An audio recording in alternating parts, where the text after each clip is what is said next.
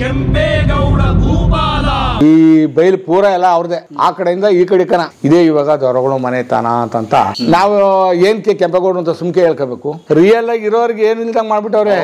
ಇಲ್ದಿದ್ದವ್ರು ಎಲ್ಲಾರು ನಾನು ಕೆಂಪೇಗೌಡ ಅಂತ ಅದು ಇದು ಅಂತ ಹೇಳ್ಕೊಂಡ್ಬಂದ್ಬಿಟ್ಟ. ನೋಡಿ, ಮಾಗಡಿ ಕೆಂಪೇಗೌಡರ ಕಾಲದಲ್ಲೇನೆ ಅವ್ರಿಗೆ ಇಬ್ರು ಹೆಂಡತಿದ್ರು. ಈ ಪ್ರದೇಶವನ್ನ 2 ಭಾಗ ಮಾಡಿದ್ರು, ಒಬ್ಬೊಬ್ಬ ಮಗನ ಕೊಟ್ರು.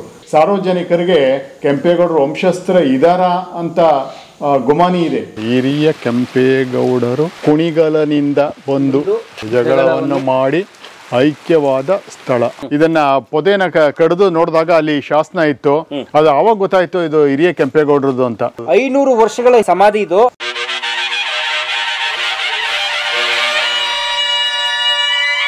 ಬನ್ನಿ ಕೆಂಪೇಗೌಡರು ವಂಶಸ್ಥರನ್ನ ಭೇಟಿಯಾಗೋಣ.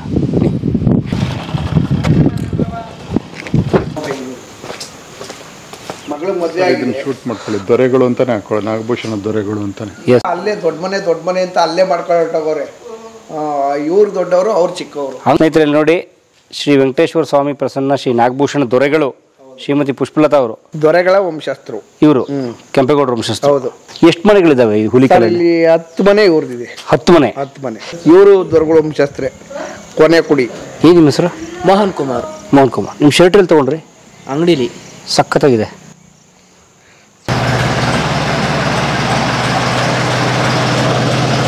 ನನ್ನ ಹೆಸರು ನಾಗಭೂಷಣ ಪಾಳ್ಯಗಾರ ಅಂತ ಕೂಗ್ತಾರೆ, ದೊರೆಗಳು ಅಂತ ಕೂಗ್ತಾರೆ. ನಾವು ಪಾಳ್ಯಗಾರ ಅಂದ್ರೆ ನಾಯಕರು ಅಂತ ತಿಳ್ಕೊಂಬಿಡ್ತಾರೆ ಅಂತ ಈಗ ನಾವು ದೊರೆಗಳು ಅಂತಂತ ಇದು ಮಾಡಿದ್ದೀವಿ. ದೊರೆಗಳೇನೆ ಅವತ್ತಿಂದಲೂ ದೊರೆ ಮಂತನ ಅಂತಲೇ ಮದ್ದಿಂದಲೂ ಈ ಊರಿಗೆ ಏನೇ ಆಗಬೇಕಾದ್ರೂ ದೊರೆಗಳ ಮನೆ ಅಂತಲೇ ಯಾವುದೇ ಒಂದು ದೇವ್ರ ಫಂಕ್ಷನ್ ಆಗಲಿ ಏನೇ ಆಗಲಿ ಫಸ್ಟು ಇಲ್ಲಿ ಪೂಜೆ ಪುನಸ್ಕಾರ ಎಲ್ಲ ಆಗುತ್ತೆ. ಅವರು ತಾತನ ಕಾಲಿಂದ ಮಾಡ್ಕೊಂಬಂದಿರೋ ಚಿಕ್ಕಪ್ಪಯ್ಯವ್ರ ಕಾಲ ತವಿಂದ ಹೆಂಗೆ ಮಾಡ್ಕೊಂಬಂದಿದ್ರು ಹಂಗೆ ನಡ್ಸ್ಕೊಂಡು ಹೋಗಿದ್ದೀವಿ ನಾವು. ಚಿಕ್ಕಪ್ಪಯ್ಯವ್ರ ಮಕ್ಳುಗಳು 3 ಜನ ಗಂಡು ಮಕ್ಕಳು. ಚಿಕ್ಕಪ್ಪಯ್ಯವ್ರದ್ರೆ ಯಾರು? ನಮ್ಮ ತಾತವ್ರ ಅಪ್ಪಾರು. ನಿಮ್ಮ ತಾತನಪ್ಪ? ನಿಮ್ಮ ಮುತ್ತಾತ. ಅವ್ರ ಮಕ್ಳುಗಳು 3 ಜನ ಅಣ್ಣ ತಮ್ಮಂದಿರು. 3 ಜನ ಅಣ್ಣ ತಮ್ಮಂದಿರಲ್ಲಿ ದೊಡ್ಡವರು ಎಂಟ್ರಂಗಪ್ಪ ಅಂತ, ಚಿಕ್ಕವರು ಶ್ರೀನಿವಾಸಪ್ಪ ಅಂತ, 3ನೇರು ಕೃಷ್ಣಪ್ಪ ಅಂತ. ಅಲ್ಲಿ ಅವರು ದೊಡ್ಡ ಮನೆ ತಗೋಗಿದ್ರಲ್ಲ ಅವರೇನೇ ಚಿಕ್ಕ ತಾತ. ನಮ್ಮವರು ದೊಡ್ಡ ತಾತ. ಮದ್ದಿ ತಾತ ಇಲ್ಲ, ಎಲ್ಲ ಪೂರ ಅವ್ರದ್ದು ಏನಾಯ್ತು ಎಲ್ಲ ಅವ್ರ ವಂಶನೇ ಇಲ್ಲ, ಏನೂ ಇಲ್ಲ. ಚಿಕ್ಕಪ್ಪಯ್ಯವ್ರ ಆಸ್ತಿ ಒಳಗೆ ಈ ಬೈಲ್ ಪೂರ ಎಲ್ಲ ಅವ್ರದ್ದೇ. ತಿರ್ಗಾ ಆ ಕಡೆ ಅಲ್ಲೊಂದು ರೋಡ್ ಇದೆ, ಆ ರೋಡಿಂದ ಈ ರೋಡ್ ತಕ ಈ ಕಡೆ ಒಂದು ಹಳ್ಳ ಇದೆ, ಆ ಕಡೆಯಿಂದ ಈ ಕಡೆ ಕನ ಎಲ್ಲ ಇದೊಂದು 38 ಎಕರೆ ಪ್ಲಾಟ್ ಇದು. ಇಷ್ಟೇ ಅಲ್ಲ, ಆ ಚಿಕ್ಕಪ್ಪವ್ರಿಗೆ ನಮ್ಗಳಿಗೆ ಭಾಗ ಕೊಟ್ಟಿರೋದು 20 ಎಕರೆ ಗದ್ದೆ. 20-25 ಎಕರೆ ಒಬ್ಬೊಬ್ರಿಗೆ ಗದ್ದೆಗಳು ಕೊಟ್ಟವ್ರೆ. ಕೊಟ್ಟಿದ್ರೆ ಅವ್ರು 3 ಜನನೂ ಹಂಚ್ಕೊಂಡವ್ರೆ. ಅಣ್ಣ ತಮ್ಮದ್ರು 3 ಜನನೂ ಹಂಚ್ಕೊಂಡವ್ರೆ. ದೊಡ್ಡ ತಾತವ್ರ ಮಕ್ಕಳುಗಳು ನಾವು ಅಲ್ಲಿ ಮೊಮ್ಮಕ್ಕಳು ಬಿಡ್ತಾನೆ, ಅವರು ದೊಡ್ಡ ಎಂಟ್ರಂಗಪ್ಪ ಅಂತ ಅವರಲ್ಲ, ಅವ್ರ ಮೊಮ್ಮಕ್ಕಳು ನಾವು. ಅವ್ರಿಗೆ ಎಷ್ಟು ಜನ? 4 ಜನ ಮಕ್ಕಳು. 4 ಜನದಲ್ಲಿ ಯಾರೂ ಇಲ್ಲ, ಎಲ್ಲ ಸತ್ತೋಗ್ಬಿಟ್ಟವ್ರೆ. ಹೀಗೆ ನಾನೇ ಒಬ್ಬನೇ ದೊಡ್ಡವನು. ಈಗ ಎಂಟ್ರಂಗಪ್ಪ ಅವರು ಇದ್ರೊಳಗೆ ದೊಡ್ಡವನು ನಾನೊಬ್ಬನೇ. ಇದ್ದವರೆಲ್ಲ ಮಕ್ಳುಗಳವ್ರೆ, ಅವ್ರ ಮಕ್ಳುಗಳು ಎಲ್ಲರೂ ಅವ್ರೆ. ಎಂಟ್ರಂಗಪ್ಪ ಅವ್ರ ಮಗ ಮೊದಲನೇನು ರಾಜಣ್ಣ ಅಂತ, 2ನೇನು ಎಂಟ್ರಂಗಪ್ಪ ಅಲ್ಲ ಇವನು ವೇಣುಗೋಪಾಲ್ ಅಂತ, 3ನೇರು ಕೃಷ್ಣಪ್ಪ ಅಂತ, 4ನೇರು ರಾಮಣ್ಣ ಅಂತ. ಇಷ್ಟು ಜನ ಇದ್ದೀವಿ. ಇಷ್ಟು ಜನದಲ್ಲಿ ಅವರು ಎಲ್ಲ ಸತ್ತೋದ್ರು, ಎಲ್ಲ ಮಕ್ಳುಗಳೇ ಇರೋದು ಇವಾಗ. ಸೀನಪ್ಪನವರು ಇದ್ರೊಳಗೆ ಯಾರೂ ಇಲ್ಲ, ಎಲ್ಲ ಹೊಟ್ಟೋದ್ರು. ಅವರು ಮಕ್ಕಳವ್ರಿ. ಮಕ್ಕಳಲ್ಲಿ ಇಬ್ಬರು ಅವರು ಹೆಣ್ಮಕ್ಳುಗಳು ಸತ್ತೋಗವ್ರೆ. ಅವ್ರ ಹೆಣ್ಮಕ್ಳು ಇಬ್ಬರವ್ರೆ. ಇನ್ನು ಕೃಷ್ಣಪ್ಪ ಅವ್ರ ಮಕ್ಳುಗಳು ಅದೇ ಆ ಕಡೆ ದೊಡ್ಡ ಮನೆ ನೋಡಿದ್ರಲ್ಲ ಅವ್ರ ಮನೆಯವ್ರಿಗೆ ಒಬ್ಬ ಕೃಷ್ಣಪ್ಪ ಅವ್ರಿಗೆ ಒಬ್ಬ ಮಗಳು ಪದ್ಮಾವತಮ್ಮ ಅಂತ, 2 ಚಿಕ್ಕಪ್ಪಯ್ಯ ಅಂತ. ಚಿಕ್ಕಪ್ಪಯ್ಯ ಅಂತ ಅವ್ರ ಹೆಸರೇ. ಅವರು ಚಿಕ್ಕಪ್ಪಯ್ಯ ತಾತವ್ರ ಹೆಸರೇ ಅವ್ರಿಗೆ ಇಕ್ಕಿರೋದು, ಮೊಮ್ಮಗನಿಗೆ ಇಕ್ಕವ್ರೆ. ಅವನ ಮಗ ಒಬ್ಬ ಬಾಲಕೃಷ್ಣ ಅಂತ, ಅಷ್ಟೇ ಅವ್ರದ್ದಿರೋದು. ನಮ್ಮದು ಹೇಳಕ್ಕೆ ಹೋದರೆ ಮಸ್ತಂಗೈತಿ ಮಕ್ಳುಗಳಲ್ಲಿ. ಅಲ್ಲಿಗೆ ಈಗ ನಮ್ಮ ಅಪ್ಪನಿವ್ರಿಗೂ 4 ಜನ ಮಕ್ಕಳು. 4 ಜನದಲ್ಲಿ ಇವಾಗ ಇಬ್ಬರು ಆಲ್ರೆಡಿ ಸತ್ತೋದ್ರು. ಇಬ್ಬರು ಸತ್ತೋಗ್ರೆ, ಇನ್ನಿಬ್ಬರಿದ್ದೀವಿ. ಇನ್ನು 2ನೇವ್ರಿಗೆ ಅವ್ರಿಗೂ 3 ಜನ ಒಂದು ಹೆಣ್ಮಗ 2 ಗಂಡು ಮಕ್ಕಳು, ಅದರೊಳಗೆ 2 ಅವ್ರೆ.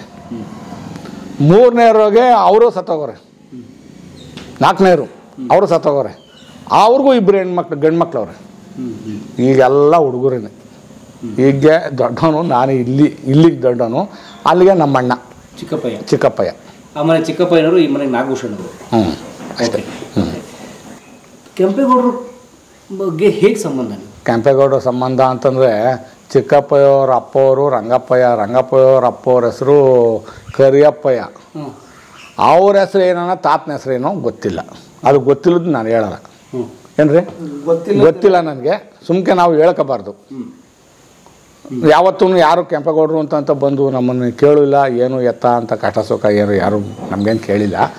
ಏನೋ ನಾವು ಎಲ್ಲ ಜಮೀನು ನಮ್ಮ ತಾತಿರೆಲ್ಲ ಕಾಕೊಂಬಿಟ್ಟವ್ರೆ, ನಾವು ಮೊಮ್ಮಕ್ಕಳು ಇರೋದಷ್ಟು ಮಾಡ್ಕೊಂಡಿದ್ದೀವಿ. ಎಷ್ಟೇ ಜಮೀನು ಈಗ ನಿಮ್ಮದು? ಈಗ ಆಲ್ರೆಡಿ ನಮ್ಗೊಂದು 12 ಎಕರೆ ಐತೆ ಅಷ್ಟೇ. ನಿಮ್ಮ ಮನೆದು? ನಮ್ಮ ಮನೆದು, ನಮ್ಮ ತಾತನ ಭಾಗದಲ್ಲಿ ಈಗ 12 ಎಕರೆ ಐತೆ. ಅದರೊಳಗೆ ನಾವು 5 ಜನ ಭಾಗ ಮಾಡ್ಕೊಂಡಿದ್ದೀವಿ. 12 ಎಕರೆಯಲ್ಲಿ 5 ಜನ ಭಾಗ ಮಾಡಿದ್ದೀವಿ. ಈಗ ಆಗಿ ಯಾವ ಜಮೀನೆಲ್ಲ ಕಳೆದ್ಬಿಟ್ರು ನಮ್ಮ ತಾತಿರು. ವಂಶ ಪಾರಂಪರಿಕ ಜಮೀನು ಹೋಯ್ತು ಎಲ್ಲ. 20 ಎಕರೆ ಜಮೀನಲ್ಲಿ ಇವತ್ತು ನನ್ನ ಭಾಗಕ್ಕೆ ಬರೋದು ಬರೀ 20 ಗುಂಟೆ. 22 ಎಕರೆ ಭಾಗದಲ್ಲಿ 20 ಗುಂಟೆ ಅರ್ಧ ಎಕರೆ. ಅರ್ಧ ಎಕರೆ ನನ್ನ ಭಾಗಕ್ಕೆ ಬರೋದು ಗದ್ದೆ ಅಂತ ಅರ್ಥ ಮಾಡಿ. ತೋಟ ಅಂತ ಅರ್ಧ ಎಕರೆ. ಏನು ತೋಟ ಇದ್ದಿದ್ದೆಷ್ಟು 9 ಗುಂಟೆನೋ 10 ಎಕರೆ ಏನೋ ಇದ್ದಿದ್ದು ತೋಟ ಚಿಕ್ಕಪ್ಪವ್ರಿಗೆ. ಅವ್ರು 3 ಜನ ಹಂಚ್ಕೊಂಡಿದ್ರು. ಎಲ್ಲ ಕಮ್ಮಿ ಆಗಿದೆ. ಎಲ್ಲ ಮಾರಾಕ್ಬಿಟ್ರು, ಮಾರ್ಬಿಟ್ಟವ್ರೆ. ಯಾಕೆ ಮಾಡ್ಕೊಂಡ್ರು? ಯಾಕೆಂದ್ರೆ ಕಷ್ಟ. ಹೆಣ್ಮಕ್ಳುಗಳು 2 ಹೆಂಡ್ತಿದ್ರು, ಮದುವೆ ಮಾಡಬೇಕು ಮಾಡೋರು. ಆವಾಗ್ಲಂಗೆ ಆಳುಗಳು ಕೆಲಸ ಇರಲಿಲ್ಲ, ಇವ್ರ ಕೈ ಆಗ್ತಿರ್ಲಿಲ್ಲ. 2 ಮದುವೆಗಳು ಇನ್ನೇನು ಮಾಡ್ತವೆ, ಕಷ್ಟ ಬೀಳೋರು ಯಾರಿಲ್ಲ. ಈ ಗಂಡು ಮಕ್ಳುಗಳು ಅಯ್ಯೋ ನಮ್ಮ ಅಪ್ಪ ಮಾಡಾಕ್ತಂಬಿಡ್ಲ ಅಂದ್ಕೊಂಡು ಇವ್ರು ಮಜಾ ಮಾಡ್ಕೊಂಡು ಇವ್ರು ಇದ್ದವರು. ಯಾರು ಹೋಗಲಿಲ್ಲ. ನಾನು ಸ್ಕೂಲ್ಗೆ ಹೋಗಿ ಬಿಟ್ಟು ಬಂದ ಮೇಲೆ ಈಗ ಅವ್ರ ಸ್ವಲ್ಪ ಕಣ್ಣಿಗೆ ಕಾಣಂಗೆ ಮಾಡಿದ್ದೀನಿ. ನಮ್ಮ ಶಮ್ಮ ಇದೆಲ್ಲ ನಾನು ಕಟ್ಟಿರೋದೇನೆ ಮನೇನೋ ನೋಡಿ. ಅಲ್ಲೇ ನೋಡಿ ಅವ್ರದ್ದು ಅಂದೆ ಹಳೆ ಮನೆ ನಮ್ಮ ತಾತ ಕಟ್ಟಿರೋದು. ಅದು ಎಲ್ಲ ಸೋರ್ತಾಯಿತ್ತು, ಅದು ಎಲ್ಲ ಶುರು ಮಾಡಿದ್ದೀನಿ. ಅದಲ್ಲ, ಇಲ್ಲೊಂದು ಹಳೆ ಮನೆ, ಅದು ಹೆಂಚಿನ ಮನೆ ಕಾಣ್ತದಲ್ಲ ಅದು. ಅರ್ಥ ಆಯ್ತಾ? ಇಲ್ಲಿ ಊರೊಳಗಡೆ ಇದ್ದಿದ್ದು ನಮಗೆ ನಮ್ಮ ಭಾಗಕ್ಕೆ ಕೊಟ್ಟಿರೋದು, ಅದು ಇವ್ರಿಗೆ ಕೊಟ್ಟವ್ರೆ. ನಮ್ಮ ಭಾಗಕ್ಕೆ ಊರೊಳಗಡೆ ಇವ್ರ ದೇವಸ್ಥಾನ ಐತಲ್ಲ, ಆ ದೇವಸ್ಥಾನದ ಜಾಗ ಎಲ್ಲ ನಮ್ಮ ಭಾಗನೇ. ದೇವಸ್ಥಾನ ಕೊಟ್ಟಿರೋದು ಅದಲ್ಲ, ಬಸ್ ಸ್ಟ್ಯಾಂಡ್ ಊರೊಳಗಡೆ ದೇವಸ್ಥಾನ ಐತೆ. ಅದೆಲ್ಲ ಪೂರ ನಮ್ದೇನ, ಅದೇಕ ಮ್ಯಾಲ್ಕನ ನಮ್ದೇನೇ. ಅದು ಮನೆಯವರು ಎಲ್ಲರೂ ಒತ್ತರಿಸ್ಕೊಂಡ್ಬಿಟ್ಟವ್ರೆ. ಆವಾಗ ಕಾಲದಲ್ಲಿ ಏನೋ ದೇವರು ತಾತನ ಮೈ ಮೇಲೆ ಬಂದ್ಬಿಟ್ಟು ತಲೆ ಮೇಲೆ ತಲೆ ಕೂತ್ಕೊಂಡು ಒಳದಂತೆ. ಆವಾಗ ಆ ದೇವ್ರಿಗೊಂದು ಉದ್ಭವ ಮಾಡಪ್ಪ ನನಗೆ, ನಾನು ನಿನ್ನ ಮಗನಾಗಿ ನಾನು ಕಾಯ್ತೀನಿ ಅಂತ ಅವತ್ತಿಂದ ಹೇಳ್ತಾ ಇತ್ತಂತೆ. ಆಮೇಲೆ ಊರ ಜನ ಎಲ್ಲ ಸೇರಿಸಿ ನನ್ನದೇ ಜಾಗದಲ್ಲಿ ನಾನು ಬಿಟ್ಕೊಡ್ತೀನಿ ಅಂತ ಹೇಳ್ಬಿಟ್ಟು ಆ ಜಾಗನೂ ಬಿಟ್ಟು ದೇವ್ರ ಪ್ರತಿಷ್ಠಾಪನೆ ಮಾಡಿದ್ದು. ಆವತ್ತಿಂದ ನಿಮ್ಮ ಮನೆಗೆ ಒಕ್ಲಾರ್ತಿ ಬೇಕು, ನಾನು ಒಕ್ಲಾರ್ತಿ ತರಲೇಬೇಕು, ನಾನು ನಿನ್ನ ಮನೆ ಮಗನಾಗಿ ಕಾಯ್ತೀನಿ ಅಂತಂತ ಆಯಮ್ಮ ಆಶ್ವಾಸನೆ ಕೊಟ್ಟಿರೋದು ನಮಗೆ. ಇವರೇ ಪೂಜಾರರು ನೋಡಿ. ಕೆಂಪೇಗೌಡ ಜಯಂತಿ ಅಂತೆಲ್ಲ ಮಾಡ್ತಾ ಇದ್ದಾರೆ ಬೆಂಗಳೂರಿನಲ್ಲಿ. ಹೌದು ಸರ್, ಎಲ್ಲ ಮಾಡ್ತಾರೆ. ನೀವು ಪೇಪರ್ ಬರ್ದಿದ್ರೆ ನಿಮ್ಮ ಮನೆಗೆ ಅದೆಲ್ಲ ಟಿವಿನಲ್ಲೋ ಮತ್ತೊಂದ್ರಲ್ಲೋ ಎಲ್ಲ ನೋಡ್ತಾ ಇರ್ತೀರಿ, ಕೇಳಿದ್ದೀನಿ. ಅದೆಲ್ಲ ನಿಮ್ಮ ವಂಶಸ್ಥರಿಗೆ ಅಥವಾ ನೀವು ಅವರು ವಂಶಸ್ಥರು ನಿಮ್ಗೆ ಏನ್ ಅನ್ನಿಸ್ತದೆ ಅಂತ ಕೆಂಪೇಗೌಡ ಜಯಂತಿ ಮಾಡ್ತಾ ಇರ್ಬೇಕಾ ನಿಮ್ಗೆ ಏನ್ ಅನ್ನಿಸ್ತದೆ ಅಂತ? ಏನು ನಮ್ಮನ್ನೆಲ್ಲರೂ ಏನು ವಿಚಾರಕ್ಕೆ ತಿಳ್ಕೊಂಡೇ ಇಲ್ವಲ್ಲ ಅವರು. ನಾವು ಏನಕ್ಕೆ ಕೆಂಪೇಗೌಡ ಅಂತ ಸುಮ್ಕೆ ಹೇಳ್ಕೋಬೇಕು ಅಲ್ವರ? ಒಂದು ಗುರುತು ಮಾಡಿದ್ರೆ ನಾವು ಏನೋ ಕೆಂಪೇಗೌಡರು ಒಂದು ಇದು ಅಂತ ನಾವು ಎಲ್ಲ ಸೇರ್ಕೋಬೋದು. ಏನೋ ಜಯಂತಿನೋ ಏನೋ ಊರಲ್ಲಿ ಏನೋ ಇದೇನೋ ಮಾಡ್ಬೋದು. ನಮಗೆ ಗುರ್ತೇ ಇಲ್ದ ಮೇಲೆ ನಾವಿನ್ನೇನು ಮಾಡೋಕ್ಕತ್ತದೆ? ನೋಡಿ, ಬೆಂಗಳೂರನ್ನ ನಿರ್ಮಾಣ ಮಾಡಿದವರು ಕೆಂಪೇಗೌಡರು ಅಲ್ವಾ? ಹೌದು. ಈಗ ಬೆಂಗಳೂರು ಅಷ್ಟೊಂದೆಲ್ಲ ಬೆಳವಣಿಗೆ ಆಗಿದೆ, ಸರ್ಕಾರಗಳೆಲ್ಲ ಬದಲಾವಣೆ ಆಗಿದೆ, ಬಂದಿದೆ. ನಮ್ಗಲ್ಲಿ ಸೈಟ್ ಕೊಡಿ ಅಥವಾ ಮನೆ ಕೊಡಿ ಅಂತ ಯಾವತ್ತೂ ಕೇಳಲಿಲ್ವ ಸರ್ಕಾರನ? ಸರ್ಕಾರದ್ದೇ ಆಗಲು 10 ರೂಪಾಯಿ ನಮ್ಗೆ ಯಾವುದೋ ವರಮಾನ ಇಲ್ಲ. ಏನು ಹೇಳೋ, ಕೆಂಪೇಗೌಡ ವಂಶಸ್ಥರು ನಾವು, ನಮಗೇನೋ ಹಿಂಗೆ ನಾವು ಅಡಿಗೆ ಬಿದ್ದೋಗಿದ್ದೀವಿ, ನಮಗೇನೋ ಸಹಾಯ ಮಾಡಿ ಅಂತ ನಾವು ಯಾರನ್ನೂ ಕೇಳಿಲ್ಲ. ಯಾಕೆ ಕೇಳೋದಿಲ್ಲ? ಯಾಕೆ ಕೇಳಬಾರ್ದು ಅಂತಂದ್ರೆ ನಮಗೆ ಗೊತ್ತಿಲ್ವಲ್ಲ, ನಮ್ಮ ತಾತರು ಮಾಡಬೇಕಾಯ್ತು, ಮಾಡಿಲ್ವಲ್ಲ. ಅಲ್ಲ, ಈಗ ನಿಮ್ಮ ಹತ್ರ ದಾಖಲೆ ಪತ್ರ ಇದೆಯಾ? ಏನಿಲ್ಲ ಸರ್, ದಾಖಲೆ ಯಾವುದೂ ಇಲ್ಲ. ನೀವು ಕೆಂಪೇಗೌಡ ವಂಶಸ್ಥರು ಅಂತ ಹೇಳಕ್ಕೆ ಯಾವ? ನಮ್ಗೆ ಹೇಳೋಕ್ಕೆ ದಾಖಲೆನೇ ಇಲ್ಲ ನಮ್ಮ ಹತ್ರ. ಈ ವಂಶಾವಳಿ ಕಾಗದ ಪತ್ರ ಹಳೆ ರೆಕಾರ್ಡ್ಸ್ ಎಲ್ಲ ಅದನ್ನು ಆ ಮನೆ ಒಳಗೆ ಅಲ್ಲಿ ಅವ್ರ ಮೇಲೆ ಚಿಕ್ಕಪ್ಪಯಿಂದ ಫೋಟೋ ಎಲ್ಲ ಇಟ್ಕೊಂಡ ನೀವೆಲ್ಲ ಇಟ್ಕೊಂಡಿಲ್ವಾ? ಯಾರ್ದು? ನಿಮ್ಮ ಮನೇಲಿ ಇಲ್ಲಿ ಇಟ್ಕೊಂಡಿಲ್ವಾ? ಅವ್ರದೇ ತಾತ ಇದ್ರಲ್ವಾ, ನೀವು ಇಟ್ಕೊಳ್ಳಿ ಅಂತ ನಿಮ್ಮ ಮನೆಯಲ್ಲಿ. ಅವರಲ್ಲ, ಇವರು ಚಿಕ್ಕಪ್ಪಯ್ಯ ಅಂತಂತ ಮೀಸೆ ಬಿಟ್ಕೊಂಡವ್ರಲ್ಲ, ಗೊತ್ತಾಯ್ತು. ಅವ್ರ ಮಗನೇ ಕೃಷ್ಣಪ್ಪ ಅವರು. ಹ್ಮ್ ಅವರು 3ನೇ ಮಗ. ಕೃಷ್ಣಪ್ಪ ಅನ್ನೋರು 3ನೇ ಮಗ, ವೆಂಕಟರಂಗಪ್ಪ ಅನ್ನೋರು 1ನೇ ಮಗ, 2ನೇ ಮಗ ಶ್ರೀನಿವಾಸಪ್ಪ ಅಂತ. ಮುಂದಿನ ಇದನ್ನು ನಮ್ಮ ಮಕ್ಕಳೇ ಆಗಲಿ ಮೊಮ್ಮಕ್ಕಳೇ ಆಗಲಿ ಹೆಂಗೆ ಅಂತ ಅವ್ರು ಯತ್ನೆ ಮಾಡಲಿಲ್ಲ. ಅವ್ರದ್ದು ಯತ್ನೆ ಮಾಡ್ಕೊಂಡೋಗ್ಬಿಟ್ರು ಅವರು. ಅವರು ಅಂದರೆ ಮಕ್ಕಳುಗಳು ಕಡಿಮೆ ಆದರು, ಹಂಗೆ ಹಿಂಗೆ ಹಿಂಗೆ ಉಳ್ಕೊಂಬಂತು. ಇನ್ನೊಂದು ಸ್ವಲ್ಪ ಜಮೀನು ಹಂಗೆ ಐತೆ ಅವ್ರದ್ದು. ಎಲ್ಲ ಒಂದು 20 ಎಕರೆ ಇದೆ.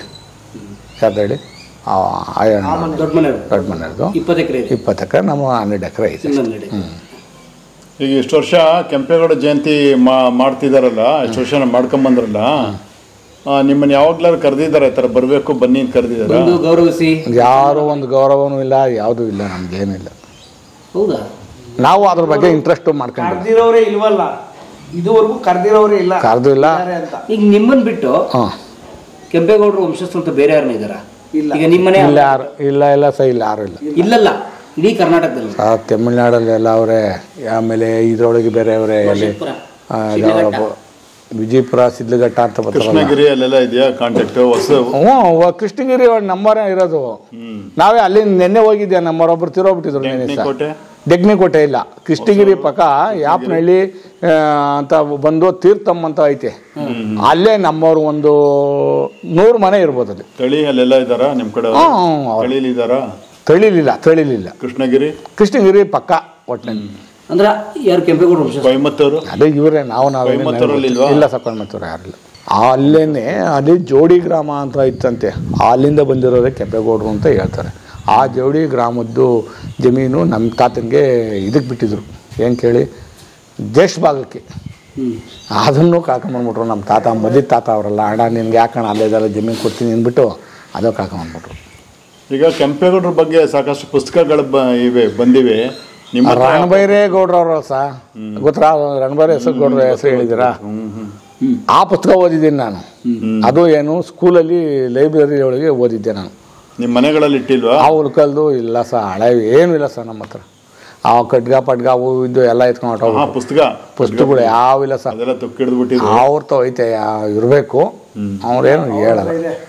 ನಮ್ಮ ಹತ್ರ ಏನಿಲ್ಲ ಅದು. ಅವಾಗ ಒಂದ್ಸಲ ಹಿಂಗೆ ಯಾರೋ ಬಂದಿದ್ರು, ಕೆಂಪೇಗೌಡ ವಂಶಸ್ಥರು ಅಂತ ಕಡ್ಡಿ ಗುರಾಣಿ ಏನೇನೈತೆ ಎಲ್ಲ ತೋರಿಸ್ತು, ಫೋಟೋ ಹೊಡ್ಕೊಂಡು ಹೋಗಿದ್ರು. ಅದು ಯೂಟ್ಯೂಬಲ್ಲಿ ಅವತ್ತು ನಾನು ಮಾತಾಡಿದ್ದೆ. ಇದು ಆ ಮನೆಯಲ್ಲಿ ಇದೆಯಾ ಕತ್ತಿ ಗುರಾಣಿ ಎಲ್ಲ ಇದೆಯಾ? ಇದೆ ಇದೆ ಇದೆ. ಸೊ ಚಿಕ್ಕಪ್ಪ ತೋರಿಸ್ತಾರೆ, ಅದನ್ನೆಲ್ಲ ತೋರಿಸ್ತಾನೆ. ಅವ್ರಿಗೆ ಅಷ್ಟು ಇಂಟ್ರೆಸ್ಟ್ ಇಲ್ಲ, ಯಾವ ಹೋಗತ್ತಾ ಅಂತಂತಾರೆ ಅಷ್ಟೇ.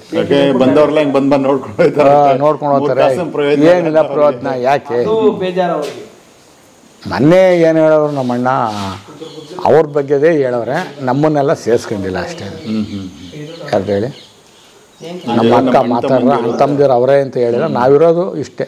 ಸಂತತಿ ಕೃಷ್ಣಪ್ಪ ಅವ್ರ ಸಂತತಿಯಿಂದ ಬಾಲಕೃಷ್ಣ ಸಂತತಿ ತಕ ಹೇಳ್ಬಿಟ್ರು ಅಷ್ಟೇ. ಇನ್ನು ಅವ್ರ ಅಣ್ಣನ ಮಕ್ಳುಗಳು, ಅವ್ರ ದೊಡ್ಡಪ್ಪವ್ರ ಮಕ್ಳುಗಳು ಯಾರು ಏನು ಹೇಳಿಲ್ಲ. ಅವರು ಹೇಳಿಲ್ಲ. ಗೊತ್ತಿಲ್ಲ ಸರ್. ಆ ಮನೆ ಎಷ್ಟು ಹಳೆ ಸರ್? ಅದ ಮನೆ ನನಗೂ ಗೊತ್ತಿಲ್ಲ ಸರ್, ಏನ ಶಾನ್ಯಾಗ ಸರ್. ನಮ್ಮ ಚಿಕ್ಕಪ್ಪಯ್ಯವ್ರು ಕಟ್ಸಿರೋದು ಮನೆ ಅದು. ಚಿಕ್ಕಪ್ಪಯ್ಯವ್ರಿಗಿನ್ನ ಮುಂದ್ಲವ್ರು ಕಟ್ಸಿರೋದು.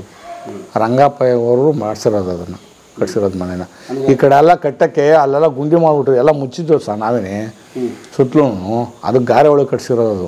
ಈಗಲೂ ನೋಡಿ ಒಳಗೆ ಆ ಮುಂದಗಡೆ ನೋಡಿ ಹೆಂಗೆ ಇದಾಗೈತೆ. ಅದು 2 ಭಾಗ ಕೊಟ್ಟಿದ್ರು ಆ ಮನೇನ. ಆ ಮನೇನ 2 ಭಾಗ ಮಾಡಿದರು. ಇನ್ನೊಬ್ಬ ತಾತ ಅಂತ ಹೇಳಿದ್ನಲ್ಲ, ಶ್ರೀನಿವಾಸಪ್ಪ ಅಂತ, ಆ ತಾತನಿಗೆ ಅರ್ಧ, ಈ ತಾತನಿಗೆ ಅರ್ಧ ಅಂತ ಕೊಟ್ಟಿದ್ರು ಮನೇನ. ಈ ತಾತನಿಗೆ ಅಲ್ಲಿ ಕೊಟ್ಟಿದ್ರು ಊರೊಳಗಡೆ ಆಗಲ್ಲ, ದೇವಸ್ಥಾನಕ್ಕೆ ನಾನು ಜಾಗ ಬಿಟ್ಟಿದ್ದೀನಿ, ದೇವಸ್ಥಾನ ಮುಂದೆಗಡೆ ನನ್ನ ಮನೆ ಬೇಡ ಅಂತ ಅಂದ್ಬಿಟ್ಟು ಬೇರೆ ಯಾರಿಗೋ ಕೊಟ್ಬಿಟ್ಟು ಬಂದ್ಬಿಟ್ಟಿದ್ದೆ. ದೇವಸ್ಥಾನದ ಎದುರಿಗೆ ಜಾಗ, ಅದು ಚಂದ್ರಶಾಲೆ ಅಂತ. ಎಲ್ಲ ಕಲ್ಲುಗಳೆಲ್ಲ ಚಿತ್ತಾರವಾಗಿದ್ದು, ಯಾವೆಲ್ಲ ಎಲ್ಲೆಲ್ಲಿ ಓದ್ಬೋ ಗೊತ್ತಿಲ್ಲ. ಅಂದರೆ ನಿಮ್ಮ ಹತ್ರ ನೀವು ಕೆಂಪೇಗೌಡರು ವಂಶಸ್ಥರು ಅಂತ ಹೇಳೋಕ್ಕೆ ದಾಖಲೆನೇ ಇಲ್ಲ. ಆಮೇಲೆ ಇರ್ಬೋದೇನೋ. ಮೊದಲು ಮೈಸೂರು ಮಹಾರಾಜರಿದ್ದಲ್ಲ ಶ್ರೀಕಂಠದತ್ತ ಒಡೆಯರು, ಆವಾಗ ಒಂದು ಸ್ವಲ್ಪ ಕಲೆಕ್ಷನ್ ಇತ್ತಂತೆ. ಏನು ಇಲ್ಲೂ ಅಲ್ಲಿಗೂ ಅದೇನೋ ಈ ರಾಜ್ಯದ್ದು ಕಪ್ಪು ಕಾಣಿಕೆ ಅದೇನೇನೋ ಅಂತಾರಲ್ಲ ದೊರೆಗಳು ಇದು ಹಿಂಗೆ ಇತ್ತ ಆವಾಗ ಕಾಂಟ್ಯಾಕ್ಟ್ ಇದ್ದು ಅಲ್ಲೂ ಜಮೀನೆಲ್ಲ ಇತ್ತಂತೆ. ನಮಗೆಲ್ಲ ಗೊತ್ತಿಲ್ಲ ಅವ್ರು ಏನೇನು ಮಾಡೋರು ಅನ್ನೋದು ಯಾವುದು ಗೊತ್ತೇ ಇಲ್ಲ ನಮಗೆ. ದಾಖಲಾತಿನೂ ಇಲ್ಲ ನಮ್ಮ ಹತ್ರ. ಅವಂತಾವ ಐತೆ ದಾಖಲೆ ನನ್ನ ಹತ್ರ. ಕೆಂಪೇಗೌಡರ ಕೊನೆಯ ವಂಶಸ್ಥರು ಅಂತ ಒಂದು ಆರ್ಟಿಕಲ್ ಇದೆ. ನೆಕ್ಸ್ಟ್ ಬಂದಾಗ ಇವ್ರ ಜೊತೆಲಿ ಬರ್ತಿದ್ವಿ. ಬಂದಾಗ ಅದನ್ನ ನಿಮ್ಗೆ ಕೊಡ್ತೀನಿ, ಇದು ಇಟ್ಕೊಂಡಿರಿ. ನಾನು ಪುಸ್ತಕ ಬರ್ತಿದ್ದೀನಿ 1600 ವರ್ಷಗಳ ಒಕ್ಕಲಿಗರ ಇತಿಹಾಸ ಅಂತ, ಅದು ಕೊಡ್ತೀನಿ. ನಮ್ಮ ಸ್ನೇಹಿತರು ಕೆಂಪೇಗೌಡರ ಬಗ್ಗೆ ಬರ್ದಿದ್ದಾರೆ, ಅದನ್ನೆಲ್ಲ ನಿಮ್ಮ ಮನೇಲಿ ಇಟ್ಕೊಂಡಿರಿ. ಅದೆಲ್ಲ ಬೇಕಾಗ್ತದೆ. ಕೊನೆ ವಂಶಸ್ಥರು ಜೆರಾಕ್ಸ್ ಮಾಡ್ತಾರೆ. ಆಯ್ತು, ಬಂದವ್ರು ಯಾರನ್ನು ಹಿಂಗೆ ನಾವೆಲ್ಲ ಹಿಂಗೆ ಮಾಡ್ಕೊಂಬಂದಿದ್ದೀವಿ, ಇಂಥ ತಗೊಳ್ಳಿ ನೋಡಿ ನೀವು ಓದಿ ಬಂದವ್ರಿಗೆ ಹೇಳಿ ಅಂತಂತ ಯಾರು ನಮಗೆ ಕೊಟ್ಟಿಲ್ಲ. ಇಲ್ಲ, ನಾವು ಕೊಡ್ತೀವಿ. ಮತ್ತೆ ಸರ್ಕಾರಕ್ಕೆ ಒಂದು ಸಂದೇಶ ಕೂಡ ಕೊಡ್ತೀವಿ. ಸರ್ಕಾರದವರು ಕೆಂಪೇಗೌಡ ಪ್ರಾಧಿಕಾರ ಅಂತ ಮಾಡ್ಕೊಂಡು 106 ಕೋಟಿ ರೂಪಾಯಿಯಷ್ಟು ಡ್ರಾ ಮಾಡಿದ್ದಾರೆ. ಮಾಡವ್ರೆ ಈ ರಿಯಲ್ ಆಗಿ ಇರೋರಿಗೆ ಏನು ಇಲ್ದಂಗೆ ಮಾಡ್ಬಿಟ್ಟವ್ರೆ. ಇಲ್ದಿದ್ದವ್ರು ಎಲ್ಲಾರು ನಾನು ಕೆಂಪೇಗೌಡ ಅದು ಇದು ಅಂತ ಹೇಳ್ಕೊಂಡ್ಬಂದ್ಬಿಟ್ಟವ್ರೆ. ನಾನು ಅದನ್ನೇ ಹೇಳಿದೆ, ಎಲ್ಲಾರ್ಗು ಬೆಂಗಳೂರು ಬೇಕು, ಕೆಂಪೇಗೌಡ ಯಾರಿಗೂ ಬೇಕಲ್ಲ, ಕೆಂಪೇಗೌಡ ವಂಶಸ್ಥರು ಯಾರಿಗೂ ಬೇಕಾಗಿಲ್ಲ ಅಂತ ಹೇಳಿ. ನೋಡಿ, ಆ ಹುಡುಗರುಗಳಿಗೆ ಪ್ರಾಪರ್ ಎಜುಕೇಶನ್ ಇಲ್ಲ ಅಂತ ಕಾಣ್ತದೆ. ಆಯ್ತಲ್ಲ, ಆ ಎಜುಕೇಶನ್ ಕೊಡೋದು, ಸೀಟಲ್ಲಿ ಮೀಸಲಾತಿ ಮಾಡೋದು, ಏನೋ ಒಂದು ಅನುಕೂಲ. ಎಲ್ಲ PUC ಓದಿರೋರೆ ಅಷ್ಟೇ. ಅವ್ರು 3 ಜನ PUC ಓದಿರೋರು, SSLC ಓದಿರೋರು ಇಲ್ಲ. ಕೆಲಸ ಅವ್ರಿಬ್ರು ನನ್ನ ಮಕ್ಕಳುಗಳೇ. ಅವ್ನು ಗಿರೀಶ, ಸತೀಶ, ಇವನು ನನ್ನ ತಮ್ಮನ ಮಗ, ಇವನು ನನ್ನ ತಮ್ಮನ ಮಗನೇ, ನಮ್ಮ ಚಿಕ್ಕಪ್ಪನ ಮಗ. ಇವ್ರು 3 ನನ್ನ ಮಕ್ಕಳುಗಳೇ ಎಲ್ಲ. ನಾನು ಕಟ್ಸಿರೋದೇ ಮನೆ. Own okay. ಇದು ಮೊದಲು ಹಳೆ ಮನೆ ಇತ್ತು ಇಲ್ಲಿ? ಇಲ್ಲ, ಹಳೆ ಮನೆ ಅಲ್ಲೇ ಇದ್ದಿದ್ದು.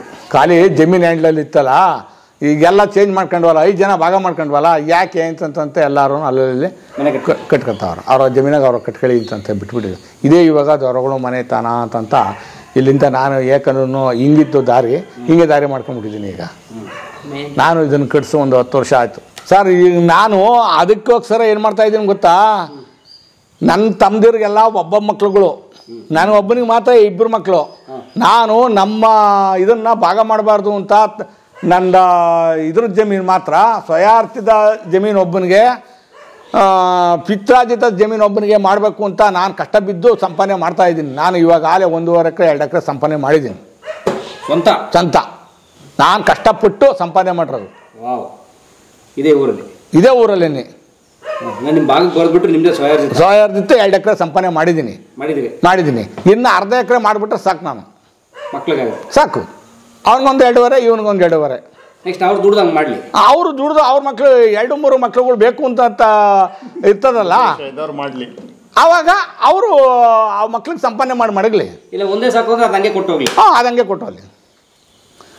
ಈಗ ಬುದ್ಧಿವಂತರಲ್ವಾ ಅವರು ಸರ್? ಅವ್ರು ಬುದ್ಧಿವಂತರಲ್ವಾ? ಅವ್ರು ಒಂದೊಂದೇ ಮಡಿಕೊಂಡಿದ್ದಕ್ಕೆ ಜಮೀನು ಉಳ್ಕಂತು. ಇಲ್ಲಿ ನಮ್ಮ ತಾತರು 2 ಮದುವೆಗಳು, 4 ಜನ ಮಕ್ಳುಗಳು, ಅವ್ರ ಮಕ್ಳುಗಳು ಮಾಡಿಬಿಟ್ಟು ಇಲ್ಲಿ 26 ಜನ ಅವ್ರೆ. ಈಗ ಒಬ್ಬ ತಾತನಿಗೆ 26 ಜನ ಮೊಮ್ಮಕ್ಕಳು. 26 ಜನ ಮಕ್ಳುಗಳಿಗೆ ಏನು ಕೊಡ್ತೀರಾ?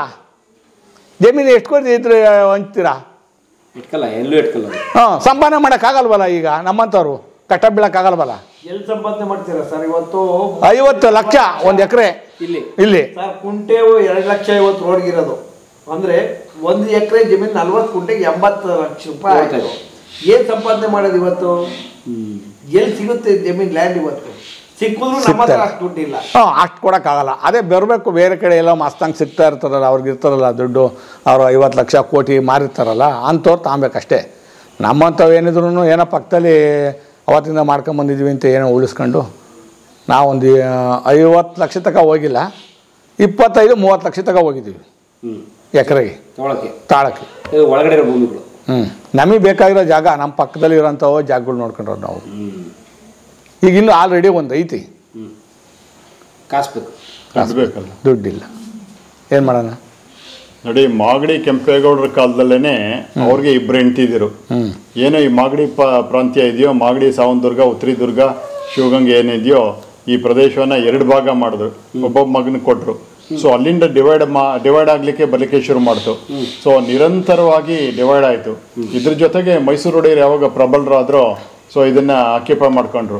ತದನಂತರ 5ರಲ್ಲಿ ಟಿಪ್ಪು ಸುಲ್ತಾನ್ ಆಕ್ಯುಪೈ ಮಾಡ್ಕೊಂಡ. ಮಾಗಡಿ, ಸಾವಂತದುರ್ಗ, ಉತ್ತರದುರ್ಗ ಎಲ್ಲ ಪ್ರದೇಶಗಳನ್ನ ಕ್ಯಾಪ್ಚರ್ ಮಾಡ್ಕೊಂಡ. ಸೊ ಗ್ರ್ಯಾಜುಯಲ್ ಆಗಿ ಅದು ಲಿಕ್ವಿಡೇಟ್ ಆಯಿತು. ಸೊ ಇವರ ವಂಶಸ್ಥರು ಹೈದರಾಲಿಯಿಂದಲೇ ಇವರೆಲ್ಲ ಚಿದರೆ ಆಗಿರೋದು. ದಿವಾನ್ ಪೂರ್ಣಯ್ಯನವ್ರನ್ನ ಕೇಳ್ಕೊಂತಾರೆ. ಅದು ಇದೆ, ನನ್ನ ಹತ್ರ ರೆಕಾರ್ಡ್ಸ್ ಇದೆ. ದಿವಾನ್ ಪೂರ್ಣಯ್ಯನವ್ರನ್ನ ಕೇಳ್ಕೊಳ್ತಾರೆ. ದಿವಾನ್ ಪೂರ್ಣಯ್ಯನವರು ಕೆಲವರು ಇದನ್ನ ಪ್ರದೇಶಗಳನ್ನ ಬಿಟ್ಕೊಡ್ತಾರೆ, ಜಾಗೀರ ಬಿಟ್ಕೊಡ್ತಾರೆ. ಸೊ ಅದನ್ನು ಕೂಡ ಉಳಿಸ್ಕೊಳ್ಳಿಲ್ಲ. ನಂತರ ಗ್ರ್ಯಾಜುಯಲ್ ಲಿಕ್ವಿಡೇಟ್ ಆಯಿತು. ಇಂಥ ಸಂದರ್ಭದಲ್ಲಿ ನಾವು ಸರ್ಕಾರಕ್ಕೆ ಸಂದೇಶ ಕೊಡೋದೇನು ಅಂತಂದರೆ, ನೀವೇನು ಕೆಂಪೇಗೌಡ ಜಯಂತಿನ ಮಾಡ್ತೀರೋ ಇವ್ರನ್ನ ಕೂಡ ಗುರುತಿಸ್ಬೇಕು, ಇವ್ರನ್ನ ಕರಿಬೇಕು, ಇವ್ರ ಕಷ್ಟ ಸುಖ ಕೇಳಬೇಕು, ಸರ್ಕಾರದಿಂದ ಸಹಾಯ ಮಾಡಬೇಕು. ಸೊ ಆ ಥರ ಸಹಾಯ ಮಾಡದೆ ಹೋಗ್ಬಿಟ್ರೆ ಸಂಪೂರ್ಣವಾಗಿ ನಾವು ಸಮಾಜಕ್ಕೆ ಅಥವಾ ಕೆಂಪೇಗೌಡರಿಗೆ ಮಾಡಿದಂಥ ಅವಮಾನ ಅಂತ ನಾವು ತಿಳ್ಕೊಬೇಕಾಗ್ತದೆ. ಅದಕ್ಕೋಸ್ಕರ ಇದನ್ನು ಆದಷ್ಟು ಇವ್ರ ವಂಶಸ್ಥರು ಇನ್ನೂ ಇದ್ದಾರೆ, ಇಲ್ಲ ಅಂತಲ್ಲ. ಎಷ್ಟೋ ಜನಗಳಿಗೆ, ಸಾರ್ವಜನಿಕರಿಗೆ ಕೆಂಪೇಗೌಡರು ವಂಶಸ್ಥರು ಇದ್ದಾರಾ ಅಂತ ಗುಮಾನಿ ಇದೆ.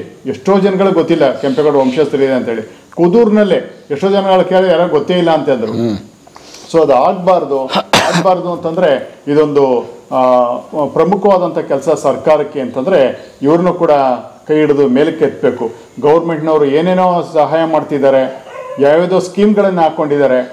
ಇವ್ರಿಗೂ ಕೂಡ ಆ ಒಂದು ಸರ್ಕಾರದ ಒಂದು ಕೊನೆಯ ಸವಲತ್ತೇನಿದೆಯೋ ಇವ್ರಿಗೂ ತಲುಪಬೇಕು ಎಂಬತಕ್ಕಂಥದ್ದು ನಮ್ಮೆಲ್ಲರ ಆಶಯ ಆಗಿದೆ. ಈ ಪ್ರಾಂತ್ಯ ನಿಮ್ದಾಗಿದೆ 2 ಎಕರೆಗೆ ಬಂದಿದೆ. ಹೌದು.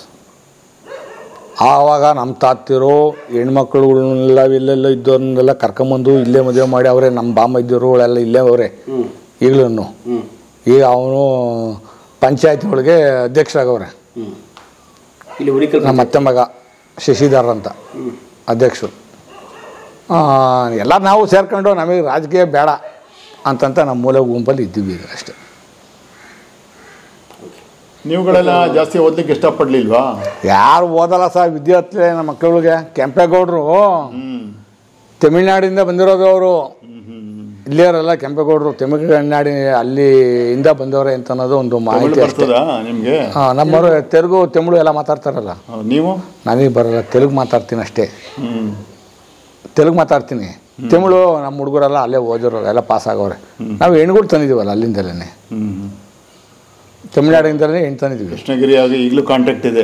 ನಿನ್ನೆ ಹೋಗಿದ್ದು ಅಲ್ಲಿಗೇನೆ. ನಮ್ಮ ಅತ್ತೆ ಇದ್ರೂ ಅಲ್ಲಿಗೆ ಕೊಟ್ಟಿರೋದು, ನನ್ನ ತಂಗಿದ್ರು ಅಲ್ಲಿಗೆ ಕೊಟ್ಟಿರೋದು, ನಾನು ಮದುವೆ ಅಲ್ಲೇ ಮಾಡಿರೋದು. ಆದ್ರೆ ಅವರು MLA ಕರುಣಾನಿಧಿ ತಕನು MLA ತಕನು ಹಿಡಿದವ್ರು ಅವರೇ ಅಲ್ಲಿ ಒಬ್ಬ ನಮ್ಮ ಅಮ್ಮವರ ಚಿಕ್ಕಪ್ಪನ ಮಗ. ಈ ತಳಿ ಕ್ಷೇತ್ರದ ಅಲ್ಲಿ MLA ಪ್ರಕಾಶ್ ಇದಾರಲ್ಲ, ಅವ್ರೆಲ್ಲ ನಿಮ್ಗೆ ಕಾಂಟ್ಯಾಕ್ಟ್ ಇಲ್ಲ? ಅಮ್ಮವ್ರನ್ನೇ ಒಕ್ಕಲಿಗರೇ? ಇಲ್ಲ ಸರ್, ಗೊತ್ತಿಲ್ಲ ಸರ್. ಕೃಷ್ಣಗಿರಿ ಯಾರು MLA ಅಥವಾ ಕಾಂಟ್ಯಾಕ್ಟ್ ಇದೆ ನಿಮಗೆ? MLA ಅವರು ನಮಗೆ ಕಾಂಟ್ಯಾಕ್ಟ್ ಇಲ್ಲ. ಅವ್ರಿಗೆಲ್ಲ ಕರುಣಾನಿಧಿ ಮಗ ಸ್ಟ್ಯಾಲಿನ್ ಅವನಲ್ಲ ಈಗ, ಸ್ಟ್ಯಾಲಿನು, ಅವ್ರಿಗೆಲ್ಲ ಕಾಂಟ್ಯಾಕ್ಟ್. ಅವನು ಸ್ಟ್ಯಾಲಿನ್ನೇ ನಮ್ಮ ಅವನ ಮಗನಿಗೆ ಬಂದು ಮನೆಗೆಲ್ಲ ಇದನ್ನು ಹೊಸವಾದ ಒಂದು ಮನೆ ಕಟ್ಟಿಸಿದ್ರು. ಅವರೇನೇ ಅದಕ್ಕೆ ಏನೇನು ಬೇಕೋ ಎಲ್ಲ ಮೆಟೀರಿಯಲ್ಸ್ ಕೊಟ್ಟು ಓಪನ್ ಮಾಡಿದವ್ರು ಅವರು. ಅವತ್ತು ನಾನು ಹೋಗಿದ್ದೆ ಅಲ್ಲಿಗೆ, ಸ್ಟ್ಯಾಲಿನ್ ಬಂದಿದ್ದ ದಿವಸ ಹೋಗಿದ್ದೆ ಅಲ್ಲಿಗೆ ಓಪನ್ ಮಾಡೋ ದಿವಸ. ಕೆಂಪೇಗೌಡರ ವಂಶಸ್ಥರು ಅಂತ ಕೊಟ್ರ? ಇಲ್ಲ, ಓಪನ್ ಮಾಡಿದ್ರು ಮನೇನ ಅವ್ರು ಬಂದು. ಯಾಕೆ ನಿಮ್ಮ ಮಕ್ಕಳು ಓದಿಸ್ತಿಲ್ಲ? ಓದಿದ್ರೆ ಏನು ಮಾಡಲಿ ಸರ್, ಅವ್ರು ಎಷ್ಟೋದ್ರು ಓದಿಸ್ತಾರೆ, ಓದೋರಿಲ್ಲ. ಓದ್ತಾ ಇಲ್ವಲ್ಲ ಇವತ್ತು? ಏನು ಮಾಡೋಣ? ಯಾಕೆ ಓದ್ಲಿಲ್ಲ? ನನ್ನ ಮಗ ನನ್ಗಿಬ್ರು, ಏನಕ್ಕೆ ಓದ್ಲಿಲ್ಲ? ಯಶವಂತ, ಒಬ್ಬ ಮೋಹನ್ ಕುಮಾರ್ ಅಂತ ದೊಡ್ಡವ್ರು. ಅವೇನು ಮಾಡ್ದ ಗೊತ್ತಾ ಸಾ, SLC ಓದ್ದ. ನಾವು ಸುಮ್ಕಾದ್ರು ನನ್ನ ಮಗನ ಇಂಜಿನಿಯರ್ ಓದಿಸಿದ್ದೀನಿ, ಅದ್ರ ಸುಳ್ಳು ಹೇಳ್ಬಾರ್ದು. ಒಂದೇನೋ ಹೋಯ್ತು ಇಂಗ್ಲೀಷಲ್ಲಿ ಓದೋದಕ್ಕೆ ನಡೆಯೋ ಕಟ್ಟೋಗೋ ಅಂತಂದರೆ, ಹೋಗಪ್ಪ ನನಗೆ ಹೊಸ ಒಂದು ಟ್ಯಾಕ್ಟ್ರ್ ತಂದು ಕೊಡು ಅಂದ. ಹೊಸದೇ ಬುಕ್ ಮಾಡಿದೆ. ಏನು ಹೇಳಿ, ಹೊಸ ಟ್ಯಾಕ್ಟ್ರ್ ಬುಕ್ ಮಾಡಿ ಕೊಟ್ಟೆ. ಇಲ್ಲ, ಇನ್ನೂ ಅವೇ, ಇನ್ನೂ ಒಂದು ಐತೆ ಅಲ್ಲ ನಿಂತ ನೋಡಿ. ದೊಡ್ಡ ವೆಲ್ಡವೆ, ಚಿಕ್ಕ ವೆಲ್ಡವೆ. ಆಯ್ತು, ತಂದ್ಕೊಟ್ಟು ದುಡಿದ್ರು. ಅವರೇ ಕಟ್ಬಿಟ್ರು, ಅವರೇ ಕಟ್ಟಿಸಿರೋ ಅವ್ರ ಮನೇನ. ನಾನಿದನ್ನು ಇದು ಮಾಡಿರೋದು. ಅವನು ಆಗಲಿ ಎಷ್ಟು ವರ್ಷದಿಂದ ಅವನು ಟ್ಯಾಕ್ಟರ್ ಓಡಿಸ್ತಾನೆ ಗೊತ್ತಾ? 10 ವರ್ಷ. ಅವ್ನು 10 ವರ್ಷ ತೆಗಿದ. ಅವನು SLC ಬಿಟ್ಟಿಂದನೇ ಟ್ಯಾಕ್ಟರ್ ತಾನು. 16 ವರ್ಷಕ್ಕೆ ತಗೊಂಡ್ಬಿಟ್ರು. 2 ವರ್ಷಕ್ಕೇನೆ ಒಂದೊಂದು ಗಾಡಿ ಮುಣಗ್ಸವನೆ, ಶೋರೂಮ್ ಗಾಡಿನ. ತಿರ್ಗಾ ಗೇರ್ ಬಾಕ್ಸ್ ಅದು ಇದು ಹೊರಟತ್ತವಲ್ಲ, ಅದು ಮಾರಕ್ಕದು ಹೊಸದು. 1 ಲಕ್ಷ 2 ಲಕ್ಷ ಬಿಟ್ಬಿಟ್ಟು ಹೊಸ ತಗೊಳೋದು. 12 ಗಾಡಿ ತರಿಸ್ತಿದ್ದೀನಿ ಹೊಸ ಶೋರೂಮ್ನಿಂದ. ಅವ್ನು ಸ್ಕೂಲ್ ಬಿಟ್ಟು 12 ಗಾಡಿ ಶೋರೂಮ್ ಗಾಡಿ, ಒಂದು 15 ಗಾಡಿ ಸೆಕೆಂಡ್ ಹ್ಯಾಂಡ್ ಗಾಡಿ ಮಾರಿದ್ದೀನಿ. ಈಗ 12 ಗಾಡಿ ಇದು ಎಲ್ಲ ರೆಡಿ ಇದೆಯಾ? ಶೋರೂಮಲ್ಲಿ ರೆಡಿ ಇದೆಯಾ? ಏನು ನೀವು ತಗೊಂಡಿರೋ ಗಾಡಿಗಳು ಇಲ್ಲ ಇಲ್ಲ ನಾವು ಮಡಿಕಣವಲ್ಲ, ಹಾಂ ತಾಂತೀವಿ, 2 ವರ್ಷ ಚೆನ್ನಾಗಿ ಕಸ ಮಾಡ್ತೀವಿ, ಮಾರ್ಬಿಡೋದು, ಸೆಕೆಂಡ್ ಹ್ಯಾಂಡಾಗಿ ಮಾರ್ಬಿಡೋದು. ನನ್ನ ಮಕ್ಕ ಎಲ್ಲ ನೋಡಿದ್ರೆ ಇಂಥವ್ರೆ ಅಂತ ಜನ ಕಂಡಿಡಿತಾರೆ. ಯಾಕೆ ಅಂತಂದ್ರೆ ನಾನು ಎಲ್ಲರೂ ನೋಡೋರೆ ಗಾಡಿ ತಗೊಂಡವ್ರೆ ಬಿಟ್ಟವ್ರೆ ಅನ್ನೋದು. ಇವತ್ತು 2 ಗಾಡಿ ಮಾರಿದ್ದೀನಿ. ಏನೋ ಅವ್ನು ಬರಬೇಕಾಯ್ತು, ಇನ್ನೂ ಬಂದಿಲ್ಲ. CC ತಗೊಡ್ಬೇಕು, ನಾನು ತುಮಕೂರಲ್ಲವೇ ಅವು. ಇವು 4 ಗಂಟೆ ಬರ್ತೀನಿ ಅಂತ ಹೇಳಿದ್ದೆ, ಬಂದಿಲ್ಲ. ವ್ಯವಸಾಯನೂ ಒಂದೊಂದು ಸರಿ ಈ ಬೋರ್ ಹಾಕ್ಸ್ಬಿಟ್ಟು ಒಂದೊಂದು ಸರಿ ಲೋಡ್ ಗಟ್ಟಲೆ ತುಂಬ ಕಳ್ಸಿದ್ದೀನಿ ಭತ್ತನ. ಬೋರ್ ಹಾಕೊಂಡು ನೀರು ಬಿಟ್ಟು ಈಗಲೇ ಗದ್ದೆ ಬೆಳೆ ಮಾಡ್ತಾಯಿಲ್ಲ, ನಾವು ಎಲ್ಲ ತೋಟ ಮಾಡಿದ್ದೀವಿ ಇವಾಗ. ಆವಾಗ ಲೋಡ್ ಗಟ್ಟಲೆ ತುಂಬ ಕಳಿಸಿವಿ. ಕಡ್ಡೆ ಗಿಡ ಹಾಕಿದ್ರೆ ಲೋಡ್ ಗಟ್ಟಲೆ ಸಾಯಂಕಾಲಕ್ಕೆ ಕಳಿಸಿವಿ ಯಶವಂತಪುರ ಮಾರ್ಕೆಟ್ಗೆ. ಕೇಳಿ ಇವರೆಲ್ಲ ಒಂದೊಂದು ದಿವಸ 50 ಮೂಟೆ. ಇವತ್ತು 4.25 ಕ್ವಿಂಟಲ್ ಕಳೆಕಾಯಿ ಬಿಡ್ಸೋಕ್ಕೆ 16,500 ರೂಪಾಯಿ ಕೊಟ್ಟಿದ್ದೀನಿ ಕೂಲಿ. ಬರೀ ಬಿಡ್ಸಕ್ಕದನ್ನ ಲೇಬರ್ಗೆ 16,500. ಮಳೆ ಹೋಯ್ತು, ಹಿಂಗೆ ಹಿಡ್ಕೊಂಡು ಕಿತ್ತರೆ ಎಲ್ಲ ಕಾಯಿ ಅದರೊಳಗೆ ಇರೋದು. ಏನು ಮಾಡ್ತೀರಾ? ಆದ್ರೂ ಕೂಲಿ ಕೊಡಬೇಕು. ಹಾಂ, ಕೂಲಿ ಲೆಕ್ಕ ಬಿಡ್ಸೋಕ್ಕೆ ಇಬ್ಬರಿಗೆ ಲೆಕ್ಕ ಕೊಡಿವ. ಅವಾಗ ಬರೀ ಏನು 2 ರೂಪಾಯಿ.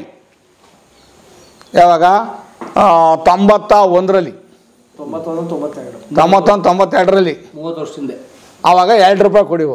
ಇವತ್ತು 40 ರೂಪಾಯಿ ಕೇಳಿದ್ರು ಒಂದು ಇಬ್ಬಳಿಗೆ ಬಿಡ್ಸೋಕ್ಕೆ, ಕಾಯಿ ಬಿಡಿಸಲ್ಲ ಹಾಕಕ್ಕೆ.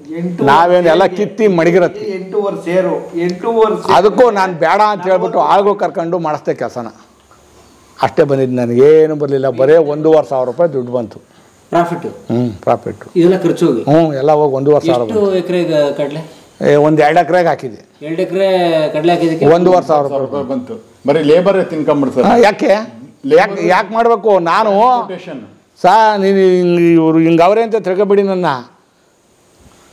ಇದು ತಂಗಿ ಗಿಡದಲ್ಲಿ ಸಾಲು ಹೊಡೆದಿದ್ವಲ್ಲ, ಆ ಸಾಲನ್ನ ಈ ಸೈಕಲಲ್ಲಿ ಹಿಂಗೆ ತಳ್ಳೋದು ಇದಿಲ್ವಾ, ಅದ್ರೊಳಗೆ ಒಬ್ಬನೇ ತಳ್ಳಿಬಿಟ್ಟಿದ್ದೆ ನಮ್ಮ ಹುಡುಗರನ್ನ ಕರ್ಕೊಂಡು. ಹಂಗೆಲ್ಲ ಕಷ್ಟಪಟ್ಟು ಮಾಡಿದ್ರು ನಮಗೇನು ಸಿಕ್ಕಿಲ್ಲ. 1,500 ರೂಪಾಯಿ ಸಿಕ್ಕಿದ್ದು. ಯಾಕೆ ಮಾಡ್ಬೇಕು ವ್ಯವಸಾಯ ಮನ್ಮಕ್ಳೆಲ್ಲ ಸಹಾಯ ಅಂತ. ಅದನ್ನೇ ನಮ್ಮ ಹುಡುಗರು ಹೇಳಿದ್ರು, ಅಪ್ಪ ಎಷ್ಟಪ್ಪ ಬಂತು ದುಡ್ಡು ಅಂತಂತಂದರು. 1,500 ಬಂತು ಕಣಯ್ಯ, ಹೋಗಪ್ಪ 1 ಗಂಟೆ ಹೋಗಿದ್ದೆ ತಾಮಂದು ಕೊಡಿವ ನಾವು ನಿಮಗೆ ದುಡ್ಡನ್ನ. ಒಂದು ಸಾಯಂಕಾಲ ಈಗ 2 ಗಾಡಿ 3 ಗಾಡಿ ಹೋದಂದ್ರೆ 10,000 ದುಡ್ಡು ಬರ್ತದಲ್ಲಪ್ಪ ಟ್ರ್ಯಾಕ್ಟರ್ ಬಾಡಿಗೆ. ಹಾಂ, ಯಾಕೆ ಮಾಡ್ಬೇಕಪ್ಪ? ಸುಮ್ಮನೆ ತೋಟಗಳೆಲ್ಲ ಅಡಿಕೆ ಸುಸಿ ತೆಂಗಿ ಸುಸಿ ಕಟ್ಸ್ಬಿಡಪ್ಪ. ಅದಕ್ಕೆ ಬಾದ ಬೀಳಕ್ಕೆ ತೆಂಗಿ ಅಡಿಕೆ ಗಿಡ ಹಾಕೋಕ್ಕೆ ಹೋಗಿದ್ದಿದ್ದು. ಈಗ ಅಡಿಕೆ ಆಗ್ತದೆ ಈಗ. ಬೆಳೆ ಬಿಡ್ತೀರಿ. ನೆಕ್ಸ್ಟ್ ತೋಟ. ತೆಂಗು ಅಷ್ಟೇ, ತೆಂಗು ಪ್ರಾಫಿಟೇಬಲ್. ತೆಂಗಲ್ಲಿ ಕೆಲಸ ಕಡಿಮೆ. ಒಂದು ಕ್ವಿಂಟಲ್ ಭತ್ತ ಬೆಳೆಯಕ್ಕೆ ಇವತ್ತು 1,400 ರೂಪಾಯಿ DAP ಆಯ್ತಾ? ಗೊಬ್ಬರ ಅಷ್ಟು 7 ತರ ಗದ್ದೆ ಉಳ್ಬೇಕು ನಾವು. 7 ತರ ಗದ್ದೆ ಉಳಕ್ ದುಡ್ಡು ಎಷ್ಟಾಯ್ತು ಹೇಳಿ? ಹೆಸರು ಗದ್ದೆನಾ ಸ್ವಾಮಿ? ಅದೆಲ್ಲ ಮಾಡಿ ಭತ್ತ ಬಂತು ಅಂದ್ರೆ ಅವು ನವಿಲವಲ್ಲ ಹೋಗಿ ಅವು 1,600 ರೂಪಾಯಿ ಕ್ವಿಂಟಲ್. ಭತ್ತ ಖರ್ಚು 1,800 ರೂಪಾಯಿ ಆಗ್ತದೆ ಒಂದು ಕ್ವಿಂಟಲ್ ಭತ್ತ ಬೆಳೆಯುವ ರೈತರಿಗೆ. ಯಾಕೆ ಮಾಡಬೇಕು? ಆಳಿ ಕೂಲಿ, ಪೈರಾಕ ಕೂಲಿ, ಕಳೆ ಕೀಳಕ್ ಕೂಲಿ, ಕುಯ್ಯಕ್ ಕೂಲಿ, ಬಡಿಯಕ್ ಕೂಲಿ, ಮೆನ್ಯೂರು, ಪೆಸ್ಟಿಸೈಡ್ಸ್, ಲೇಬರ್. 1.5 ಎಕರೆ ತೋಟನ ಏನು ಸಾ 1.5 ಎಕರೆ ತೋಟನ ಬರೀ 250-300 ರೂಪಾಯಿ ಅಡಿಕೆಕಾಯಿ ಚೇಣಿ ಕೊಡೋರು ನಮ್ಮವರು. ಹಳೆ ತೋಟನ ಅವಾಗ ರೈಟ್ ಇರಲಿಲ್ಲ. ಇವತ್ತು 1.5 ಎಕರೆ ಎಷ್ಟು? ಇವಾಗ 8 ಲಕ್ಷ ರೂಪಾಯಿ ಬರ್ತದೆ ಇವತ್ತು. ಅವತ್ತು ಗಿಡನೇ ಇರಲಿಲ್ಲ. ನಾನೆಲ್ಲ ಸಸಿ ಮಾಡಿ ರೆಡಿ ಮಾಡಿದ್ದೀನಿ. ಇವತ್ತು 8 ಲಕ್ಷ ಕೊಡ್ತೀವಿ ನಾವು. ಏನು ಬೆಳೀತೀರಿ ತೋಟ? ಅಡಿಕೆ 1.5 ಎಕರೆಯಲ್ಲಿ 8 ಲಕ್ಷ. 8 ಲಕ್ಷ 3 ಜನ ಭಾಗ ಮಾಡ್ಕೊಂಡಿದ್ದೀವಿ ನಾವು. ಏನು ಹೇಳಿ? ನಾನೇ ಮಾಡಿ ತೋಟನ ನಾವು ಅಣ್ಣ ತಮ್ಮದಿರು 3 ಜನ ಭಾಗ ಮಾಡ್ಕೊಂಡಿದ್ದೀವಿ. ಅರ್ಥ ಆಯ್ತಾ? ಈಗ ಅದನ್ನು ನಾನು ಬೇರೆ ಬೇರೆ ಕೊಡಲ್ಲ, ಒಟ್ಟಿಗೆ ಮಾರ್ಬಿಡ್ತೀನಿ. ಕೊಟ್ಬಿಟ್ಟು ಅವ್ರವ್ರಿಗೆ ಕೊಟ್ಬಿಡ್ತೀನಿ. ಇನ್ನೂ ನಮ್ಮ ಭಾಗಗಳು ನಮ್ಮ ತಾಯಿ ಹೆಸರಲ್ಲೇ ಐತಿ. ಇನ್ನೂ ಡಿವೈಡು ಇದಕ್ಕಾಗಿಲ್ಲ, ನಮ್ಮ ಹೆಸ್ರಿಗೆ ಆಗಿಲ್ಲ. ಅದನ್ನು ಮಾಡ್ಕೊಡೋಕ್ಕೆ ನನ್ನ ಮಕ್ಕಳು ಇಲ್ಲಿದ್ದೇ ಕಾನೂನು ಕೇಳ್ತಾರೆ. ನಮ್ದಕ್ಕೆ 40,000 ಕೊಟ್ಟು ಒಬ್ಬ ನುಂಗ್ದ ಹಿಂಗೆ ಮಾಡ್ತಾರೆ. ಈಗ ನಾಳೆಗೆ ಒಂದು 22 ಕುಂಟೆ ಜಮೀನು ತಗೊಂಡಿದೆ. ಅದು ರಿಜಿಸ್ಟ್ರ್ ಐತೆ. ನಾಳೆಗೆ 10 ಗಂಟೆ ಅಷ್ಟೊತ್ತಿಗೆ ಹೋಗ್ಬೇಕು ನಾವು. ನೋಡಿ ನಾವು ಅವ್ರ ಹೆಸರು ಇವ್ರ ಹೆಸರು ಹೇಳ್ಕೊಂಡು ತಿನ್ನೋದೇನು ಬೇಡ ಸರ್. ನಾವು ಕಷ್ಟಪಟ್ಟಿದ್ದೆ, ನಮಗೆ ಕೊಡಲ್ಲ. ನನಗೆ ಎಷ್ಟು ಇವತ್ತು ಇದ್ರ ಬೇರೆ ಲೋಕಲ್ ಜನ ಒತ್ತಿರೋ ದುಡ್ಡೇ 3 ಲಕ್ಷ ದುಡ್ಡು ಬರಬೇಕು. 3 ಲಕ್ಷ ನಿಮ್ಮ ಟ್ರ್ಯಾಕ್ಟರ್? ನಮ್ಮ ಟ್ರ್ಯಾಕ್ಟರ್ದೇನೆ 3 ಲಕ್ಷ ದುಡ್ಡು ಬರಬೇಕು. ಓ ನಿಮ್ಮ ಕ್ಯಾಶ್ ಆ್ಯಂಡ್ ಕ್ಯಾರಿ ಅಲ್ಲ. ಕ್ಯಾಶ್ ಆ್ಯಂಡ್ ಕ್ಯಾರಿ ಅಲ್ಲ, ಉತ್ಕೋ ಬರ್ಕೋ. ಪುಸ್ತಕ ಐತೆ ತಂದು ಕೊಡ್ತೀನಿ, ಫೋಟೋ ಹೊಡ್ಕೊತೀರಾ? ಬರ್ದಿರೋದು ಕಾಸು ಕೊಡೋದಿಲ್ಲ, ಕೊಡ್ತೀನಿ, ಬರ್ಕೊಳಪ್ಪ ಕೊಡ್ತೀನಿ, ಮಾರ್ಬಿಟ್ಟು ಕೊಡ್ತೀನಿ ಅಂತಾರೆ. ಕೊಡ್ತೀನಿ ಅಂತಾರೆ, ಕೊಡೋದಿಲ್ಲ.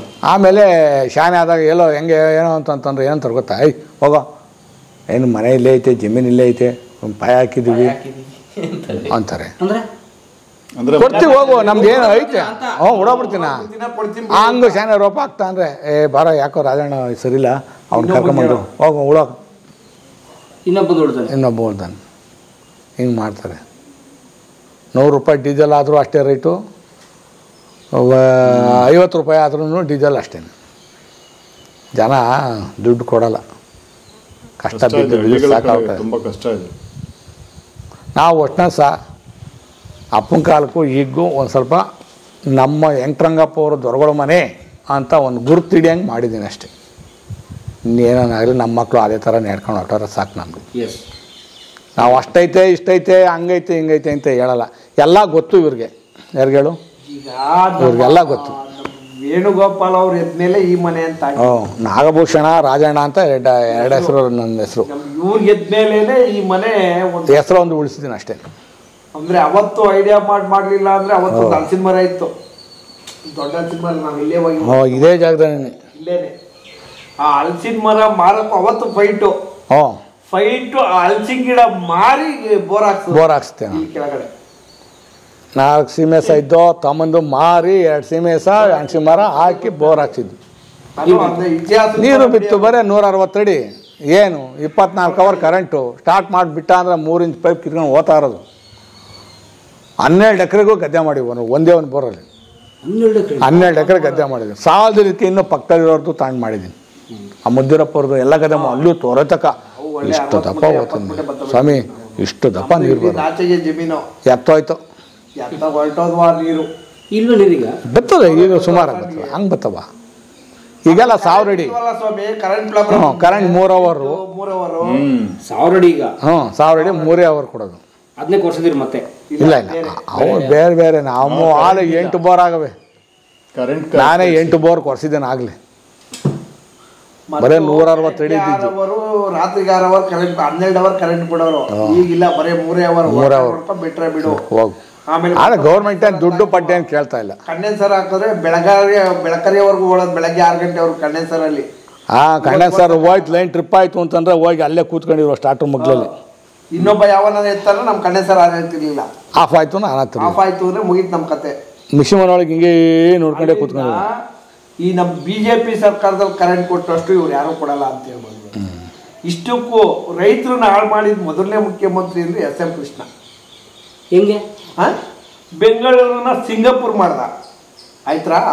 ಮೋಡ ಬಿತ್ತನೆ ಕಾರ್ಯಕ್ರಮ ಮಾಡಿ ದುಡ್ಡು ಮಾಡ್ಕೊಂಡ. ಎಲ್ಲ ಮಾಡ್ಕೊಳಕ್ಕಲ್ಲ ಸ್ವಾಮಿ. ಕರೆಂಟ್ ಕೊಟ್ಟಿದ್ದು ಎಷ್ಟು? 1 ಅವರು, ರಾತ್ರಿ 1 ಅವರು, ಬೆಳಗ್ಗೆ 1 ಅವರು. ಒಡ್ಕಲ್ಲಿ ಏನ್ ನೋಡ್ಕಂತೀಯ? ಸಿಂಗಲಿ ಮೋಟ್ರ್ ಓಡಲ್ಲ, ಮೋಡ್ ಬಿತ್ತನೇನೋ ಮಾಡಲಿಲ್ಲ, ಪುಟ್ಕೋಶನೂ ಮಾಡಲಿಲ್ಲ. ತೋಟ ಎಲ್ಲ ಒಣಗೋದ. ಅವ್ನ ಪೀರಿಯಡ್ ಅಲ್ಲಿ 5 ವರ್ಷ ಹೋದ. ಕುಡಿಯಕ್ ನೀರಿಲ್ಲ ರೈತರಿಗೆ. ನಂದೇ ಅವಾಗ 1 ಎಕರೆ ಹೊಟ್ಟೋಯ್ತು. ಅವ್ನು ಹೋದ್ಮೇಲೆ ಬಿಜೆಪಿ ಸರ್ಕಾರ ಬಂತು, ಯಡಿಯೂರಪ್ಪನದು. ಇಂಧನ ಕಾಸತ್ತಿರ್ತೀವಿ. ಇವಳು ಶೋಭಾ ಕರಂದ್ಲಾಜೆ, ಅವಳು ಕೊಟ್ಟಷ್ಟು ಕರೆಂಟ್ ಬಡ್ಡಿ ಮಕ್ಳು ಯಾರು ಕೊಡಕ್ಕಾಗಲ್ಲ ಇವತ್ತು. ಸುಳ್ಳಲ್ಲ. ಸಿಂಗಲ್ಗೂ ಓಡೋದು. ನಂದು 5 ವರ್ಷ ಸ್ಟಾರ್ಟರ್ ಎಲ್ಲೈತೆ ಅಂತ ಯಾರಿಗೂ ಗೊತ್ತಿರ್ಲಿಲ್ಲ. ಸಿಂಗಲ್ ಬಂದಾಗ ಸಿಂಗಲ್ ಓಡೋದು, ಲೈನ್ ಬಂದಾಗ ಲೈನ್ ಕೊಡೋದು. ಅವತ್ತು ನಾನು 2 ತೋಟ ಉಳಿಸಿದ್ದೀನಿ, ಸೋಮರಾಜು ಮತ್ತೆ ಕುಮಾರಣ್ಣ ಇಬ್ಬರು ತೋಟ ಉಳಿಸಿದ್ದೀನಿ ಸರ್. ನನ್ನ ಬೋರಿಂದ ನೀರು ಬಿಟ್ಟು ಇವತ್ತು ಉಳ್ಸಕ್ಕಾಗಲ್ಲ. ಇವತ್ತು ಅವ್ರದ್ದೇ ಆಗಲ್ಲ. 1 ಎಕರೆಗೆ 1 ಬೋರ್ ಬೇಕು ಇವಾಗ. 1 ಎಕರೆಗೆ 1 ಬೋರ್. ಮುಖ್ಯಮಂತ್ರಿ ಯಾರಿಲ್ಲ, ಬೈಕಬೇಡಿ ಸರ್. ಸರ್ ಯೂಟ್ಯೂಬಲ್ಲೆಲ್ಲ ಕೇಳ್ತಾರೆ, ಅವೆಲ್ಲ ಮಾತಾಡಬಾರ್ದು, ಬಿಡ್ರಿ, ಮಾತಾಡಬಾರ್ದು. ಅಲ್ಲ ಹೇಳಿದ್ದು ಅವನಂತ ಅಲ್ಲ ಮಾತಾಡೋದು. ಯಾರು ಕೇಳ್ದ ಕೇಳ್ದ ಅವೆಲ್ಲ ಬಂದ್ಬಿಡ್ತಾವೆ ಕತೆಗಳು ಅಲ್ವಾ ಸಾ? ಯಾಕೆ ಬೇಕು? ತಗೊಳ್ಳಿ, ಮಾತಾಡಿದ್ದೆಲ್ಲ ಎಲ್ಲಿ ಬಂತು ಬಂತು ಅಂತ ಹುಡುಕ ಬಂದ್ಬಿಡ್ತಾರೆ ಸಾ. ಖಂಡಿತ ಬರ್ತಾರೆ, ಗೊತ್ತು ನನಗದು. ಅವೆಲ್ಲ ಯಾಕೆ ಬೇಕು? ನೀವು ಅದನ್ನ ಹಾಕೋದು ಬೇಡ, ಕೇಳೋದು ಬೇಡ. ನಾನು 1 ಎಕರೆ ಗದ್ದೆ ಮಾಡಿದ್ದೆ, ಉಳಿಸ್ಕೊಳಕ್ಕಾಗ್ಲಿ. ಮನೆಗೆ ಬೋಗ್ ಕುಯ್ದು ಆ ವರ್ಷ ಕಣ್ಣಲ್ಲಿ ನೀರು ಬರೋದು. ಬಿಡಿ ಅವೆಲ್ಲ ಯಾಕೆ, ನಾವು ರೈತ ಕಷ್ಟ ಬೀಳೋದು. 1 ಎಕರೆ ಗದ್ದೆ ಮಾಡಿದ್ದೆ, ಕಣ್ಣಲ್ಲಿ ನೀರು ಬಂದು ಆ ವರ್ಷ. ಕೊನೆಗೆ ಬತ್ತಾಗಿದ್ದೆ ಎಷ್ಟು 2 ಮೂಟೆ. ಅದೆಲ್ಲ ಗಿಣಿ ಪಣಿ ಎಲ್ಲ ತಿನ್ಕೊಂಡು ಹೋಗ್ತಾವಲ್ಲ. ನೀರಿಲ್ವಲ್ಲ ಸರ್. ನೀರಿದ್ರೆ ಏನೋ ಆಗೋದು. ನೀರಿದ್ರೆ 20 ಮೂಟೆ ಭತ್ತ ಆಗೋದು. ನೀರಿಲ್ವಲ್ಲ, ಏನು ಮಾಡ್ಕೊಳ್ಳೋಣ? ರೈತರದು ಅಗ್ರಿಕಲ್ಚರ್ ಅಂತ ಗ್ಯಾಮ್ಲಿಂಗ್. ಬಂತಿದ್ದಾರೆ, ಇಲ್ಲವೇ ಇಲ್ಲ, ಹೋಗ್ಬಿಡ್ತದೆ. ಬರ್ತದೆ, ಇಲ್ಲ ಅಂತಲ್ಲ, ಕೆಲವು ಸಮಯ ಬರ್ತದೆ. ಅದು ಗ್ಯಾಮ್ಲಿಂಗ್. ಇವತ್ತು ಏನೇ ಮಾಡ್ತೀವಿ, ಲೇಬರ್ ಇಲ್ಲ, ಲೇಬರ್ ಇಲ್ಲ. ಆಮೇಲೆ ಬಹಳ ಕಷ್ಟ. 400 ರೂಪಾಯಿ ಲೇಬರ್ ಸಿಗ್ತಾ ಇದ್ರು. 600 ರೂಪಾಯಿ ಸರ್. ಇವತ್ತು ಲೇಬರ್ ಇಲ್ಲ ಸರ್. ಇವತ್ತು ಬೆಳಿಗ್ಗೆ ಆ ಅಡಿಕೆ ಗಿಡಕ್ಕೆ ಗೊಬ್ಬರ ಎತ್ತಕ್ಕೆ ಅಂತ ಒಬ್ಬನ ಕರ್ಕೊಂಬಂದೆ. ಇರ್ಬೇಕು ಕಡ್ದ್ಬಿಟ್ಟು ಅಂತ ಓಡಾಡ್ಬಿಟ್ಟು ನಮ್ಮ ಪಾವ ಚಲ್ವಾ ಹೋಗಿ ಸಮಯ ಬರೀ ಇರ್ಬೇ ಗೈಲ ಗಂಜೆ ಬಂದ್ಬಿಟ್ಟು ಅಂತ ಮಧ್ಯಾಹ್ನಕ್ಕೆ ಓಡೋಗ್ಬಿಟ್ಟ. ಈಗ ನಾವೆಲ್ಲರೂ ಸೇರ್ಕೊಂಡು ಹೋಗಿ ಎತ್ತಾಕ್ಬಿಟ್ಟು ಈಗ ಬಂದಿದ್ದೀವಿ ಸರ್. ಪೈರ್ ಹಾಕಕ್ ಮೊದ್ಲೇ ಬರಲ್ಲ ಹೆಂಗಸ್ರಿಗೆ, ಇವಾಗಿನ ಜನರೇಷನ್ಗೆ. ಕಳೆ ಕೀಳಕ್ ಬರಲ್ಲ, ಬರಲ್ಲ, ಬಡಿಯಕ್ ಬರಲ್ಲ, ಮಿಷಿನ್ ಮಾಡ್ಬೇಕು. ಈಗ ನಮ್ಮ ಹುಡುಗರು ಇಲ್ಲೇ ಅವ್ರೆ, ಕಂತೆ ಕತ್ಕೊಂಡ್ ಭತ್ತ ಬಡಿ, ನೀ ನೋಡೋಣ ಬರ್ತದ ಬರಲ್ಲ. ಕಂತೆ ಉಳಕ್ ಬರ್ಬೇಡಿ, ನೇಗ್ಲು ಉಳಕ್ ಬರ್ತಾರೆ, ಆರು ಕಟ್ಬಿಟ್ಟು ನೇಗ್ಲು ಉಳಿಸಿ ಬೇಕಾದ್ರೆ ಉಳ್ತಾರೆ. ಟ್ಯಾಕ್ಟರ್ದಲ್ಲ, ದನಿನಲ್ಲಿ ಮಾಡ್ಸಪ್ಪ. ಬರಲ್ಲ, ಜನರೇಷನ್ ಇಲ್ವೇ ಇಲ್ಲ. ನೆಕ್ಸ್ಟ್ ಕೃಷಿ ಹೆಂಗೆ? ನೆಕ್ಸ್ಟ್ ಕೃಷಿ ನಾನು ಯಂತ್ರ ಏನ್ ಸಾ 4ನೇ ಕ್ಲಾಸ್ ಹೋಗ್ಬೇಕಾದ್ರೆ, 4ನೇ ಕ್ಲಾಸಲ್ಲಿ ಸ್ಕೂಲ್ಗೆ ಹೋಗ್ಬೇಕಾದ್ರೆ 5:15 ನಮ್ಮಪ್ಪ ನೇಗ್ಲು ಹೂಡಿ ನಿಲ್ಸಿರೋದು. ಬೆಳಿಗ್ಗೆ 5:15 ನಿಲ್ಲಿಸ್ಬಿಟ್ಟು ಅವರು ವಯಸ್ಸಾದವರು ಆಗಲ್ಲ ಅಂತಂತ, ನೀನು ನಿಮ್ಮ ಚಿಕ್ಕಪ್ಪ ಇಬ್ಬರು ಹೋಗ್ಬಿಟ್ಟು ಈ ಗದ್ದೆ ಎಲ್ಲ ಉತ್ಕೊಂಡ್ಬಿಟ್ರು. ಅಲ್ಲಿ ರೋಡ್ ಮಗ್ಗಲ್ಲಿ ಸಿಳೈತೆ ನಮ್ಮದಲ್ಲಿ, ತುಮಕೂರು ಹೋಗ್ತಾ ರೋಡ್ ಪಕ್ಕದಲ್ಲೇ ನೀರು ತುಂಬ ಕಟ್ಟಿರೋರು. 2 ಆರು ಹುಡ್ಕೊಂಡೋಗಿವು. 10 ಗಂಟೆ ಅಷ್ಟೊತ್ತಿಗೆ 2 ಸೀಳು ಹೊಡೆದ್ಬಿಡಿವು ಕೆಸರು ಗದ್ದೆನ ಹೊಡೆದ್ಬಿಟ್ಟು ಸ್ಕೂಲ್ ಹೊಡೋದು. ಅಲ್ಲೇ ನೀರು ಬರ್ತಾ ಇತ್ತಲ್ಲ, ಬ್ಯಾಗು ಊಟ ಬ್ಯಾಗು ಪುಸ್ತಕ ಎಲ್ಲ ತಗೊಂಬಂದಿರೋರು. ಅಲ್ಲೇ ಮುಣಗ್ಸೋದು ತೊಳೆಯೋದು ಎಲ್ಲ ಕ್ಲೀನ್ ಮಾಡಿಬಿಟ್ಟು ಸೋಪ್ ಕೀಪ್ ಹಾಕ್ಬಿಟ್ಟು ಹೋಗಲಿ ಸ್ಕೂಲ್ಗೆ. ನಾನು ಅಲ್ಲಿಗೆ ಹೋದರೆ ಇಲ್ಲಿ ಸಾಕಾಗಿರೋದು, ಇಲ್ಲಿ ಬಿಸಿ ಬಿಸಿ ತಿಂದಿರುವಲ್ಲ, ಹಿಂಗಂದ್ರೆ ಸ್ಟ್ಯಾಂಡ್ ಅಪ್ ದ ಬೇ ಅನ್ನೋನು.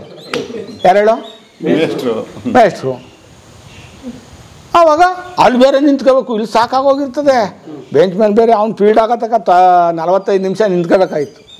ಹಿಂಗೆಲ್ಲ ಅನುಭವಿಸಿ ಕಷ್ಟ ಬಿದ್ದು 10ನೇ ಕ್ಲಾಸ್ ಬಿಟ್ಟೆ ನಾನು. ಆಮೇಲೆ ಇವರು 3 ಮುಟ್ಟೆ 12 ಎಕರೆಗೆ 3 ಮುಟ್ಟೆ ಬೆಳೆಯೋರಪ್ಪ. 12 ಎಕರೆಗೆ 12 ಎಕರೆ 3 ಮುಟ್ಟೆ ಆಗೋದು ಕಷ್ಟ. ಏನು ಭತ್ತ? ರಾಗಿನೇ. ನಾನು ಎದ್ಮೇಲೆ ಬೆಳೆ ಬೆಳೆದಿದ್ದು ಬಿಡಿ, ಅವ್ರು ಎಲ್ಲಿ ಬೆಳೆದ್ರು. ಆಮೇಲೆ ಸ್ಕೂಲ್ ಬಿಟ್ಬಿಟ್ಟು ನಾನು ಯಾವಾಗಲೂ ದನ ಹಿಡ್ಕೊಂಡೇ ಇರುವೆ. ಈ ಕಡೆಯಿಂದ ಉತ್ಕೊಂಡು ಹೋಗೋದು, ಆ ಕಡೆಯಿಂದ ಅಲ್ಲಿ ಬಡ್ಕೊಂಬರೋದು. ಆಗ್ತದೆ ನೋಡಪ್ಪ ಏಕಲ್ಲು ಮೆದೆನ ಬಾಹುಬಲಿ. ಆಮೇಲೆ ಹಂಗೆ ಇಂಪ್ರೂವ್ ಆಯ್ತು ವ್ಯವಸಾಯ. ಅವಾಗ ಎಷ್ಟು ಬಂತು? ನಾನು ಬೆಳೆದೆ 25 ಮುಟ್ಟೆ 30 ಮುಟ್ಟೆ ಬೆಳೆದೆ ನಾನು. ಎಕರೆ ಅಲ್ಲ, ಇಷ್ಟಕ್ಕೆಲ್ಲ ಬೌಂಡ್ರಿಗೆ. ಆಮೇಲೆ ಕಟ್ಟಾಯ್ತಲ್ಲ, ಆಮೇಲೆ ನಾನು ಒಂದು ಎಕರೆಗೆ 25 ಚೀಲ ತಗೊಂಡು ಬೆಳೆದಿದ್ದೀನಿ ಭತ್ತನ. ಎಕರೆ 25 ಚೀಲ ಬೆಳೆದಿದ್ದೀನಿ ನಾನು. ಆಗ ನಾವು ಸುಮ್ಕೆ ಇಲ್ಲಿ ಊಟ ಮಾಡೋದು ಕಷ್ಟ ಆಗಿರೋದು. ಊಟ ಮಾಡಿಬಿಟ್ಟು ಅಂದ್ರೆ ಅಲ್ಲಿ ನಿಂತಿರುವ ಅಲ್ಲಿ ಕೆಲಸಕ್ಕೆ ಗೌಡ್ರೆ ಇದೆಲ್ಲ ಇವರೆಲ್ಲ ಬಂದು ಹಿಂಗೆ ಕೂತ್ಕೊಂಡವ್ರ. ನೆಕ್ಸ್ಟ್ ಏನು ಮಾಡಿ ಅಂತಂದ್ರೆ ಆ ತೆಂಗು ಅಡಿಕೆ 2 ಹಾಕೊಂಡು ನೋಡ್ಕೊಂಡು ಹೋಗಿ ಅದು ಮಾಡ್ತಾ ಇರೋದು. ನಮ್ಮ ಮಾವ್ರ ಮನೇಲಿ ಇದೇ ತರ ತುಂಬಾ ತೊಂದರೆ ಪಡ್ತೀರಿ. ಕಬ್ಬು ಹಾಕೊಂಡು ಇದು ಮಾಡ್ತೀರಿ, ಲಾಭ ಬರ್ತದೆ ಅಂತ. ಅದು ಲಾಸೆ. ಆಮೇಲೆ ಪೂರ್ತ ಕಬ್ಬ ಇದಾಕ್ಬಿಟ್ರು, ಅದು ತೆಂಗು ಸುಮ್ಮನೆ ಉದುರ್ತಾ 3 ತಿಂಗಳು ಆಗ್ತೀವಿ, ಸುಮ್ಮನೆ ಉದುರ್ತಾ ಕಾಂಪೌಂಡ್ ಮಾಡ್ಬಿಟ್ಟು ಕಿತ್ತೆಲ್ಲ ಒಂಥರ ಬಿಸಾಕಲ್ಲ. ಕೆಲಸ ಇಲ್ಲ, ಆರಾಮಾಗಿ ಇದು ಮಾಡ್ಬೋದು. ಹೌದು, ಮಧ್ಯೆ ಬೇಕಾದ್ರೆ ಏನಾರು ಹಾಕೊಂಡ್ರೆ ಆಯ್ತು. ಮಧ್ಯೆ ಎಲ್ಲ ನಾವು ಇವಾಗ ತೆಂಗು ಹಾಕ್ಬಿಟ್ಟು ಮಧ್ಯದಲ್ಲೆಲ್ಲ ಅಲ್ಲಿ 2 ಅಡಿಕೆ ಗಿಡ ಹಾಕ್ತಾ ಇದ್ವಿ. ಹೌದು, ಬೆಸ್ಟ್. ಅದು ಕೆಲಸ ಕಡಿಮೆ, ಸುಮ್ ಬರ್ತಾನೆ ಇರ್ತದೆ ರೆವಿನ್ಯೂ. ಇನ್ಮೇಲೆ ನಮಗೆ ಇಂಟ್ರೆಸ್ಟ್ ಚೆನ್ನಾಗಿ ಆಗ್ತದೆ. ಗೊಬ್ಬರ ಅದು ಇದು ಗದ್ದೆ ನಾಟಿ ಮಾಡು, ಹೊಲ ನಾಟಿ ಮಾಡೋರು ರೇಬಲ್ ಕೊಡಕ್ಕಾಗಲ್ಲ. ನಮಗೆ ದನಿನ ಗೊಬ್ಬರ 4,500 ಒಂದು ಲೋಡು. ಏನ್ರಿ, ನಾವೇ 3 ಸೀಮೆಸ ಕಟ್ಕೊಂಡು ಅದು ಜೋಳ ಚೆಲ್ಕೊಂಡಿದ್ರೆ ಅದೇ 4,500 ರೂಪಾಯಿ ಉಳ್ಕೊಂತದಲ್ಲಿ. ಸರಿ, ನಾವು ದನಾತಿಗೆ ಅಂತ ಗೊಬ್ಬರ ಇವತ್ತಿಲ್ಲ. ಸಾಕೊಂಡ್ರೆ ಸಮೃದ್ಧವಾಗಿ ದನ ತಿಂತ ಇರೋದು ಹಿಂಡಿ ಬೂಸ ಇವತ್ತು. ಆ ರುಚಿಗೆ ಅಲ್ಲಿ ತಿಂತಾವ ಬರೋದು ಗೊಬ್ಬರಕ್ಕೆ. ಹಿಂಡಿ ಬೂಸ ಸಗಣಿ ಆಗುತ್ತೆ, ಅದಕ್ಕೆ ಇರುವೆ ಬರುತ್ತೆ. ಮೊದಲು ಹುಲ್ ತಿಂತ ಇರುವಾಗ ಏನಾಗ್ತಿರ್ಲಿಲ್ಲ. ಗೊಬ್ಬರ ಹೆಂಗಿರೋದು, ಬೆಳೆ ಹೆಂಗ ಸಿಗಿರ್ತದಲ್ಲ ಸಾ, ಅದು ಇನ್ನು ಅದು ತಿಂದಿದ್ದು ಎಲ್ಲ ಎಳ್ಕೊಂಬಿಟ್ಟಿರ್ತದ. ಇನ್ನೂ ಒಂಚೂರು ಇರ್ತದಲ್ಲ, ನಾಯಿ ತಿಂತಾವ ಅದನ್ನ. ನಾಯಿ ಯಾವ್ದು ಹಸಿ ಸಗಣಿನ? ಸ್ವೀಟ್ ಇರುತ್ತಲ್ಲ. ಹೌದು ಸಾ, ಹಾಕಿದೀವಲ್ಲ ಸಿಗಿರ್ತದಲ್ಲ ತಿಂತ ನಾಯಿನು. ಹುಲ್ ತಿಂದ್ರೆ ಆ ಥರ ಸಿಗೋದಿಲ್ಲ. ಅದಕ್ಕೆ ಬೂಸ ಫೀಡ್ಸು 3 ಮಿಕ್ಸ್ ಮಾಡಿರ್ತೀವಿ. ಹಾಲು ಬರ್ಬೇಕಲ್ಲ, ಫೀಡ್ಸು ಕಬ್ಬಿನಾಂಶ ನೋಡು. ಇವನು ಈಗ ಬೂಸ ಏನು ಹೇಳಿದ್ರೆ ಕೆಲಸ ಮಾಡಲ್ಲ, ಏನು ಮಾಡಲ್ಲ. ದರ್ಶನ್ ಯಾವಾಗ ಹಿಂಗೆ ಹಾಕೊಂಡು ಅದು ಯಾವಾಗ ಗಾಡಿಗೆ ಮಾಡೋ ಚಿತ್ರನ ಎಲ್ಲಪ್ಪ ನಿನ್ನ ಗಾಡಿ ಅದೊಂದು ಫೋಟೋ ಹೊಡ್ತಾ ಹಾಕ್ಸಲ್ಲ ಯೂಟ್ಯೂಬ್ಗೆ. ಈ ಇಲ್ಲಿಂದ ಅದೇ ಗಾಡಿ ಒಳಗೆ ಇದು ಕೊಟ್ಟೋಗ್ಬಿಡ್ತಾನೆ ಸಿದ್ಲಘಟ್ಟಕ್ಕೆ. ಶಿಡ್ಲಘಟ್ಟ ಕೋಲಾರ. ಹಾಂ, ಹಾಂ, ಸಿದ್ಲಘಟ್ಟ ಅಲ್ಲಿ ಕೈವಾರ ಆಯ್ತಲ್ಲ, ಕೈವಾರ ತಾತಯ್ಯ. ಹಾಂ, ಅಲ್ಲಿಂದ ಅಲ್ಲಿಗೆ ಒಂದು 6 ಕಿಲೋಮೀಟ್ರು. ಅಲ್ಲಿ ಇವರು ಅಮ್ಮವ್ರವರು ತವ್ರ ಮನೆ, ಅಲ್ಲಿಂದಲೂ ತಂದಿದ್ದೀವಿ ನಾವು. ಚಿಕ್ಕಬಳ್ಳಾಪುರದಿಂದ ತಂದಿದ್ದೀವಿ, ಸಿದ್ಲಘಟ್ಟದಿಂದ ತಂದಿದ್ದೀವಿ. ಓ, ಅಜ್ಜಿ ಮನೆಗೆ ಹೋಯ್ತಾನೆ. ಹಾಂ, ನೆನ್ನೆ ಬಂದಿರೋದು ಇನ್ನೂ ಇವನು. ಆಮೇಲೆ ಈಗ 1 ತಿಂಗಳಾಯ್ತು ಹೋಗಿ, ಈಗ ಹೋಗಕ್ಕೆ ರೆಡಿ ಅವನು. ಈಗ ಅಲ್ಲಿ ಅವನಿಗೆ ಒಂದು ಮದುವೆ ಮಾಡ್ಬಿಟ್ರೆ ನಾವು ಆಮೇಲೆ ಎಲ್ಲೂ ಹೋಗಲ್ಲ. ಅದಕ್ಕೆ ನಾವು ಟ್ರೈ ಮಾಡ್ತಾ ಇರೋದು. ಡೇಟಿಂಗ್ ಎಲ್ಲ ಡೇಟ್ ಇಕ್ಕೊಂಡ್ ಬಂದವನ ಏನೋ ಗೊತ್ತಿಲ್ಲ. ರೈತರ ಕೆಲಸ ಭಾಳ ಕಷ್ಟ. ಯೂಟ್ಯೂಬ್ನಲ್ಲಿ ಅಲ್ಲಿ ಎಲ್ಲ ಇದು ಮಾಡವ್ರೆ. ಇವನ್ನೆಲ್ಲ ಮೊಬೈಲಲ್ಲಿ ಐತೆ ತೋರ್ಸೋ ಅವ್ರಿಗೆ. ಯೂಟ್ಯೂಬಲ್ಲಿ ಒಟ್ಟಾಗಿ ರೈತರು ಭಾಳ ಕಷ್ಟ ಇದೆ. ವ್ಯವಸಾಯ ಬೇಡ, ವ್ಯವಸಾಯ ನೀರ್ ಸಹಾಯ ಅಂತ. ನಾವು ಮನೆ ಮಕ್ಕಳೆಲ್ಲ ಸಹಾಯ, ನೀನು ಸಹಾಯ ಅಲ್ಲ, ಮನೆ ಮಕ್ಕಳೆಲ್ಲ ಸಹಾಯ. ಅವ್ರು ಪರವಾಗಿಲ್ವಾ ದೊಡ್ಡ ಮನೆಯವ್ರಿಗೆ? ಅವರು ವ್ಯವಸಾಯ ಮಾಡಲ್ಲ. ಅವ್ರು ನೋಡಿ ಅವ್ರ ಅಪ್ಪನನ್ನೇ 12 ಎಕರೆಗೂ ಮಾವಿನ ಗಿಡ ಕಟ್ಬಿಟ್ಟಿದ್ರು. ಮಾವು ವರ್ಷಕ್ಕೊಂದ್ಸಲ ಬೆಳೆ ಬರ್ತದೆ. ಆಯ್ತು, ಎಲ್ಲ ಕಿಲ್ಸಾಕ್ಬಿಟ್ಟ. ವಾ, ಅದಕ್ಕೆ ಯಾರು ಕೇಳೋರಿಲ್ವಲ್ಲ 3 ವರ್ಷದಿಂದ. ಈ ವರ್ಷ ಇದ್ದಿರೋದು ಎಲ್ಲ ಕಿಲ್ಸಾಕ್ಬಿಟ್ಟು ಅಡಿಕೆ ಗಿಡ ಹಾಕೋನೆ ಒಳ್ಳೆ ಚೆನ್ನಾಗೈತೆ. ಅದೇ ತೆಂಗು ಅಡಿಕೆ ಹಾಕೊಳ್ಳಿ. ಅಡಿಕೆ ಗಿಡ ಹಾಕೋರೆ ಚೆನ್ನಾಗೋದು ಗಿಡ. ಅವನು ಆಳುಗಳ ಕೈಲಿ ಮಾಡಿಸ್ಬೇಕು. ನಾವು ಕಷ್ಟಪಡ್ತೀವಿ, ಅವನ ಕೈಲಿ ಅವನೊಬ್ಬ ಏನು ಮಣ್ಣು ಕೈ ಇಡಲ್ಲ. ಮಾಡ್ತಾನೆ ಅವನು. ಗೊಬ್ಬರ ಪಗಳ ಬುದ್ಧಿವಂತ. ಅವ್ರಿಗೆ ಏಜು ನನಗಿನ್ನ ಒಂದು 5-6 ವರ್ಷ ದೊಡ್ಡವ್ರು ಅಷ್ಟೇ. 60-65 ಆಗಿದೆಯಾ? 60 ಮೇಲಾಗದಷ್ಟೇ. ನಂಗೆ 56 ವರ್ಷ, ಅವ್ರಿಗೆ ಒಂದು 66 ವರ್ಷ, 5 ವರ್ಷ ದೊಡ್ಡವ್ರು ಅಷ್ಟೇ. ಈಗ ದೊಡ್ಡವ್ರು ಯಾರು ಇಲ್ಲ, ಈಗ ಹಿರೀಕರೇ ಇಲ್ಲ. ನಮ್ಮ ಅಜ್ಜಿ ಇತ್ತು ಚೆನ್ನಮ್ಮಣ್ಣಿ ಅಂತ, ಆ ಅಜ್ಜಿ ಹೇಳೋದು ಎಲ್ಲಿ ಏನು ಎತ್ತ ಅಂತ ಅಲ್ಲ, ಯಾರ್ಯಾರು ಎತ್ತ ಅಂತ ಹೇಳೋದು. ಈ ಅವಾಗ ಕಣಗಳಿಗೆ ಹೋಗಿವು. ಕಣಗಳಿಗೆ ಏನು ಸಹ ಕಣದಲ್ಲಿ ಕುಂತ್ಕೊಳ್ಳೋದು ಆ ಅಜ್ಜಿ. ಅವಾಗ ಕಡ್ರು ಎತ್ಕೊಂಡು ಹೊಟ್ಟೋಗ್ಬಿಡೋರಂತೆ ರಾಶಿನ. ಕಣ ಮಾಡಿಬಿಟ್ಟು ಅಲ್ಲಿ ರಾಶಿ ಹಾಕ್ಬಿಟ್ಟು ಬಂದಿರೋರೆಲ್ಲ ಕಾಯಕ್ಕೆ ಹೋಗ್ಬೇಕಾಯ್ತು. ಅಜ್ಜಿ ನಮ್ಮ ಜೊತೆಲಿ ಬರೋದು. ಏನು ನಡ್ರ ಅಂತ ಕಡ್ಡಿ ಹಿಡ್ಕೊಂಡು ಹೋಗಿ ಕೂತ್ಕೊಂಡೋದು. ಆವಾಗ ಕತೆ ಹೇಳೋದು. ಕತೆ ಅಂತಂದ್ರೆ ಹೇಳೋದು ತಾತ್ತಿರ ಕತೆ. ತಾತ್ತಿರು ಹಿಂಗೆ ಮಾಡಿದ್ರು, ಹಂಗೆ ಮಾಡಿದ್ರು, ಅದನ್ನು ಅಲ್ಲಿತ್ತು ಜಮೀನು, ಇದು ಇಲ್ಲಿತ್ತು ಜಮೀನು, ಹಿಂಗೆಲ್ಲ ಹೋಯ್ತು, ಹಂಗೋಯ್ತು ಅಂತ ಹೇಳೋ ಕತೆ ಹೇಳೋದು ಅಜ್ಜಿ. ಭಾಳ ಜನ ಕೆಂಪೇಗೌಡರು ವಂಶಸ್ಥರು ಅಂತೇಳಿ ಅಲ್ಲಿ ದೊಡ್ಡ ಮನೆಗೆ ಬಂದು ಹೋಗ್ತಾರೆ. ಆದರೆ ನಮ್ಮ ನಾಗಭೂಷಣ್ ಸರ್ ಮತ್ತು ಅವ್ರ ಕುಟುಂಬದವರು ಕೂಡ ಅವ್ರ ವಂಶಸ್ಥರು. ನೋಡಿ, ಇದು ಅವ್ರ ಕುಟುಂಬ. ನಾಗಭೂಷಣ್ ಅವರು, ಸತೀಶು, ಗಿರೀಶು, ಇವ್ರ ಮಕ್ಕಳು, ಇವರು ದೊಡ್ಡ ಚಿಕ್ಕಪ್ಪನ ಮಕ್ಕಳು ಇವರು. ಇವರು ಕೂಡ ಇವರ ಕುಟುಂಬದವರೇ, ಶ್ರಮಜೀವಿಗಳು. ಕೆಂಪಾಪುರ ಎಲ್ಲಿ ಬರುತ್ತೆ ಸರ್? ಕೆಂಪಾಪುರ ಸ್ನೇಹಿತರೆ, ಈಗ ಇಲ್ಲಿ ನೀವು ನೋಡ್ತಾ ಇರೋದು ನಮ್ಮ ಕೆಂಪೇಗೌಡರು, ನಾಡಪ್ರಭು ಕೆಂಪೇಗೌಡರ ಐಕ್ಯವಾದಂಥ ಸ್ಥಳ, ಅವರ ಸಮಾಧಿ ಸ್ಥಳಕ್ಕೆ ಹೋಗುವಂಥ ದಾರಿ, ಅಂದರೆ ಕೆಂಪಾಪುರಕ್ಕೆ ಹೋಗುವಂಥ ದಾರಿ ಸ್ನೇಹಿತರೆ. ನೋಡಿ, ಈ ಕಡೆಯಿಂದ ಬಂದರೆ ಸ್ನೇಹಿತರೆ, ಇದು ಮಾಗಡಿ ಟೌನಿಂದ ಬರುತ್ತೆ ರೋಡು. ಈ ರೋಡ್ ನಾವು ಈ ಕಡೆಯಿಂದ ಬಂದ್ವಿ, ಮಾಗಡಿಯಿಂದ ಬಂದ್ವಿ.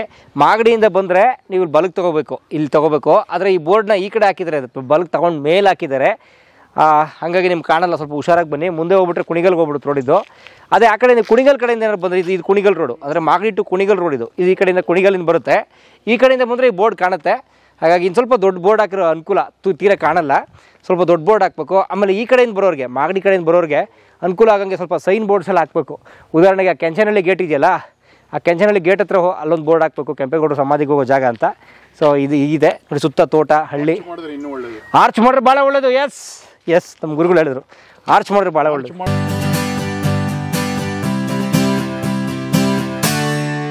ನೋಡಿ, ಬೆಂಗಳೂರನ್ನ ನಿರ್ಮಾಣ ಮಾಡಿರ್ತಕ್ಕಂತಹ ನಿರ್ಮಾಪಕರೇನಿದ್ದಾರೋ, ಬೆಂಗಳೂರು ಕೆಂಪೇಗೌಡರ ಒಂದು ಸಮಾಧಿ. ಇದರಲ್ಲಿ ಹಿರಿಯ ಕೆಂಪೇಗೌಡರು ಅಂತ ಇದೆ. ಎಲ್ಲ ಶಾಸನಗಳಲ್ಲೂ ಕೂಡ ಸಾಮಾನ್ಯವಾಗಿ ಹಿರಿಯ ಕೆಂಪೇಗೌಡ ಅಂತಾನೆ ಇರೋದು. ಇಲ್ಲಿ ಸಾಕಷ್ಟು ಜನ ಇದನ್ನ ಕನ್ಫ್ಯೂಸ್ ಮಾಡ್ಲಿಕ್ಕೆ ಕನ್ಫ್ಯೂಸ್ ಮಾಡ್ತಾರೆ. ಕಾರಣ ಏನು ಅಂತಂದ್ರೆ, ಇಲ್ಲಿರ್ತಕ್ಕಂಥ ಸಮಾಧಿ ಹಿರಿಯ ಕೆಂಪೇಗೌಡರದ ಅಥವಾ ಮಾಗಡಿ ಕೆಂಪೇಗೌಡರದ ಅಂತೇಳಿ. ಸೊ ಮಾಗಡಿ ಕೆಂಪೇಗೌಡರು ಏನಾರು ಆಗಿದ್ದಿದ್ರೆ ಹಿರಿಯ ಇಮ್ಮಡಿ ಕೆಂಪೇಗೌಡ ಅಂತ ಬರಿಬೇಕಾಗಿತ್ತು. ಇಲ್ಲಿ ಏನಾಗಿದೆ ಅಂತಂದ್ರೆ ಹಿರಿಯ ಕೆಂಪೇಗೌಡ ಅಂತ ಅಷ್ಟನೇ ಇರೋದು. ಸೊ ಶಾಸನಗಳಲ್ಲಿ, ಸಾಕಷ್ಟು ಶಾಸನಗಳಲ್ಲಿ ಬೆಂಗಳೂರು ಕೆಂಪೇಗೌಡರನ್ನ ಹಿರಿಯ ಕೆಂಪೇಗೌಡ ಅಂತಾನೆ ಹೇಳಿರೋದು. ಸೊ ಹಿರಿಯ ಕೆಂಪೇಗೌಡರು ಇಲ್ಲಿ ಬಂದು ಹತ್ತಿರದಲ್ಲೇ ಒಂದು ಜಾಗ ಇದೆ, ಅದನ್ನ ತೋರ್ಸೋಣ. ಕೆರೆ ಹತ್ತಿರದಲ್ಲೇನೆ. ಸೊ ಅಲ್ಲಿ ಕುಣಿಗಲ್ನಿಂದ ಬಂದು ಜಗಳವನ್ನ ಮಾಡಿ, ಅಂತಂದ್ರೆ ನಾವು ಏನು ಬ್ಯಾಟ್ಲ್ ಅಂತ ಕರಿತೀವೋ ಅಥವಾ ಕದನ ಅಂತ ಕರಿತೀವೋ, ಕದನ ಅನ್ನೋಕ್ಕೆ ಜಗಳ ಅಂತ ಹೇಳ್ತಾರೆ. ಸೊ ಕದನವನ್ನ ಮಾಡಿ ಐಕ್ಯದಾದಂತಹ ಒಂದು ಸ್ಥಳ ಅಂತ ಕರೀತಾರೆ. ಬಹುಶಃ ಅಲ್ಲೊಂದು ಕೆರೆ ಇದೆ, ನಿಮ್ಗೆ ತೋರಿಸ್ತೀನಿ. ಆ ಸ್ಥಳದಲ್ಲಿ ಅವರು ದೈವಾಧೀನರಾಗಿದ್ರು. ಇಲ್ಲಿ ಬಂದು ಸಮಾಧಿಯನ್ನ ಮಾಡಿದ್ರೆ ಅಂತ ಆಗ್ತದೆ. ಎಷ್ಟೋ ಇದು ಸಮಾಧಿ ಇಷ್ಟು ವರ್ಷ ಆದ್ರೂ ಕೂಡ ಇದು ಮುಳ್ಳುಗಂಟಿಯೆಲ್ಲ ಬೆಳ್ಕೊಂಬಿಟ್ಟು ಅದೇನು ಅಂತಾನೆ ಗೊತ್ತಾಗಿರ್ಲಿಲ್ಲ. ಅದನ್ನ ಸುತ್ತಮುತ್ತ ಸೊ ಹೀಗಾಗಿ ಆಮೇಲೆ ಇಲ್ಲೇ ನೋಡಿ ಮನೆಯೆಲ್ಲ ಕಟ್ಕೊಂಡು, ಸುತ್ತಮುತ್ತ ಮನೆಯೆಲ್ಲ ಕಟ್ಕೊಂಡು ಊರೇ ಇದೆ. ಸೊ ಇಲ್ಲಿರ್ತಕ್ಕಂಥ ಸುತ್ತಮುತ್ತ ಇರ್ತಕ್ಕಂಥ ಯುವಕರೆಲ್ಲ ಸೇರ್ಕೊಂಡು ಅಲ್ಲಿರ್ತಕ್ಕಂಥ ಬೇಲಿನೆಲ್ಲ ಕಟ್ಟು ಮಾಡಿ ಇದೊಂದು ಸಮಾಧಿ ಇದೆ ಅಂತ ಗೊತ್ತಾದಾಗ ಅಲ್ಲಿ ಹಿರಿಯ ಕೆಂಪೇಗೌಡ ಅಂತ ಇರೋದು ನೋಡಿ ಎಲ್ಲ ಆಶ್ಚರ್ಯ ಆಯಿತು. ಆವಾಗ ಬೆಳಕಿಗೆ ಬಂತು. ಅಲ್ಲಿವರೆಗೂ ಇದೊಂದು ಸಮಾಧಿ ಇರೋದು ಬೆಳಕಿಗೆ ಬಂದಿರಲಿಲ್ಲ ಅಂತ ಗೊತ್ತಾಗ್ತದೆ. ಹೀಗಾಗಿ ಸಮಾಧಿ ಬಗ್ಗೆನೂ ಅಷ್ಟೇ ಕೆಂಪೇಗೌಡ ಪ್ರಾಧಿಕಾರ ಅಂತಿದೆ. ಪ್ರಾಧಿಕಾರದವರು ಕೂಡ ಒಳ್ಳೆ ಕೆಲಸವನ್ನು ಮಾಡ್ತಿದ್ದಾರೆ. ಸೊ ಹೀಗಾಗಿ ಈ ಪ್ರದೇಶದಲ್ಲಿ ಅಭಿವೃದ್ಧಿಯನ್ನು ಮಾಡುವಂಥ ಉದ್ದೇಶ ಆಗಿದೆ ಅಂತಕ್ಕಂಥ ಗೊತ್ತಾಗ್ತದೆ. ಎಸ್, ಬನ್ನಿ ಸ್ನೇಹಿತರೆ, ಹೆವಿ ಮಳೆ ಬಂದ್ಬಿಡ್ತು ಕೆಂಪೇಗೌಡರ ವಿಷಯ ಶುರು ಮಾಡಿದ ತಕ್ಷಣ. ಬನ್ನಿ ನಾವು ಒಂದು 2 ನಿಮಿಷ ಮಂಟಪಕ್ಕೆ ಹೋಗೋಣ, ಅನಂತರ ಮಳೆ ನಿಲ್ಸ್ಮೇಲೆ ಶುರು ಮಾಡೋಣ. ಅಜಯ್ ನಮಸ್ತೆ. ಯಾರ ಸಮಾಧಿ ಇದು? ಕೆಂಪೇಗೌಡರದು. ಅಡಿಲಿ ಓದಿ ಸರ್. ಹಿರಿಯ ಕೆಂಪೇಗೌಡರು ಗೌಡಯ್ಯನವರು ಇದರಲ್ಲಿ ಕುಣಿಗಲಿನಿಂದ ಬಂದು ಜಗಳವನ್ನು ಅಂತಿದೆ ನೋಡಿ, ಜಗಳವನ್ನು ಮಾಡಿ ಐಕ್ಯವಾದ ಸ್ಥಳ. ಸರ್ ಇದು ಹಳೆ ಬರಹನ ಹೊಸದಾಗಿ ಬರ್ತಿರೋದು? ಹಳೇದೆ. ಸಮಾಧಿ ಮಾಡಿದಾಗಲೇ ಅದೇನು 16ನೇ ಶತಮಾನದ್ದು. ಓದ್ಬೋದು. ಓಕೆ 16ನೇ ಶತಮಾನದ ಒಂದು ಕನ್ನಡ ಏನಿದೆಯೋ ಅದೆಲ್ಲ ಓದ್ಬೋದು. ಅಂದ್ರೆ 16ನೇ ಶತಮಾನದಲ್ಲಿ ಈ ಕನ್ನಡ ಇತ್ತು, ಈ ಥರ ಇತ್ತು. ಎಷ್ಟೋ ಡೆವಲಪ್ ಆಗಿತ್ತು. ಹಿಂದಿನ ಕಾಲದೆಲ್ಲ ಕಂಪೇರ್ ಮಾಡಿದ್ರೆ ಡೆವಲಪ್ ಆಗಿತ್ತು ಅಂತ ಗೊತ್ತಾಗ್ತದೆ. ವೇಳಿಗಳು, ಸೊ ಅಲ್ಲಿರ್ತಕ್ಕಂಥದ್ದನ್ನು ನೋಡಿದಾಗ ಆಗಿನ ಕಾಲದ್ದು ಒಂದು ಆರ್ಕಿಟೆಕ್ಚರ್ ಅಂತ ಗೊತ್ತಾಗ್ತದೆ. ಅವತ್ತಿನ ವಾಸ್ತುಶಿಲ್ಪ ಗೊತ್ತಾಗ್ತದೆ. ಹೌದು.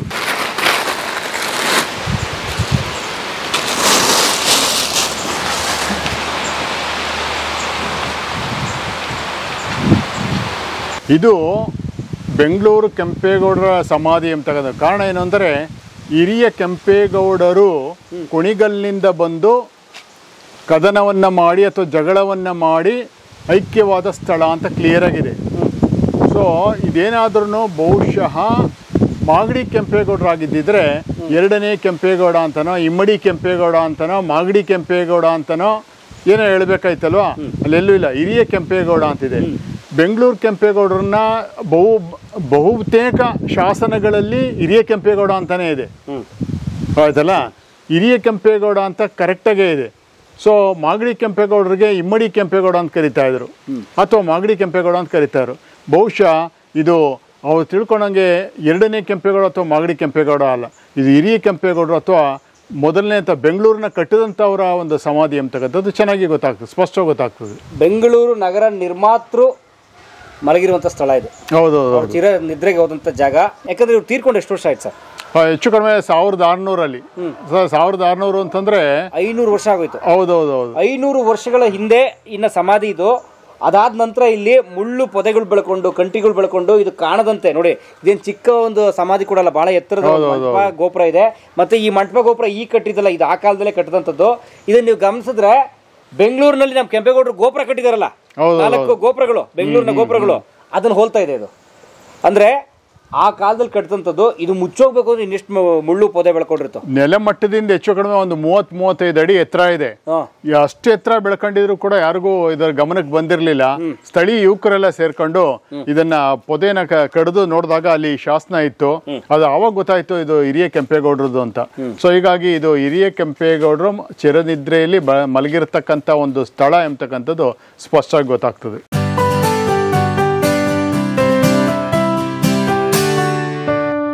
ಅಲ್ಲಿ ಬೆಂಗಳೂರಿನಲ್ಲಿ ತಿಗಳರು ಇರ್ಬೋದು, ಕುಂಬಾರ ಇರ್ಬೋದು, ಕುರುಬರಿ ಇರ್ಬೋದು, ಪ್ರತಿಯೊಬ್ಬರಿಗೂ ಕೂಡ ಬೇರೆ ಬೇರೆ ಜಾತಿಯ ಧರ್ಮದ ಬೇರೆ ಬೇರೆ ವ್ಯಾಪಾರ ವಹಿವಾಟನ್ನು ಮಾಡ್ತಕ್ಕಂಥ ಎಲ್ಲ ಸಕಲ ಜಾತಿಯವ್ರಿಗೂ ಕೂಡ ಅವಕಾಶವನ್ನು ಮಾಡಿಕೊಟ್ರು. ಆ ನಗರದಲ್ಲಿ ತಾವು ನವನಿರ್ಮಾಣ ಮಾಡಿರ್ತಕ್ಕಂಥ ಒಂದು ನಗರದಲ್ಲಿ ಪ್ರತಿಯೊಂದು ಬೀದಿಗಳಿಗೂ ಕೂಡ ಅವಕಾಶವನ್ನು ಮಾಡಿಕೊಟ್ಟಿದ್ರೆ ಅಂತ ಆಗ್ತದೆ. ನಿಜಕ್ಕೂ ಧರ್ಮಬೀರು, ಧರ್ಮದೊರೆ ಅಥವಾ ಎಲ್ಲ ಜಾತಿಯವರು ಸೇರಿಸ್ಕೊತಕ್ಕಂತಹ, ನಡ್ಸ್ಕೊಳ್ತಕ್ಕಂತಹ ಅವರನ್ನು ಒಳ್ಳೆ ರೀತಿಯಲ್ಲಿ ನಡೆಸ್ಕೊಂಡಕ್ಕಂಥ ಒಬ್ಬ ದೊರೆ ಆಗಿರೋದ್ರಿಂದ ಅವ್ರಿಗೂ ದೇವ್ರಿಗೂ ಏನೋ ವ್ಯತ್ಯಾಸ ಇಲ್ಲ ಅಂತಕ್ಕಂಥದ್ದು ಸ್ಪಷ್ಟವಾಗಿ ಗೊತ್ತಾಗ್ತದೆ. ಹೀಗಾಗಿ ಜಾತ್ಯತೀತ ದೊರೆ ಅಂತಂದರೆ ತಪ್ಪಾಗೋದು. ನಿಜಕ್ಕೂ ಜಾತ್ಯತೀತ ದೊರೆ ಹಾಗೂ ಧರ್ಮಬೀರು ಆಗಿರ್ತಕ್ಕಂಥ ದೊರೆ ಕೆಂಪೇಗೌಡರು ಅಂತಕ್ಕಂಥದ್ದು ಇದರಿಂದ ಸ್ಪಷ್ಟವಾಗಿ ಗೊತ್ತಾಗ್ತದೆ. ಸರ್, ಈ ಕೆಂಪೇಗೌಡರು ಆ ಕಾಲದಲ್ಲಿ ಬಹಳ ಒಂದು ರೀತಿ ವೈಜ್ಞಾನಿಕವಾಗಿ ಯೋಚಿಸಿದ್ರು, ಅನೇಕ ಕೆರೆಗಳನ್ನ ನಿರ್ಮಿಸಿದ್ರು ಅಂತಾರಲ್ಲ, ಅದೆಲ್ಲ ಏನು ಸರ್, ಅಂದರೆ ಏನಾದ್ರ ಹಿನ್ನೆಲೆ?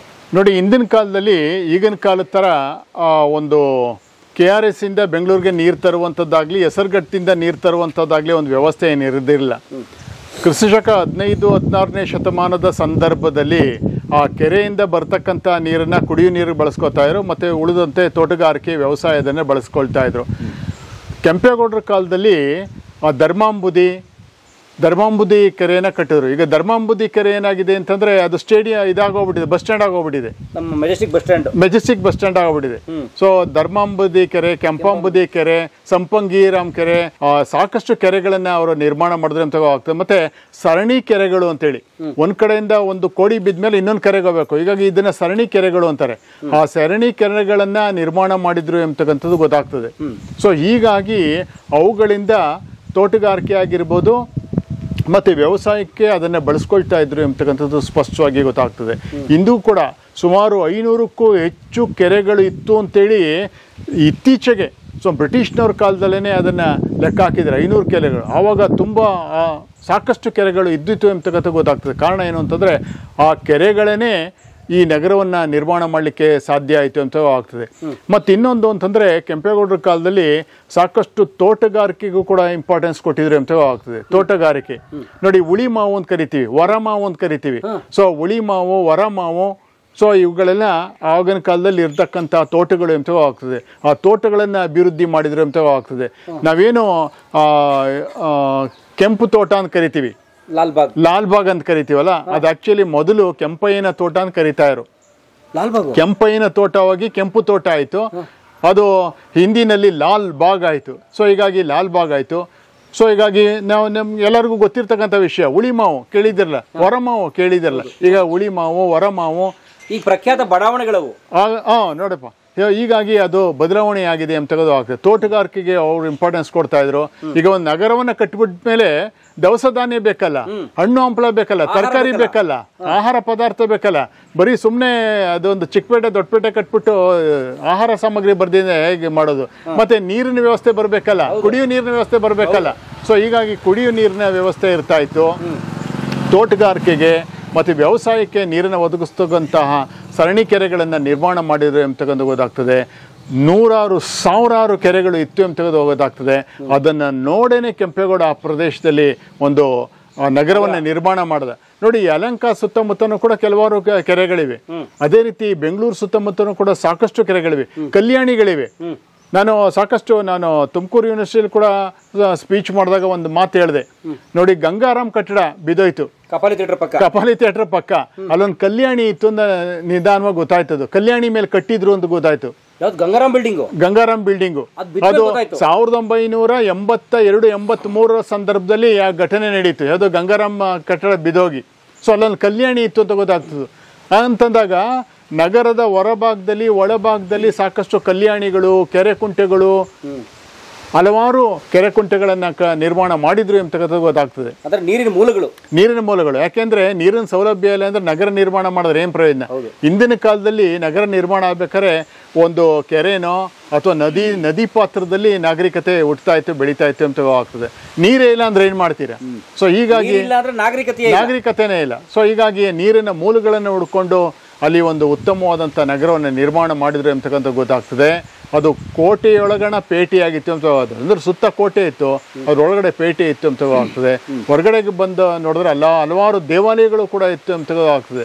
ಅಂದ್ರೆ ಧಾರ್ಮಿಕವಾಗಿಯೂ ಕೂಡ ಇವರು ಬೆಳವಣಿಗೆ ಆಗಿದ್ರು ಅಥವಾ ಅನುಕೂಲವನ್ನು ಮಾಡಿಕೊಟ್ಟಿದ್ರು ಅಂತಕ್ಕಂಥದ್ದು ಗೊತ್ತಾಗ್ತದೆ. ಸೊ ಗವಿ ಗಂಗಾಧರೇಶ್ವರ ದೇವಾಲಯ ಇದೆಯಾ, ಗವಿ ಗಂಗಾಧರೇಶ್ವರ ದೇವಾಲಯ ಆಗಿದ್ದಿರ್ಬೋದು. ದೊಡ್ಡ ಬಸವಣ್ಣ ಅಂತೇಳಿ ನಾವು ಏನು ಗುಡಿ ಅಂತ ಕರಿತೀವಲ್ಲ, ಬುಲ್ ಟೆಂಪಲ್ ಅಂತ ಕರಿತೀವಲ್ಲ, ಇಂಗ್ಲಿಷ್ನಲ್ಲಿ ಬುಲ್ ಟೆಂಪಲ್ ಆಗೋಯ್ತು. ಬಸವಣ್ಣನ ಗುಡಿ ಆಗಿದ್ದಿರ್ಬೋದು, ಮತ್ತೆ ಹಲಸೂರು ಸೋಮೇಶ್ವರ ದೇವಾಲಯ ಇರ್ಬೋದು, ಜಲಕಂಠೇಶ್ವರ ದೇವಾಲಯ ಆಗಿರ್ಬೋದು. ಸೊ ಕೋಟೆಯೊಳಗಡೆ ಪೇಟೆ ಒಳಗಡೆ ಸಾಕಷ್ಟು ದೇವಾಲಯಗಳನ್ನು, ಕಲ್ಯಾಣಿಗಳನ್ನು, ಕೆರೆಗಳನ್ನು ಸಾಕಷ್ಟು ಕಟ್ಟಿಸಿದ್ರು ಅಂತಕ್ಕಂಥ ಗೊತ್ತಾಗ್ತದೆ. ಸೊ ಕೇರ್ ಮಾರ್ಕೆಟ್ ಇದೆಯಲ್ಲ, ಹೌದು, ಅದನ್ನು ಸಿದ್ದಿಕಟ್ಟೆ ಅಂತ ಕರೀತಾ ಇದ್ರು. ಸಿದ್ದಿ ಅಥವಾ ಸಿದ್ದಮ್ಮ ಎಂಬತಕ್ಕಂಥವ್ರು ಕೆಂಪೇಗೌಡರ ವಂಶಸ್ಥರು ಅಂತ ಆಗ್ತದೆ. ಅದನ್ನು ಸಿದ್ದಿಕಟ್ಟೆ ಅಂತ ಕರೀತಾರೆ. ಸಿದ್ದಿಕಟ್ಟೆ ಹೋಗಿ ಸಿಟಿ ಮಾರ್ಕೆಟ್ ಆಗೋಗ್ಬಿಟ್ಟಿದೆ. ಸೊ ಹೀಗಾಗಿ ಎಲ್ಲಿ ನೋಡಿದ್ರು ಕೂಡ ಕೆರೆ ಕುಂಟೆಗಳು ಇತ್ತು ಎಂಬತಕ್ಕಂಥದ್ದು ಗೊತ್ತಾಗ್ತದೆ. ಅದನ್ನು ನವ ನಿರ್ಮಾಣವನ್ನು ಮಾಡಿದ್ರು ಅಂತ ಗೊತ್ತಾಗ್ತದೆ. ಆಮೇಲೆ ಆವಾಗಿನ ಕಾಲದಲ್ಲಿ ಕೆರೆ ಕುಂಟೆ ಕಲ್ಯಾಣಿಗಳನ್ನು ಕಟ್ಟಿಸ್ಲಿಕ್ಕೆ ಸಾಕಷ್ಟು ಹಣ ವ್ಯಯ ಆಗ್ತಾ ಇತ್ತು. ಅಷ್ಟೊಂದು ಹಣವನ್ನು ವ್ಯಯ ಮಾಡ್ತಾ ಇದ್ರು ಅಂತ ಆಗ್ತದೆ. ಕಾರಣ ಎಂದರೆ ವಾಟರ್ ಸೋರ್ಸ್ ಬೇಕು ಆಯ್ತಲ್ಲ, ನೀರಿನ ಅವಲಂಬ ಆಗಿದ್ರು. ಸೊ ಅದೊಂದು ಜೀವ ಜಲ, ಅದು ಜೀವ ಜಲನೇ ಇಲ್ಲದಿದ್ರೆ ನಗರ ಕಟ್ಟೇನು ಪ್ರಯೋಜನ ಆಗ್ತದೆ. ಸೊ ಹೀಗಾಗಿ ಜೀವ ಜಲವನ್ನು ಅವರು ವ್ಯವಸ್ಥೆಯನ್ನು ಮಾಡ್ಕೊಂಡಿದ್ರು ಅಂತಕ್ಕಂಥ ಗೊತ್ತಾಗ್ತದೆ. ಬಹಳ ಮುಖ್ಯವಾಗಿ ಅವುಗಳಿಗೆಲ್ಲ ನೀವು ಹೇಳಿದಾಗೆ ಲಿಂಕಿಂಗ್ ಇತ್ತು ಅಂತ ನೋಡಿ. ಹೌದು, ಸರಣಿ ಕೆರೆಗಳು. ಹೌದೌದು, ತುಂಬಿದ ಮೇಲೆ ಮತ್ತೊಂದಕ್ಕೆ ಹೋಗ್ಬೇಕು ಅದು. ಸೊ ಹೀಗಾಗಿ ಆ ಥರದ್ದು ಇಲ್ಲ ಅಂತಂದ್ರೆ ಏನಾಗುತ್ತೆ ಅಂತಂದ್ರೆ ಅಷ್ಟಕ್ಕೆ ಮಾತ್ರ ಸೀಮಿತ ಆಗ್ತದೆ, ಬೇರೆ ಕೆರೆಗಳೆಲ್ಲ ಒಣಗೋಗ್ಬಿಡ್ತದೆ. ಸೊ ಹೀಗಾಗಿ ಸರಣಿ ಕೆರೆಗಳ ಒಂದು ವ್ಯವಸ್ಥೆಯನ್ನ ಆಗಿನ ಕಾಲದಲ್ಲಿ ಮಾಡ್ಕೊಂಡಿದ್ರು ಅಂತಕ್ಕಂಥದ್ದು ಗೊತ್ತಾಗ್ತದೆ. ಸರ್, ಹಾಗಾದ್ರೆ ಈ 4 ಗೋಪುರಗಳ ಕಥೆ ಏನು ಸರ್? ನೋಡಿ, 4 ಗೋಪುರಗಳನ್ನು ಬೆಂಗಳೂರು ಕೆಂಪೇಗೌಡರು ನಿರ್ಮಿಸಿಲ್ಲ ಅಂತನೋ, 2ನೇ ಕೆಂಪೇಗೌಡ ಅಥವಾ ಮಾಗಡಿ ಕೆಂಪೇಗೌಡರು ಅಧಿಕಾರದ ಸಮಯದಲ್ಲಿ ಗೋಪುರಗಳನ್ನು ನಿರ್ಮಾಣ ಮಾಡಿದ್ರು ಅಂತಕ್ಕಂಥ ಗೊತ್ತಾಗ್ತದೆ.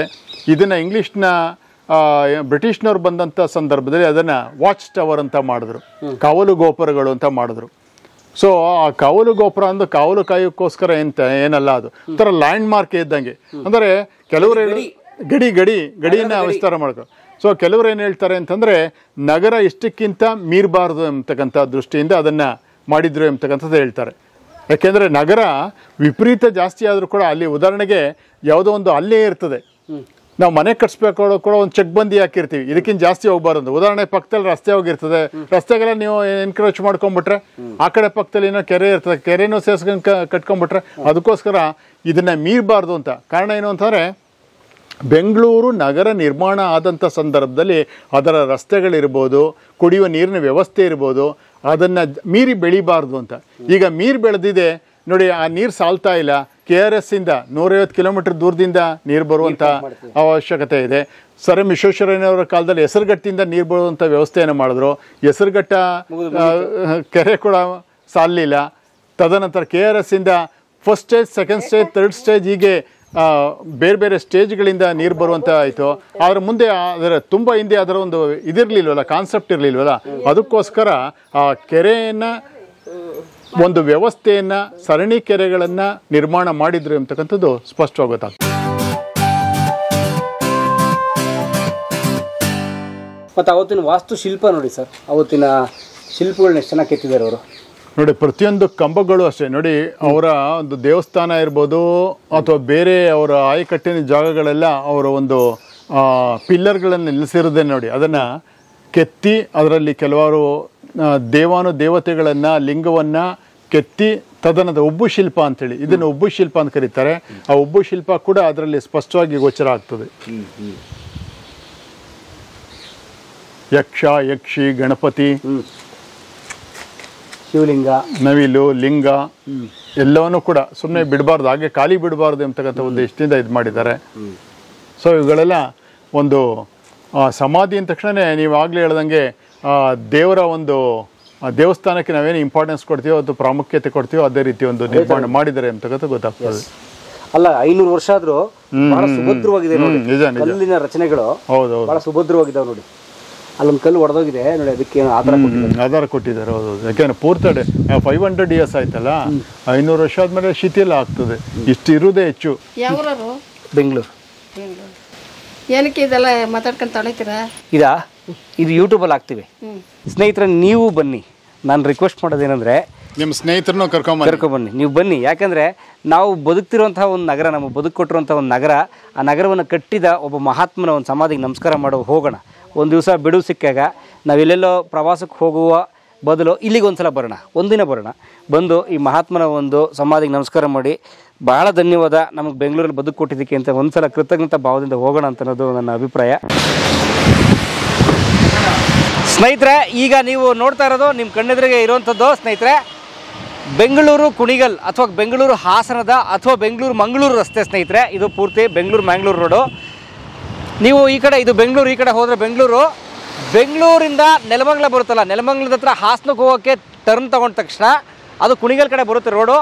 ಬಂದರೆ ಈ ರೋಡ್ ಇನ್ನೊಂದು 12 ಕಿಲೋಮೀಟ್ರ್ ಕುಣಿಗಲ್ ಇದೆ, ಮುಂದೆ 12 ಕಿಲೋಮೀಟ್ರ್ ಕುಣಿಗಲ್ಲು. ಅದಕ್ಕೆ ಮೊದಲೇ ನಿಮ್ಗೆ ಎಡಗಡೆಗೆ ನೋಡಿ ಈ ಆರ್ಚ್ ಸಿಗುತ್ತೆ, ಅದಕ್ಕೆ ಮೊದಲೇ ಎಡಗಡೆಗೆ ನಿಮ್ಗೆ ಆರ್ಚ್ ಸಿಗುತ್ತೆ. ಶ್ರೀ ರಂಗನಾಥ ಸ್ವಾಮಿ ದೇವಸ್ಥಾನದ ಹೆಬ್ಬಾಗ್ಲು ದೊಡ್ಡ ಮುದುಗೆರೆ ಅಂತ ಬೋರ್ಡ್ ಹಾಕಿರ್ತಾರೆ. ಇಲ್ಲಿ ಬಂದರೆ ಸ್ನೇಹಿತರೆ ಇದು ಆ್ಯಕ್ಚುಲಿ ನೀವು ಕೆಂಪೇಗೌಡರ ಸಮಾಧಿ ಕೆಂಪಾಪುರಕ್ಕೆ ಹೋಗ್ಬೇಕಾಗಿರೋ ಮೇಯ್ನ್ ರೋಡು. ಆ್ಯಕ್ಚುಲಿ ಇದು ಮಾಗಡಿ ಕಡೆಯಿಂದ ರೋಡ್ ಇವಾಗ ರಿಪೇರಿ ಮಾಡ್ತಾ ಇದ್ದಾರೆ, ಸ್ವಲ್ಪ ಸಮಸ್ಯೆ ಇದೆ ರಸ್ತೆ. ಇಲ್ಲಿಂದ ಬಂದರೆ ಕೆಂಪೇಗೌಡರ ಏನೋ ಐಕ್ಯವಾದ ಸ್ಥಳ ಅಥವಾ ಕೆಂಪೇಗೌಡರ ಸಮಾಧಿಗೆ ಹೋಗುವಂಥ ಜಾಗ ಇಲ್ಲಿಂದ ಬರೀ ಒಂದು 2-3 ಕಿಲೋಮೀಟ್ರಲ್ಲಿ ಸಿಕ್ಬಿಡುತ್ತೆ ನಿಮಗೆ. ಹಾಗಾಗಿ ಈ ರೋಡ್ ಬಳಸಿ ಅಂತ ಕೇಳ್ತೀನಿ. ನಾನು ವಾಪಸ್ ಹೋಗ್ತಾ ನಾವು ಈ ಕಡೆ ಹೋಗ್ತೀವಿ. ಸೊ ಇದು ನಿಮ್ಮ ಮಾಹಿತಿಗಾಗಿ. ಮಾಗಡಿ ರಸ್ತೆ ಸ್ವಲ್ಪ ರಿಪೇರಿಲಿದೆ, ಸೊ ಅಂಕು ರಸ್ತೆ ತಿರ್ಕೊಂಡು ಬರೋಷ್ಟರಲ್ಲಿ ನಿಮಗೆ ಟಯರ್ಡ್ ಆಗಿಬಿಡುತ್ತೆ. ಇದು ಭಾಳ ಸುಲಭ. ಮಾಗಡಿ ಕೆಂಪೇಗೌಡರ ಕೋಟೆ ಪ್ರಬಲವಾದಂಥ ಒಂದು ಕೋಟೆಯನ್ನು ಅಂದಿನ ಕಾಲದಲ್ಲೇ ನಿರ್ಮಿಸಿದ್ರು ಅಂತಕ್ಕಂಥದ್ದು ಇದರಿಂದ ಸಾಬೀತಾಗ್ತದೆ. ನಾವೀಗ 1638-39 ಸಂದರ್ಭದಲ್ಲಿ ಬೆಂಗಳೂರು ಕೋಟೆಯೊಳಗಣ ಪೇಟೆಯನ್ನು ನಾವೇನು ಕರಿತೀವೋ ಅದನ್ನು ರಣದುಲ್ಲಾ ಖಾನ್ ಮತ್ತು ಶಾಜಿ ಭೋಂಸ್ಲೆ ಅಂತೇಳಿ. ಶಾಜಿ ಭೋಂಸ್ಲೆ ಯಾರು ಅಂದರೆ ಶಿವಾಜಿಯವರ ತಂದೆ. ಸೊ ಅವರು ಮುತ್ತಿಗೆಯನ್ನು ಹಾಕ್ತಾರೆ. ಮುತ್ತಿಗೆಯನ್ನು ಹಾಕಿ ಬೆಂಗಳೂರನ್ನು ವಶಪಡಿಸ್ಕೋತಾರೆ. ಅಂಥ ಸಂದರ್ಭದಲ್ಲಿ ಅತಿಯಾಗಿ ರೆಸಿಸ್ಟ್ ಮಾಡೋಕ್ಕಾಗೋದಿಲ್ಲ, ಅತಿಯಾಗಿ ಪ್ರತಿರೋಧಿಸೋದಿಲ್ಲ ಮಾಗಡಿ ಕೆಂಪೇಗೌಡರು, ಅಂದರೆ 2ನೇ ಕೆಂಪೇಗೌಡರು. ಆ ಸಂದರ್ಭದಲ್ಲಿ ಇಬ್ಬರ ನಡುವೆ ಮಾತುಕತೆಯಾಗಿ ಕೊನೆಗೆ ಬೆಂಗಳೂರನ್ನು ಬಿಟ್ಕೊಡೋದು ಅಂತನೋ ಮಾಗಡಿನ ಅವರು ಉಳಿಸ್ಕೊಳ್ಳೋದು ಅಂತನೋ ತೀರ್ಮಾನ ಆಗ್ತದೆ. ಸೊ ಹೀಗಾಗಿ ಬೆಂಗಳೂರು ಕೆಂಪೇಗೌಡರು ಅಥವಾ ಮೊದಲನೇ ಕೆಂಪೇಗೌಡ ಅಥವಾ ಹಿರಿಯ ಕೆಂಪೇಗೌಡ ಅಂತ ಏನು ಕರಿತೀವೋ, ಹಿರಿಯ ಕೆಂಪೇಗೌಡರು ಇರುವಂಥ ಸಂದರ್ಭದಲ್ಲಿನೇ ಈ ಮಾಗಡಿ ಸೇರಿದಂತೆ ಉತ್ರಿದುರ್ಗ, ರಾಮದುರ್ಗ, ಶಿವಗಂಗೆ ಈ ಪ್ರದೇಶಗಳನ್ನು ಆಗಲೇ ಬಲಪಡಿಸ್ಕೊಂಡಿದ್ರು. ಇದು ಬೆಂಗಳೂರು ರಕ್ಷಣೆ ಕೊಡಲಿಕ್ಕೆ ಈ ಸುತ್ತ ಇರತಕ್ಕಂಥ ಪ್ರಬಲವಾದಂಥ ಒಂದು ಪ್ರದೇಶ ಏನಿದೆಯೋ, ದುರ್ಗಮವಾದಂಥ ಪ್ರದೇಶ ಏನಿದೆಯೋ, ದುರ್ಗಗಳಿದೆಯೋ, ಇಲ್ಲಾಗಲೇ ಸೈನಿಕರಿದ್ದರು. ಅದು ಪ್ರದೇಶಕ್ಕೆ ರಕ್ಷಣೆಯನ್ನು ಕೊಡ್ತಕ್ಕಂಥ ಉದ್ದೇಶದಿಂದ ಇಲ್ಲಿ ಒಂದು ಸೈನ್ಯದ ತುಕಡಿಗಳಿತ್ತು ಎಂಬತಕ್ಕಂಥ ಗೊತ್ತಾಗ್ತದೆ. ಈ ಸಂದರ್ಭದಲ್ಲಿ ಅವರು ಯಾವಾಗ ಬೆಂಗಳೂರನ್ನ ಬಿಟ್ಕೊಡ್ತಾರೋ ಹೀಗಾಗಿ ಮಾಗಡಿಗೆ ಬರಬೇಕಂತ ಒಂದು ಸಂದರ್ಭ ಬರ್ತದೆ. ಹೀಗಾಗಿ ಅವ್ರನ್ನ ಮಾಗಡಿನಲ್ಲೇ ಉಳ್ಕೊಂಡು ಇಲ್ಲಿರ್ತಕ್ಕಂಥ ಸಾವನದುರ್ಗ, ಉತ್ರಿದುರ್ಗ, ರಾಮದುರ್ಗ, ಶಿವಗಂಗೆ ಈ ಪ್ರದೇಶಗಳನ್ನೆಲ್ಲ ಅಭಿವೃದ್ಧಿ ಪಡಿಸ್ಕೋತಾರೆ. ಹೀಗಾಗಿ ಒಂದು ಪ್ರಬಲವಾದಂಥ ಒಂದು ಕೋಟೆಯನ್ನು ಕಟ್ಟಿಸ್ತಾರೆ. ಇದು ಮಾಗಡಿ ಕೆಂಪೇಗೌಡರು ನಿರ್ಮಿಸಿರ್ತಕ್ಕಂಥ ಒಂದು ಮಾಗಡಿ ಕೋಟೆ ಅಂತ. ಇದು ಈ ಸುತ್ತ ಕೋಟೆ ಹೊರಗಡೆ ನೋಡಿದಾಗ ನಿಮಗೆ ಪ್ರಬಲವಾದಂಥ ಕೋಟೆ ಕಾಣ್ತದೆ. ಸೊ ಇದನ್ನ ಸರಿಯಾಗಿ ಅವರು ಮೇಂಟೈನ್ ಮಾಡಿಲ್ಲ ಅಷ್ಟೇ. ಮೇಂಟೈನ್ ಮಾಡಿದರೆ ತುಂಬ ಉತ್ತಮವಾದಂಥ ಕೋಟೆ ಪ್ರದೇಶ ಆಗ್ತಾ ಇತ್ತು. ಈಗಲೂ ಕೂಡ ನೋಡಿದಾಗ ಒಂದು ಪ್ರಬಲವಾದಂಥ ಕೋಟೆಯಾಗಿದೆ. ಕುರುಹುಗಳು ಆಗಿದೆ. ನಗರೀಕರಣ ಬೆಳೆದಂತೆಲ್ಲ ಇದು ನಗರದ ಮಧ್ಯಭಾಗದಲ್ಲಿ ಸೇರ್ಕೊಂಡ್ಬಿಟ್ಟಿದೆ. ಈಗ ಕೋಟೆ ಪ್ರದೇಶ ಯಾರು ನಂಬೋದೇ ಇಲ್ಲ, ಅಷ್ಟರ ಮಟ್ಟಿಗೆ ಈ ಮಾಗಡಿ ಅನ್ನೋದು ಪ್ರಬಲವಾಗಿ ಬೆಳೆದೋಗ್ಬಿಟ್ಟಿದೆ. ಕಾರಣ ಏನಂದರೆ ಇದಕ್ಕೂ ಕೂಡ ನೂರಾರು ವರ್ಷಗಳ ಇತಿಹಾಸ ಇದೆ.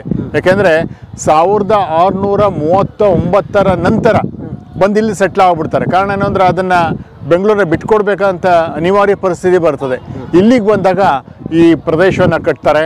ಈ ಪ್ರದೇಶ ಮುಂದೆ ಇದೊಂದು ಪ್ರಬಲವಾದಂಥ ಪ್ರದೇಶ ಆಗ್ತದೆ ಎಂಬತಕ್ಕಂಥದ್ದು ಗೊತ್ತಾಗ್ತದೆ.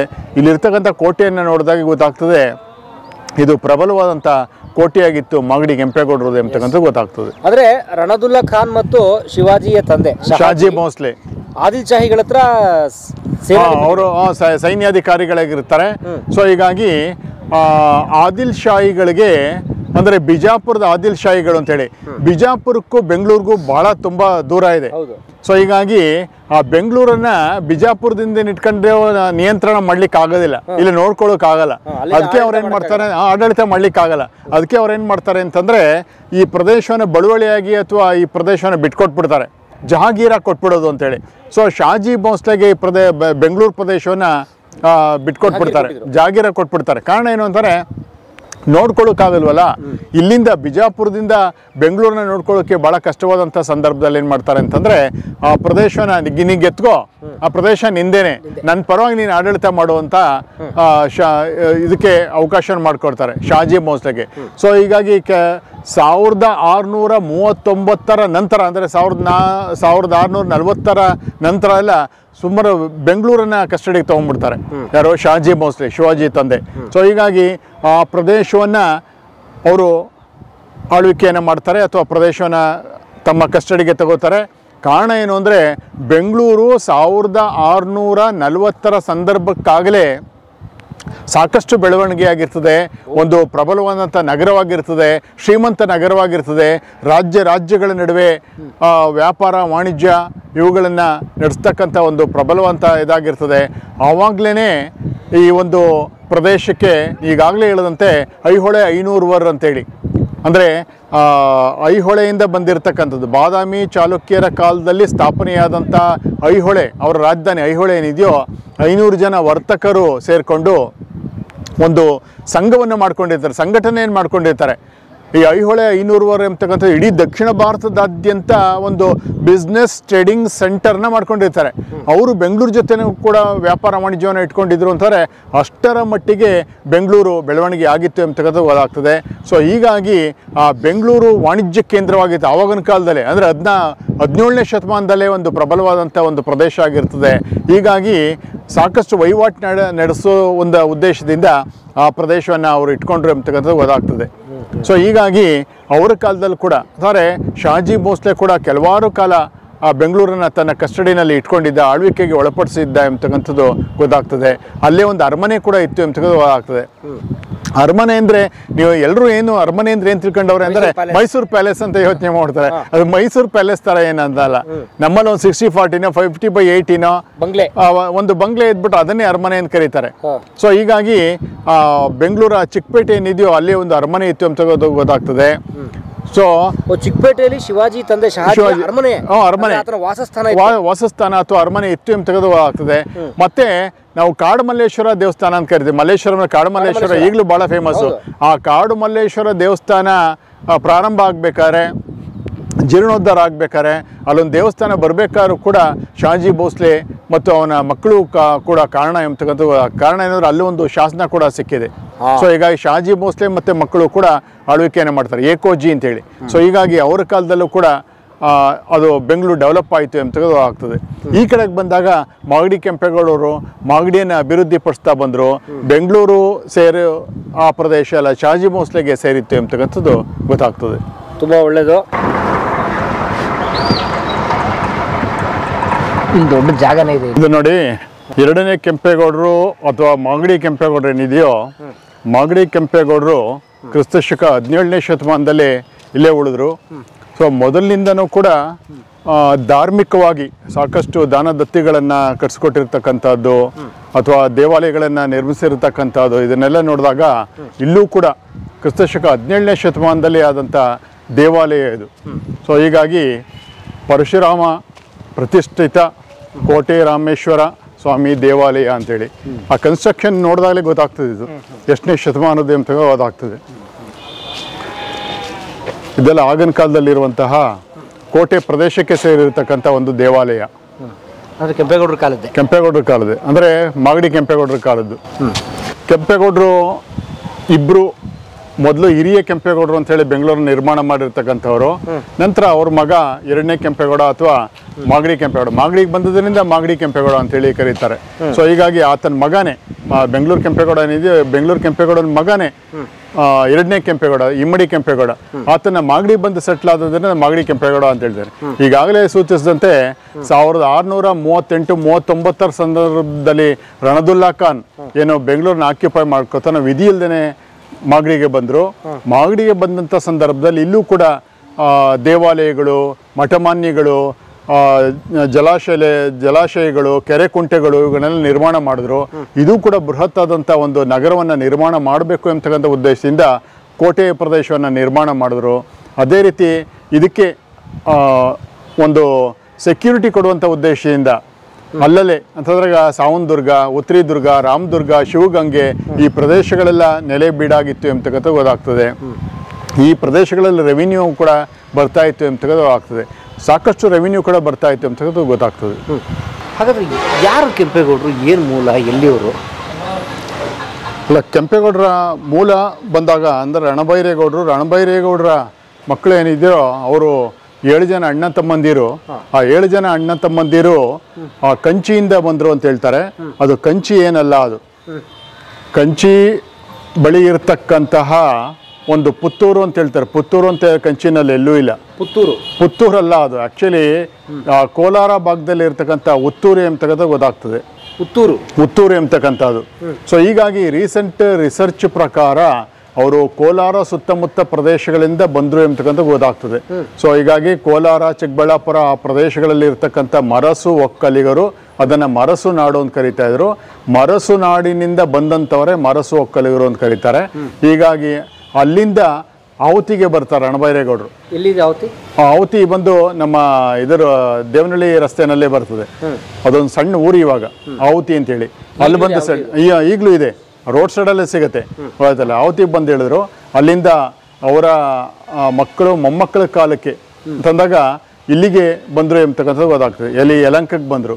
ಸೊ ಹೀಗಾಗಿ ಯಲಂಕ ನಾಡಪ್ರಭುಗಳು ಅಂತಲೇ ಕರೀತಾರೆ. ಸೊ ಯಲಂಕದಲ್ಲಿ ಸುಮಾರು 100 years ರೂಲ್ ಮಾಡ್ತಾರೆ.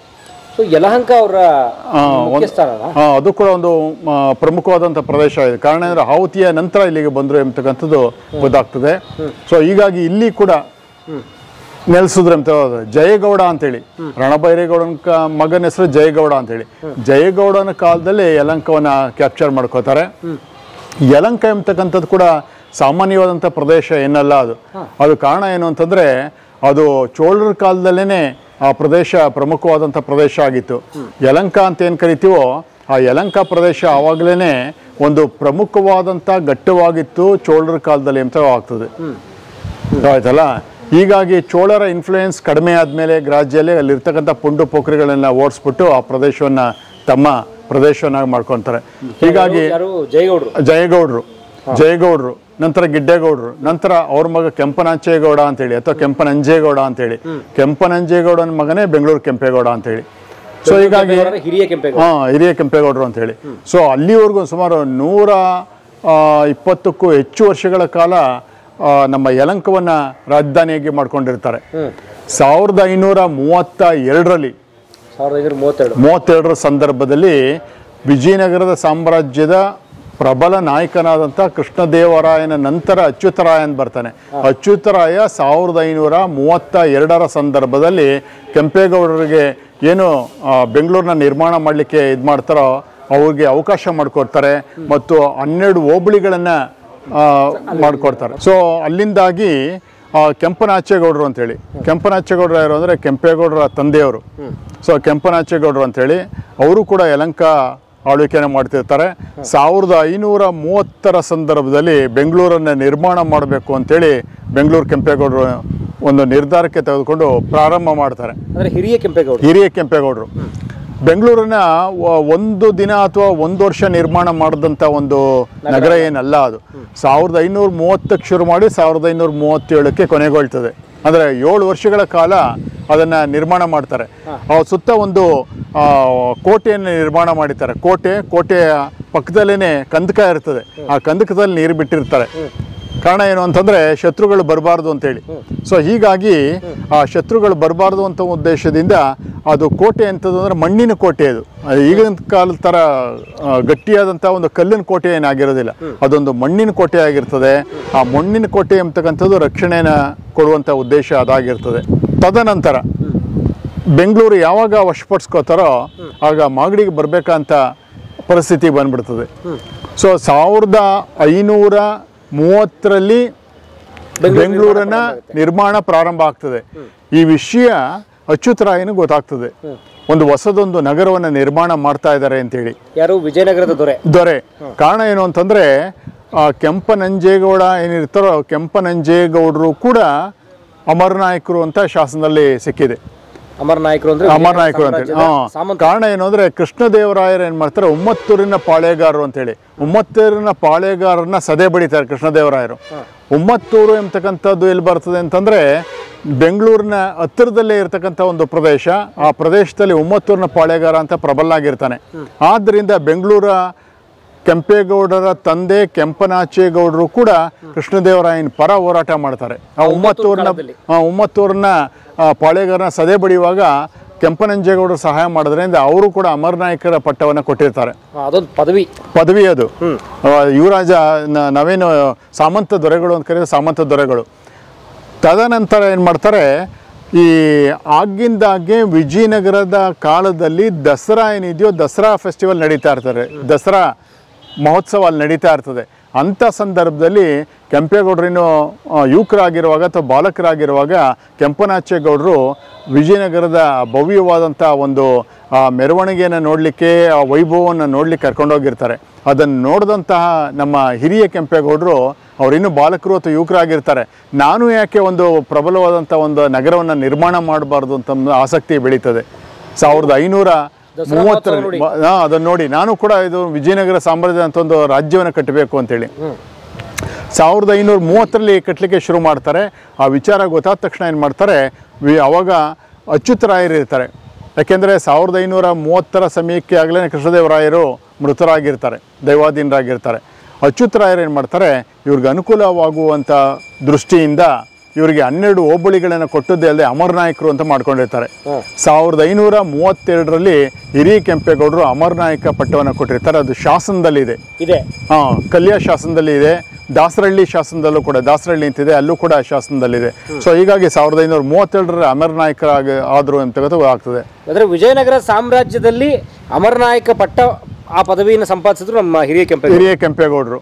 ಸೊ ಹೀಗಾಗಿ ಹಿರಿಯ ಕೆಂಪೇಗೌಡರು ಯಾವಾಗ ಒಂದು 12 ಹೋಬಳಿಗಳನ್ನು 12 ಹೋಬಳಿಗಳಿಂದ ಬರುವಂತಹ ವರಮಾನವನ್ನ ಅಂದ್ರೆ 30,000 ವರಮಾನವನ್ನ ಅವ್ರು ಗಳಿಸ್ತಾ ಇದ್ರು ಅಂತ ಆಗ್ತದೆ. ಆದರೆ 30,000 ಆ 12 ಹೋಬಳಿಗಳನ್ನ ಕೊಟ್ಟದ್ರಿಂದ ಅದರಲ್ಲಿ ವರಮಾನ ಏನು ಬಂತೋ ಅದರ ಒಂದು ಸಹಾಯದಿಂದ ಒಂದು ನಗರವನ್ನು ಕಟ್ಟಿದ್ರೆ ವಿನಃ ಐತಿಹ್ಯ ಕೂಡ ಇದೆ. ಐತಿಹ್ಯ ಅಂತಂದ್ರೆ ಇತಿಹಾಸ ಅಲ್ಲದ್ದು. ಐತಿಹ್ಯ ಏನ್ ಹೇಳ್ತಾರೆ ಅಂದ್ರೆ ಕೊಪ್ಪರಕ್ಕೆ ಹಣ ಸಿಕ್ತಂತೆ, ಅದನ್ನೆಲ್ಲ ಅವೆಲ್ಲ ಐತಿಹ್ಯ, ಅದನ್ನ ಇತಿಹಾಸ ಅಂತ ಯಾರು ಕರೆಯೋದಿಲ್ಲ, ಕಟ್ಟುಕತೆಗಳು.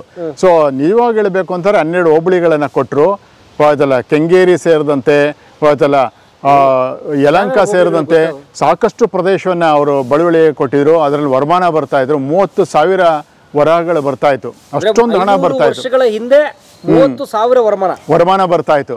ಆ ವರಮಾನದ ಸಹಾಯದಿಂದ ಬೆಂಗಳೂರು ನಿರ್ಮಾಣ ಆಯ್ತೇ ವಿನಃ ಸೊ ಇವ್ರು ಹೇಳ್ದಂಗೆ ಇದರಲ್ಲಿ ಕೊಪ್ಪರಕ್ಕೆ ಹಣ ಅವೆಲ್ಲ ಸುಳ್ಳೋದು. ಸೊ ಹೀಗಾಗಿ ಅಷ್ಟೊಂದು ಹಣ ಬರ್ತಾ ಇತ್ತು. 1537ರಲ್ಲಿ ಕಂಪ್ಲೀಟ್ ಆಗ್ತದೆ. ಮತ್ತೆ ಆ ಒಂದು ಕೋಟೆ ಒಳಗಡೆ ಇರತಕ್ಕಂಥ ಪೇಟೆನ ನಿರ್ಮಾಣ ಮಾಡ್ತಾರೆ. ಆ ಕೋಟೆಗೆ ಬೇರೆ ಬೇರೆ ಪ್ರದೇಶಗಳಿಗೆ ಹೋಗ್ತಕ್ಕಂಥ ಒಂದು ಗೇಟ್ ಅಂತ ನಾವು ಇಂಗ್ಲಿಷ್ನವ್ರು ಗೇಟ್ ಅಂತ ಕರೆದ್ರು, ನಾವು ದಿಡ್ಡಿ ಬಾಗ್ಲು ಅಂತ ಕರಿತೀವಿ. ದೊಡ್ಡ ಬಾಗ್ಲು, ದಿಡ್ಡಿ ಬಾಗ್ಲು ದೊಡ್ಡ. ಹೀಗಾಗಿ ಆಯಾ ದ್ವಾರಗಳಿಗೆ ಹೋಗ್ತಕ್ಕಂಥದ್ದು, ಕನಕಪುರಕ್ಕೆ ಹೋಗ್ತಕ್ಕಂಥದ್ದು ಕಾನ್ಕನಹಳ್ಳಿ ಬಾಗಿಲು ಅಂತಾನೋ, ದಿಡ್ಡಿ, ಮೈಸೂರಿಗೆ ಹೋಗ್ತಾ ಮೈಸೂರು ಬಾಗಿಲು ಅಂತಾನೋ, ಈ ಥರ ದಿಡ್ಡಿ ಬಾಗಿಲುಗಳನ್ನು ನಿರ್ಮಾಣ ಮಾಡಿದ್ರು ಅಂತಕ್ಕಂಥದ್ದು ಗೊತ್ತಾಗ್ತದೆ. ಒಂದು ಐತಿಹ್ಯದ ಪ್ರಕಾರ, ಒಂದು ಪ್ರತೀತಿಯ ಪ್ರಕಾರ ಕೆಂಪೇಗೌಡರ ಸೊಸೆ ಆಯ್ತಲ್ಲ ಆತ್ಮಾಹುತಿಯನ್ನು ಮಾಡಿಕೊಂಡ್ಲು ಎಂಬತಕ್ಕಂಥದ್ದು. ಆವಾಗ ಆ ಕೋಟೆಯ ಬಾಗಿಲು ನಿಂತ್ಕೊಂತು ಅಂತಲೂ ಹೇಳ್ತಾರೆ. ಅದನ್ನು ಕೆಲವರು ಇಲ್ಲ, ಅದು ಐತಿಹ್ಯ, ಅದೊಂದು ಇತಿಹಾಸಕ್ಕೆ ನಂಬಲಿಕ್ಕೆ ಆಗದೇ ಇರತಕ್ಕಂಥದ್ದು ಅಂತ ಕೂಡ ಹೇಳ್ತಾರೆ. ಸೊ ಹೀಗಾಗಿ ಆ ಒಂದು ಪ್ರಬಲವಾದಂಥ ಒಂದು ಕೋಟೆಯೊಳಗಡೆ ಪೇಟೆಯನ್ನು ನಿರ್ಮಾಣ ಮಾಡಿದ್ರು ಕೆಂಪೇಗೌಡರು. ಅಂದ್ರೆ ಈಗೇನು ನಮ್ಮ ಬೆಂಗಳೂರು ಮಾರ್ಕೆಟ್ ಅಲ್ಲಿ ಕಾಣುತ್ತಲ್ಲ ಕೋಟೆ, ಅದಲ್ಲ ಇವಾಗ ಏನು ಕೆಂಪೇಗೌಡ ರೋಡ್ ಅಂತ ಕರಿತೀವಲ್ಲ, KG ರೋಡ್, ಕೆಂಪೇಗೌಡ ರೋಡ್ ಇದೆಯಲ್ಲ, ಕೆಂಪೇಗೌಡ ರೋಡು ಬಹಳ ಹಿಂದೆ ಅದೊಂದು ಕಂದಕ ಆಗಿತ್ತು. ಯಾಕೆಂದ್ರೆ ನೀರು ನಿಂತ್ಕೊಳ್ಳೋದಕ್ಕೆ ಕಂದಕ ಅಂದ್ರೆ ದಾಟ್ಕೊಂಡು ಬರಬಾರ್ದು ಅಂತ, ಶತ್ರುಗಳು ಈ ಕೋಟೆಗೆ ಪ್ರವೇಶ ಮಾಡಬಾರ್ದು ಅಂತೇಳಿ. ಬರುವುದೇ ಆದರೆ ಒಂದು ದಿಡ್ಡಿ ಬಾಗ್ಲೇನಿದೆಯೋ, ದ್ವಾರ ಏನಿದೆಯೋ, ದ್ವಾರದ ಮೂಲಕ ಬರಬೇಕು. ಈಗ ಮನೆ ಕಟ್ಸ್ತೀವಿ, ಅದಕ್ಕೊಂದು ಗೇಟ್ ಹಾಕಿರ್ತೀವಿ, ಅಥವಾ ಬಾಗಿಲ ಮೂಲಕ ಬರಬೇಕು. ನೀವು ಬೇರೆ ಕಾಂಪೌಂಡ್ ಬದಲು ನೀವು ಕಳ್ಳ ಅಂತ. ಸೊ ಹೀಗಾಗಿ ಅವರು ಆ ಒಂದು ದಿಡ್ಡಿ ಬಾಗಿಲನ್ನ ನಿರ್ಮಾಣ ಮಾಡಿದ್ರು ಎಂತಕ್ಕಂಥ ಗೊತ್ತಾಗ್ತದೆ. ನಾವು ಕೆಂಪೇಗೌಡ ರೋಡ್ ಅಂತ ಅದೆಲ್ಲ ಸುತ್ತ ಕಂದಕ ಆಗಿತ್ತು. ಅದು ಫೋಟೋ ಕೂಡ ಬ್ರಿಟಿಷ್ನವ್ರು ತೆಗೆದಿದ್ದಾರೆ. ಅವಾಗ ಒಂದು ಕಂದಕ ಆಗಿ ನೀರನ್ನ ಬಿಟ್ಟಿದ್ರು. ಕಾರಣ ಒಂದು ರಕ್ಷಣೆ ಇರಬೇಕು ಅಂತೇಳಿ, ಪ್ರಬಲವಾದಂಥ ಒಂದು ರಕ್ಷಣೆಯನ್ನು ಕೊಡುವಂಥ ಉದ್ದೇಶದಿಂದ ಅಲ್ಲಿ ಒಂದು ಕೋಟೆಯನ್ನು ನಿರ್ಮಾಣ ಮಾಡಿ ಕೋಟೆಯೊಳಗಣ ಪೇಟೆ ಇದ್ದಿತ್ತು ಅಂತ ಆಗ್ತದೆ. ಕೆಂಪೇಗೌಡರನ್ನ ನಿಜಕ್ಕೂ ಎಲ್ಲ ಜಾತಿಯವರು ಕೂಡ ಆಚರಿಸ್ಬೇಕು, ಎಲ್ಲ ಜಾತಿಯವರು ಆರಾಧಿಸಬೇಕು, ಎಲ್ಲ ಜಾತಿಯವರು ಅವ್ರಿಗೆ ಪ್ರೋತ್ಸಾಹನ ಕೊಡಬೇಕು, ಎಲ್ಲರೂ ಕೂಡ ಹಬ್ಬದಂತೆ ಆಚರಿಸ್ಬೇಕು. ಕಾರಣ ಏನು ಅಂತಂದರೆ ಕೆಂಪೇಗೌಡರು ಯಾವುದೇ ಒಂದು ಜಾತಿಗೆ ಸೀಮಿತ ಅಲ್ಲ. ನೋಡಿ, ಬ್ರಾಹ್ಮಣರಿಗೆ ಅಗ್ರಹಾರಗಳನ್ನು ಕಟ್ಸ್ಕೊಟ್ಟಿದ್ದಾರೆ, ವೀರಶೈವರಿಗೆ ಮಠಮಾನ್ಯಗಳನ್ನು ಕಟ್ಸ್ಕೊಟ್ಟಿದ್ದಾರೆ. ಆಯ್ತಲ್ಲ, ಬೇರೆ ಬೇರೆ ಜಾತಿಯವ್ರಿಗೂ ಕೂಡ ಒಂದೊಂದು ಪೇಟೆಗಳನ್ನು, ಬೀದಿಗಳನ್ನು ಕಟ್ಸ್ಕೊಟ್ಟಿದ್ದಾರೆ. ಕುರುಬರಿಗೆ ಕುರುಬರ ಪೇಟೆ ಅಂತ ಕಟ್ಸ್ಕೊಟ್ಟಿದ್ದಾರೆ. ಸೊ ಹೀಗಾಗಿ ಬೇರೆ ಬೇರೆ ಜಾತಿಗಳು, ಅನ್ಯ ಜಾತಿಗಳವ್ರಿಗೆಲ್ಲರಿಗೂ ಕೂಡ ಅವಕಾಶವನ್ನು ಮಾಡಿಕೊಟ್ಟಿದ್ದಾರೆ. ಅಲ್ಲೆಲ್ಲೂ ಕೂಡ ಒಕ್ಕಲಿಗರ ಪೇಟೆ ಅಂತಾಗಲಿ ಗೌಡ್ರ ಪೇಟೆ ಆಗಲಿ ಅಂತಲೂ ಎಲ್ಲೂ ಇಲ್ಲ. ಸೊ ಹೀಗಾಗಿ ಎಲ್ರಿಗೂ ಕೂಡ ಸರಿಸಮಾನಾಗಿ ನೋಡ್ಕೊಂಡಿದ್ದಾರೆ, ಎಲ್ರಿಗೂ ಅವಕಾಶವನ್ನು ಮಾಡಿಕೊಟ್ಟಿದ್ದಾರೆ. ಸೊ ಹೀಗಾಗಿ ಕೆಂಪೇಗೌಡರು ನಿಜಕ್ಕೂ ಧರ್ಮಪ್ರಭುಗಳು, ಜಾತ್ಯತೀತ ದೊರೆ ಅಂತಂದರೆ ಇಡೀ ದಕ್ಷಿಣ ಭಾರತದಲ್ಲಿ ಒಬ್ಬ ಶ್ರೇಷ್ಠ ದೊರೆ ಅಂತಾರೆ ಕೆಂಪೇಗೌಡರು. ಸೊ ಹೀಗಾಗಿ ಎಲ್ಲ ಜನಗಳಿಗೂ ಸರ್ವಮಾನ್ಯವಾಗಿಂಥ ಒಂದು ನಗರವನ್ನು ನಿರ್ಮಾಣ ಮಾಡಬೇಕು ಅಂತಕ್ಕಂಥದ್ದೇ ಅವ್ರ ಉದ್ದೇಶ ಆಯಿತು. ಒಂದು ಇದರ ಪ್ರಕಾರ 64 ಪೇಟೆಗಳಿದ್ವು ಅಂತಕ್ಕಂತ ಹೇಳ್ತದೆ. 64 ಪೇಟೆಗಳು ಅಂದ್ರೆ ನಾವೇನು ಚಿಕ್ಕಪೇಟೆ ಅಂತ ಕರೆಯೋದು, ಚಿಕ್ಕಪೇಟೆ, ದೊಡ್ಡಪೇಟೆ, ಬಳೆಪೇಟೆ, ಅರಳೆಪೇಟೆ, ರಾಗಿಪೇಟೆ, ಅಕ್ಕಿಪೇಟೆ, ಈ ಥರದ್ದು ನಗರದ ಪೇಟೆ. ಹೀಗೆ ಹಲವಾರು ನಗರಗಳು, ಪೇಟೆಗಳು, ಕೋಟೆಗಳು, ರಸ್ತೆಗಳು ಇವುಗಳನ್ನೆಲ್ಲ ನಿರ್ಮಾಣ ಮಾಡಿದ್ರೆ ಅಂತ ಆಗ್ತದೆ. ಕಾರಣ ಏನು ಅಂದರೆ ಎಲ್ರಿಗೂ ಕೂಡ ಅನುಕೂಲ ಆಗಲಿ ಅಂತಕ್ಕಂಥದ್ದು. ಜೊತೆಗೆ ಬೇರೆ ಬೇರೆ ರಾಜ್ಯಗಳಿಂದ, ಈಗ ಉದಾಹರಣೆಗೆ ತಿಗಳರು, ಅವರು ಕರ್ನಾಟಕದವರಲ್ಲ, ಆ ತಿಗಳರೆಲ್ಲ ಒಂದು ತಮಿಳ್ನಾಡಿಂದ ಭಾಗದಿಂದ ಬಂದಿರ್ತಕ್ಕಂಥ, ಅವ್ರು ತೋಟಗಾರಿಕೆ ಮಾಡೋದ್ರಲ್ಲಿ ಎಕ್ಸ್ಪರ್ಟು. ಸೊ ಅವ್ರನ್ನ ಕರ್ಕೊಂಬಂದರು. ಕೋಟೆ ಕಟ್ಟಿಸುವಂಥ ಸಂದರ್ಭದಲ್ಲಿ ಅಥವಾ ಒಂದು ತೋಟಗಾರಿಕೆಯನ್ನು ಮಾಡುವಂಥ ಸಮಯದಲ್ಲಿ ತಿಗಳರನ್ನ ಕರ್ಕೊಂಬಂದರು. ಈಗಲೂ ಕೂಡ ಆ ತಿಗಳರದ್ದು ಆಗಿಂದಾಗೆ ಅಥವಾ ಪ್ರತಿ ವರ್ಷ ಕರ್ಗ ಮಾಡ್ತಾರೆ. ಸೊ ಕರ್ಗ ಏನಿದೆಯೋ ಅದು ಅವರ ಒಂದು ದೇವತೆ ಧರ್ಮರಾಯನ ಒಂದು ಕರ್ಗವನ್ನು ಮಾಡ್ತಾರೆ. ಸೊ ಇದನ್ನೆಲ್ಲ ನೋಡಿದಾಗ ಎಲ್ಲ ಜಾತಿಯವ್ರಿಗೂ ಅವಕಾಶ ಮಾಡಿಕೊಂಡಿದ್ರು ಅಂತಕ್ಕಂಥದ್ದು ಗೊತ್ತಾಗ್ತದೆ. ಸೊ ಬೇರೆ ಬೇರೆ ಧರ್ಮದವರು, ಹೀಗಾಗಿ ಅವ್ರನ್ನ ತಮಿಳ್ನಾಡು ಭಾಗದಿಂದ ಕರ್ಕೊಂಡ್ಬಂದಿದ್ರು ಅಂತಕ್ಕಂಥದ್ದು ಆಗ್ತದೆ, ಯಾರೋ ತಿಗಳರನ್ನ. ಹೀಗಾಗಿ ತಿಗಳರ ಪೇಟೆ ಅಂತ ಕರೀತಾರೆ. ಸೊ ಹೀಗಾಗಿ ಒಂದೊಂದು ಪೇಟೆಗಳನ್ನು ನಿರ್ಮಾಣ ಮಾಡಿದರು, ಒಂದೊಂದು ರಸ್ತೆಗಳನ್ನು ನಿರ್ಮಾಣ ಮಾಡಿದರು ಅಂತಕ್ಕಂಥದ್ದು ಆಗ್ತದೆ. ಅಂದರೆ ಆ ಧರ್ಮದವರು, ಜಾತಿಯವರು ಆ ವ್ಯವಸಾಯವನ್ನು ಅಥವಾ ಇನ್ನೊಂದು ಕಸುಬನ್ನು ಮಾಡ್ತಕ್ಕಂಥವ್ರು ಆ ಕಸುಬನ್ನು ಅಲ್ಲೇ ಮಾಡಲಿ, ಆ ರಸ್ತೆಯಲ್ಲಿ ಅಥವಾ ಆ ಬೀದಿನಲ್ಲಿ ಅಥವಾ ಆ ಒಂದು ಪೇಟೆನಲ್ಲಿ ಮಾಡಲಿ ಅಂತಕ್ಕಂಥದ್ದು. ಒಂದು ಪ್ರದೇಶಕ್ಕೆ ಹೋಯ್ತು ಅಂದ್ರೆ ಕನ್ಫ್ಯೂಸ್ ಆಗಬಾರ್ದು. ಸೊ ಎಲ್ಲ ಒಂದೇ ಕಡೆ ಸಿಗಬೇಕು ಅಂತಕ್ಕಂಥದ್ದು. ಈಗ ಆ ಕಾನ್ಸೆಪ್ಟ್ ಇಟ್ಕೊಂಡು ಈಗ ಮಾಲ್ಗಳನ್ನು ಮಾಡಿದ್ದಾರೆ. ನೀವು ಮಾಲ್ಗಳು ಎಂಟ್ರ್ ಆಯಿತು ಅಂತಂದರೆ ಎಲ್ಲ ಒಂದೇ ಕಡೆ ಸಿಗುತ್ತದೆ. ಸೊ ಹೀಗಾಗಿ ಇಂಥ ವಸ್ತು ಅಂತಲ್ಲ, ನೀವು ತರಕಾರಿನೂ ತಗೋಬೋದು ಅಥವಾ ಇನ್ನೊಂದು ತಗೋಬೋದು, ಯಾವ್ದು ಬೇಕಾದ್ರೆ ಸಿಗ್ತದಲ್ವಾ, ಪ್ರತಿಯೊಂದು ಸಿಗುತ್ತೆ. ಇಂಥದ್ದು ಅಂತೆಲ್ಲ. ನೀವು ದುಬೈ ಮಾಲ್ ಅಲ್ಲೆಲ್ಲ ಹೋದ್ರೆ ಥಿಯೇಟ್ರು ಇದೆ, ಒಂದು ಕಡೆ ಸೆಲೂನು ಇದೆ, ಹಾಗೆ ಸ್ನಾನ ಮಾಡ್ಕೊಂಡು ನೀವು ಈಚೆ ಬರ್ಬೋದು. ಸೊ ಹೀಗಾಗಿ ಒಂದು ರೀತಿಯಲ್ಲಿ ಏನು ಮಾಲ್ಗೆ ಹೋದ್ರೆ ಮಾಲ್ ಕಾನ್ಸೆಪ್ಟ್ ಇದೆಯೋ ಹಾಗೆ ಆ ಪೇಟೆ ಆವಾಗ್ಲೇ ಮಾಡಿದ್ರು. ಸೊ ಎಲ್ಲ ಜಾತಿಯವ್ರಿಗೂ, ಎಲ್ಲ ಜನಾಂಗದವ್ರಿಗೂ, ಸೊ ಸರ್ವ ಜನಾಂಗದ ಶಾಂತಿಯ ತೋಟ ಅಂತಂದರೆ ಬೆಂಗಳೂರಾಗಿತ್ತು ಅಂತ ಗೊತ್ತಾಗ್ತದೆ.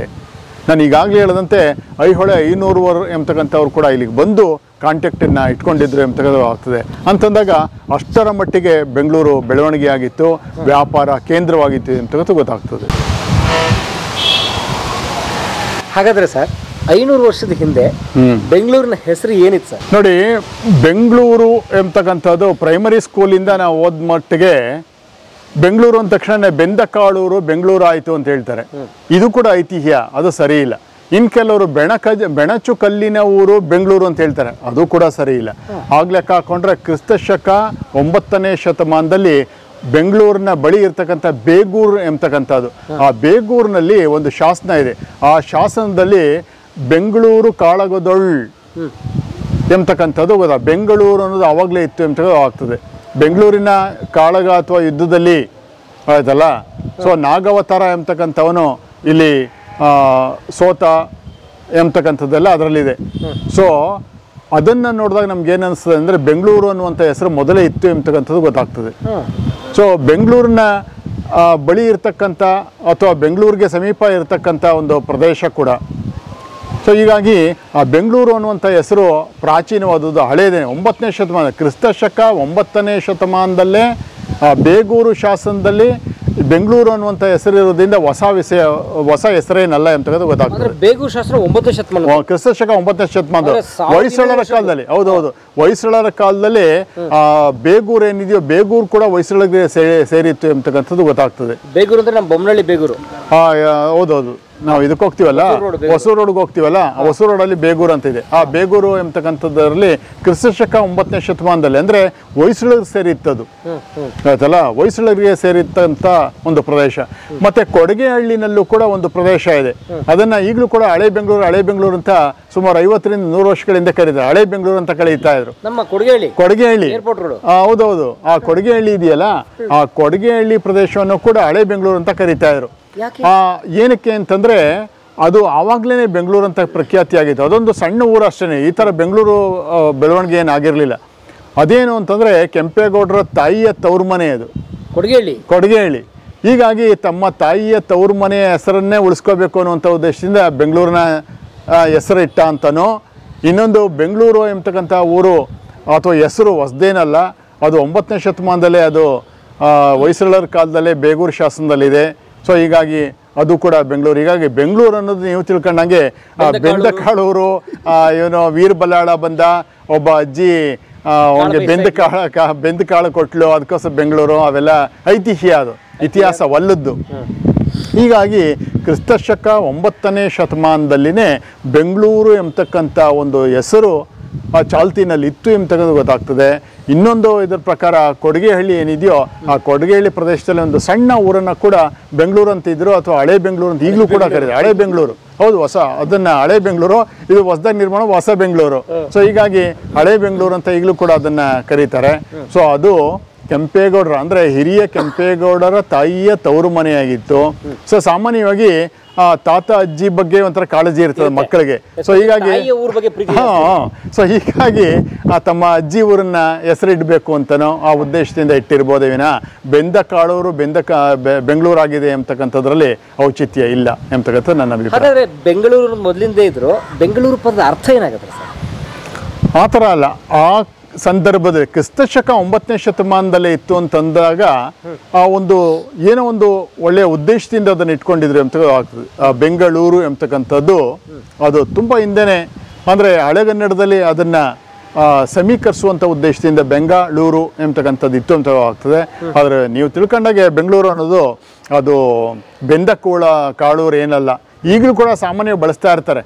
ಬೆಂದ ಕಾಳೂರು ಬೆಂಗಳೂರು ಆಯಿತು, ಅದೆಲ್ಲ ಐತಿಹ್ಯನೇ ವಿನ ಅದಕ್ಕೆ ಒಂದು ದಾಖಲೆ ಇಲ್ಲ. ಬೆಂದಕಾಳೂರು ಆಮೇಲೆ ವೀರಬಲ್ಲಾಳ ಬಂದಿದ್ದ ಅಂತ ಅನ್ನೋದಕ್ಕಾಗಲಿ, ಅಲ್ಲೊಬ್ಬರ ಮುದುಕಿ ಇದ್ಲು ಅಂತಲೇ ಆಗಲಿ, ಯಾವುದೇ ಶಾಸನ ಆಗಲಿ ದಾಖಲೆ ಆಗಲಿ ಇನ್ಯಾವುದೂ ಇಲ್ಲ. ಸೊ ಹೀಗಾಗಿ ಬೆಂಗಳೂರು ಅನ್ನುವಂಥದ್ದು ಭಾಳ ಪ್ರಾಚೀನವಾದಂಥ ಹೆಸರು ಎಂತ ಆಗ್ತದೆ. ಸೊ 16ನೇ ಶತಮಾನದಲ್ಲೇ ಅದಕ್ಕೆ ಹಿರಿಯ ಕೆಂಪೇಗೌಡರು ಅದಕ್ಕೆ ತಮ್ಮ ಹೊಸ ನಗರಕ್ಕೆ ಬೆಂಗಳೂರು ಎಂತಕ್ಕಂಥದ್ದು ಇದಾಗ್ತದೆ. ಅಂದರೆ 1530ರಲ್ಲಿ ಬೆಂಗಳೂರು ಕಟ್ಟುವ ಮೊದಲ ಕೆಲಸ ಪ್ರಾರಂಭ ಆಗಿದ್ದು 530. So exactly 500 years ago. 2022 500 ವರ್ಷ ಹೋದ್ರೆ 500 ವರ್ಷ. ಹೌದೌದು. ಸೊ 500 ವರ್ಷಗಳ ಹಿಂದೆನೆ ಸೊ ನಗರ ನಿರ್ಮಾಣ ಮಾಡಿದಾಗ ಆ ಹೊಸ ನಗರಕ್ಕೆ ಹೆಸರಿಡಬೇಕು ಎಂಬತಕ್ಕಂಥದ್ದು ಬಂದಾಗ, ಜಿಜ್ಞಾಸೆ ಬಂದಾಗ ಅದಕ್ಕೆ ಬೆಂಗಳೂರು ಅಂತಲೇ ಇಡೋಣ ಅಂತ ಅಂದ್ಬಿಟ್ಟು ಇದು ಮಾಡಿದ್ರು. ಉದಾಹರಣೆಗೆ ವಿಜಯನಗರ, ಹಂಗಂದ್ರೆ ಏನಂದ್ರೆ ವಿಜಯಗಳ ನಗರ, ನಾವು ವಿಜಯ ಆಗ್ತದೆ ಅಂತೇಳಿ ಅವ್ರಿಗೇನೋ ಒಂದು ಐಡಿಯಾ ಇಲ್ಲ, ವಿಜಯನಗರ ಅಂತ ಇಟ್ಟರು. ವಿಜಯ ಆಗಲಿ ಅಂತ ಅಷ್ಟೇನೆ, ಇನ್ನೇನಿಲ್ಲ. ಅದೇ ರೀತಿ ಬೆಂಗಳೂರು. ಹೀಗಾಗಿ ಆ ಊರಿನ ಹೆಸರಿನ ಔಚಿತ್ಯ ಏನು ಅಂತಂದಾಗ ಅದಕ್ಕೆ ಏನೋ ಒಂದು ಹಿನ್ನೆಲೆ ಇರ್ತದೆ. ಹೆಸರಿಡಬೇಕಾದ್ರೆ ಒಂದು ಹಿನ್ನೆಲೆ ಇರ್ತದೆ. ಅದರ ಪ್ರಕಾರ ತಮ್ಮ ತಾಯಿಯ ತವರು ಮನೆಯ ಹೆಸರನ್ನ ಇಟ್ಟಿರ್ಬೋದು. ಅಥವಾ ಬೆಂಗಳೂರು ಎಂಬತಕ್ಕಂಥದ್ದು ಕ್ರಿಸ್ತಶಕ 9ನೇ ಶತಮಾನದಲ್ಲೇ ಚಾಲ್ತಿಯಲ್ಲಿತ್ತು ಅಂತಂದಾಗ, ಹೊಯ್ಸಳರ ಕಾಲದಲ್ಲೇ ಚಾಲ್ತಿಯಲ್ಲಿತ್ತು ಅಂತಂದಾಗ, ಹೀಗಾಗಿ ಒಂದು ಕಡೆ ಹೇಳ್ತಾರೆ ಆ ಹೊಯ್ಸಳರಿಗೂ ಮರಸು ಒಕ್ಕಲೂರು ಅಂತ ಕರಿತೀವೋ ಅಥವಾ ಕೆಂಪೇಗೌಡರಿಗೂ ಇಂಟರ್ನಲ್ ರಿಲೇಷನ್ಶಿಪ್ ಇತ್ತು ಎಂಬ ಆಗ್ತದೆ. ಯಾಕೆಂದರೆ ಸಂಬಂಧಿಗಳು ಅಂತೇಳಿ. ಕಾರಣ ಏನು ಅಂತಂದರೆ ಹೊಯ್ಸಳರ ಒಂದು ಪ್ರದೇಶ ಯಾವುದು ಅಂತಂದ್ರೆ ತಲಕಾಡಿಂದ ತಲಕಾಡು ಗಂಗರು ಏನಿದ್ರು, ತಲಕಾಡು ಗಂಗರು ಅಲ್ಲಿ ದೂರದಲ್ಲಿರ್ತಕ್ಕಂಥ ಒಂದು ಆ ಪ್ರದೇಶ, ಬೆಂಗಳೂರನ್ನೂ ದಾಟ್ಕೊಂಡು ಹೋಗಿರ್ತಕ್ಕಂಥ ಪ್ರದೇಶ, ಆ ಪ್ರದೇಶವನ್ನು ಆಳ್ವಿಕೆ ಮಾಡಲಿಕ್ಕೆ ಕಷ್ಟ ಆಗಿರ್ತಾ ಇತ್ತು. ಸೊ ಹೀಗಾಗಿ ಆ ಪ್ರದೇಶವನ್ನು ನೋಡ್ಕೊಳ್ಳುವಂಥ ಉದ್ದೇಶದಿಂದ ಇವ್ರನ್ನ ಇಟ್ಟಿದ್ರು ಅಂತನೋ, ಸೊ ಆ ಪ್ರದೇಶವನ್ನು ಮರಸು ನಾಡು ಅಂತನೋ, ಅಲ್ಲಿಂದ ಬಂದಂಥ ಜನರನ್ನು ಮರಸು ಒಕ್ಕಲಿಗರು ಅಂತನೂ ಕರಿತಾ ಇದ್ರು ಅಂತ ಆಗ್ತದೆ. ಸೊ ಹೀಗಾಗಿ ಅದೆಲ್ಲ ನಮ್ಮ ಈ ಹೊಯ್ಸಳರ ಪ್ರದೇಶ ಆಗಿತ್ತು ಅಂತ ಆಗ್ತದೆ. ಸೊ ಇಂಟರ್ನಲ್ ಲಿಂಕ್ ಇದ್ದಾಗೆ. ಸೊ ಅದೇನಾಗುತ್ತದೆ ಅಂತಂದಾಗ ಆ ಲಿಂಕ್ ತಪ್ಪು ಅಂದಾಗ ಏನಾಗುತ್ತೆ ಅಂದರೆ ಇವ್ರಿಗೆ ಯಾರೋ ಅವ್ರು ಯಾರೋ ಅಂತನ್ನುವಂಥ ಬರ್ತದೆ. ಸೊ ಹೀಗಾಗಿ ಗಂಗರೇನಿದೆಯೋ, ತಲಕಾಡಿನ ಗಂಗರೇನಿದೆಯೋ, ಆ ಗಂಗರ ಪಳಿಯುಳಿಕೆ ಅಥವಾ ಅವ್ರ ರಿಲೇಷನ್ ಅಥವಾ ಅವರ ಒಂದು ಕಾಂಟ್ಯಾಕ್ಟ್ ಇದೆ ಅಂತ ಆಗ್ತದೆ. ಜೊತೆಗೆ ಗಂಗರು ಕೂಡ ಅಷ್ಟೇ ನೋಡಿ, ಭಾಳ ಪ್ರಾರಂಭದಲ್ಲೇ ಕೂವಲಳ ಅಂತ ಕರೀತಾರೆ, ಕೋಲಾರನ ಕೂವಲಳ ಅಂತ ಕರೀತಾಯಿದ್ರು, ಕೋಲಾರಕ್ಕೆ. ಹೀಗಾಗಿ ಕೂವಲಳ ಅಂಥೇಳಿ. ಸೊ ಹೀಗಾಗಿ ಕೋಲಾರದಲ್ಲೂ ಕೂಡ ಆಳ್ವಿಕೆಯನ್ನು ಮಾಡಿದ್ದಾರೆ ಗಂಗರು. ತದನಂತರ ನೆಲಮಂಗಲದ ಹತ್ರ ಇರತಕ್ಕಂಥ ಒಂದು ಪ್ರದೇಶದಲ್ಲಿ ಕೂಡ ಆಳ್ವಿಕೆಯನ್ನು ಮಾಡಿದ್ರು. ಮಣ್ಣೆನಲ್ಲೂ ಕೂಡ ಆಳ್ವಿಕೆ ಮಾಡಿದ್ರು ಅಂತ, ಅಲ್ಲೂ ಕೂಡ ಇದ್ರು ಅಂತ ಆಗ್ತದೆ. ಅಲ್ಲಿಂದ ಚನ್ನಪಟ್ಟಣ ಪ್ರದೇಶದಲ್ಲೂ ಕೂಡ ಇದ್ರು ಅಂತ ಆಗ್ತದೆ. ಅಂತಿಮವಾಗಿ ತಲಕಾಡಿಗೂ ಹೋದ್ರು ಅಂತ ಆಗ್ತದೆ. ಸೊ ಹೀಗಾಗಿ ಒಂದೇ ಕಡೆ ತಕ್ಷಣ ಬಂದು ತಲಕಾಡಲ್ಲಿ ಏನು ನೆಲೆಸಲಿಲ್ಲ. ಸೊ ಬೇರೆ ಕಡೆಯಿಂದ ಬಂದರು ಅಂತ ಆಗ್ತದೆ. ಸೊ ಹೀಗಾಗಿ ಕೂವಲಳ ಅಥವಾ ಕೋಲಾರ ಏನಿದೆಯೋ, ಆ ಕೋಲಾರದ ಪ್ರದೇಶದಲ್ಲಿ ಇದ್ದಂತಹ ಒಂದು ಸೈನಾ ತುಕಡಿನ ಅಲ್ಲಿ ಬಿಟ್ಟಿದ್ರು ಅಂತ ಹೋದಾಗ್ತದೆ. ಮುಂದುವರ್ಕೊಂಡು ಹೋದ್ರು ಅಂತ ಹೋಗ್ತದೆ. ಮೈಗ್ರೇಷನ್ ಆಗಿರ್ಬೋದು, ವಲಸೆ ಹೋಗ್ತಕ್ಕಂಥದ್ದು. ಹೀಗಾಗಿ ಒಂದು ಸಮೃದ್ಧವಾಗಿ ನೀರು ಸಿಗ್ತಕ್ಕಂಥ ಪ್ರದೇಶ ಅಂತಂದರೆ ತಲಕಾಡು, ಕಾವೇರಿಯ ಉಗಮ ಪ್ರದೇಶ ಅಥವಾ ಅಲ್ಲೇ ಹರಿತಕ್ಕಂಥ ಒಂದು ಪ್ರದೇಶ ಆಗಿದೆ, ಹರ್ಕೊಂಡು ಹೋಗ್ತಕ್ಕಂಥದ್ದು. ಅಲ್ಲಿ ನೆಲೆಸಿದ್ರು. ಹೀಗಾಗಿ ಅವ್ರನ್ನ ತಲಕಾಡು ಗಂಗರು ಅಂತಲೇ ಕರೆದ್ರು. ಸೊ ಅಲ್ಲಿಂದಾಗಿ ಆಳ್ವಿಕೆ ಮಾಡ್ತಾಯಿದ್ರು ಅಂತ ಆಗ್ತದೆ. ಈಗ ತಲಕಾಡಲ್ಲಿ ಬೇಗೂರಲ್ಲಿ ಎಷ್ಟು ಕಿಲೋಮೀಟ್ರ್ ಇದೆ, ಆಗ ತಮ್ಮ ಕಡೆಯವ್ರನ್ನ ನೇಮಿಸಿದ್ರು ಅಂತ ಆಗ್ತದೆ. ಅದಕ್ಕೋಸ್ಕರನೇ 9ನೇ ಶತಮಾನದ ಶಾಸನವನ್ನು ನೋಡಿದಾಗ ಹೊಯ್ಸಳರಿಗೆ ಆ ಬೇಗೂರು ಪ್ರದೇಶ ಸೇರಿತ್ತು ಅಂತ ಆಗ್ತದೆ.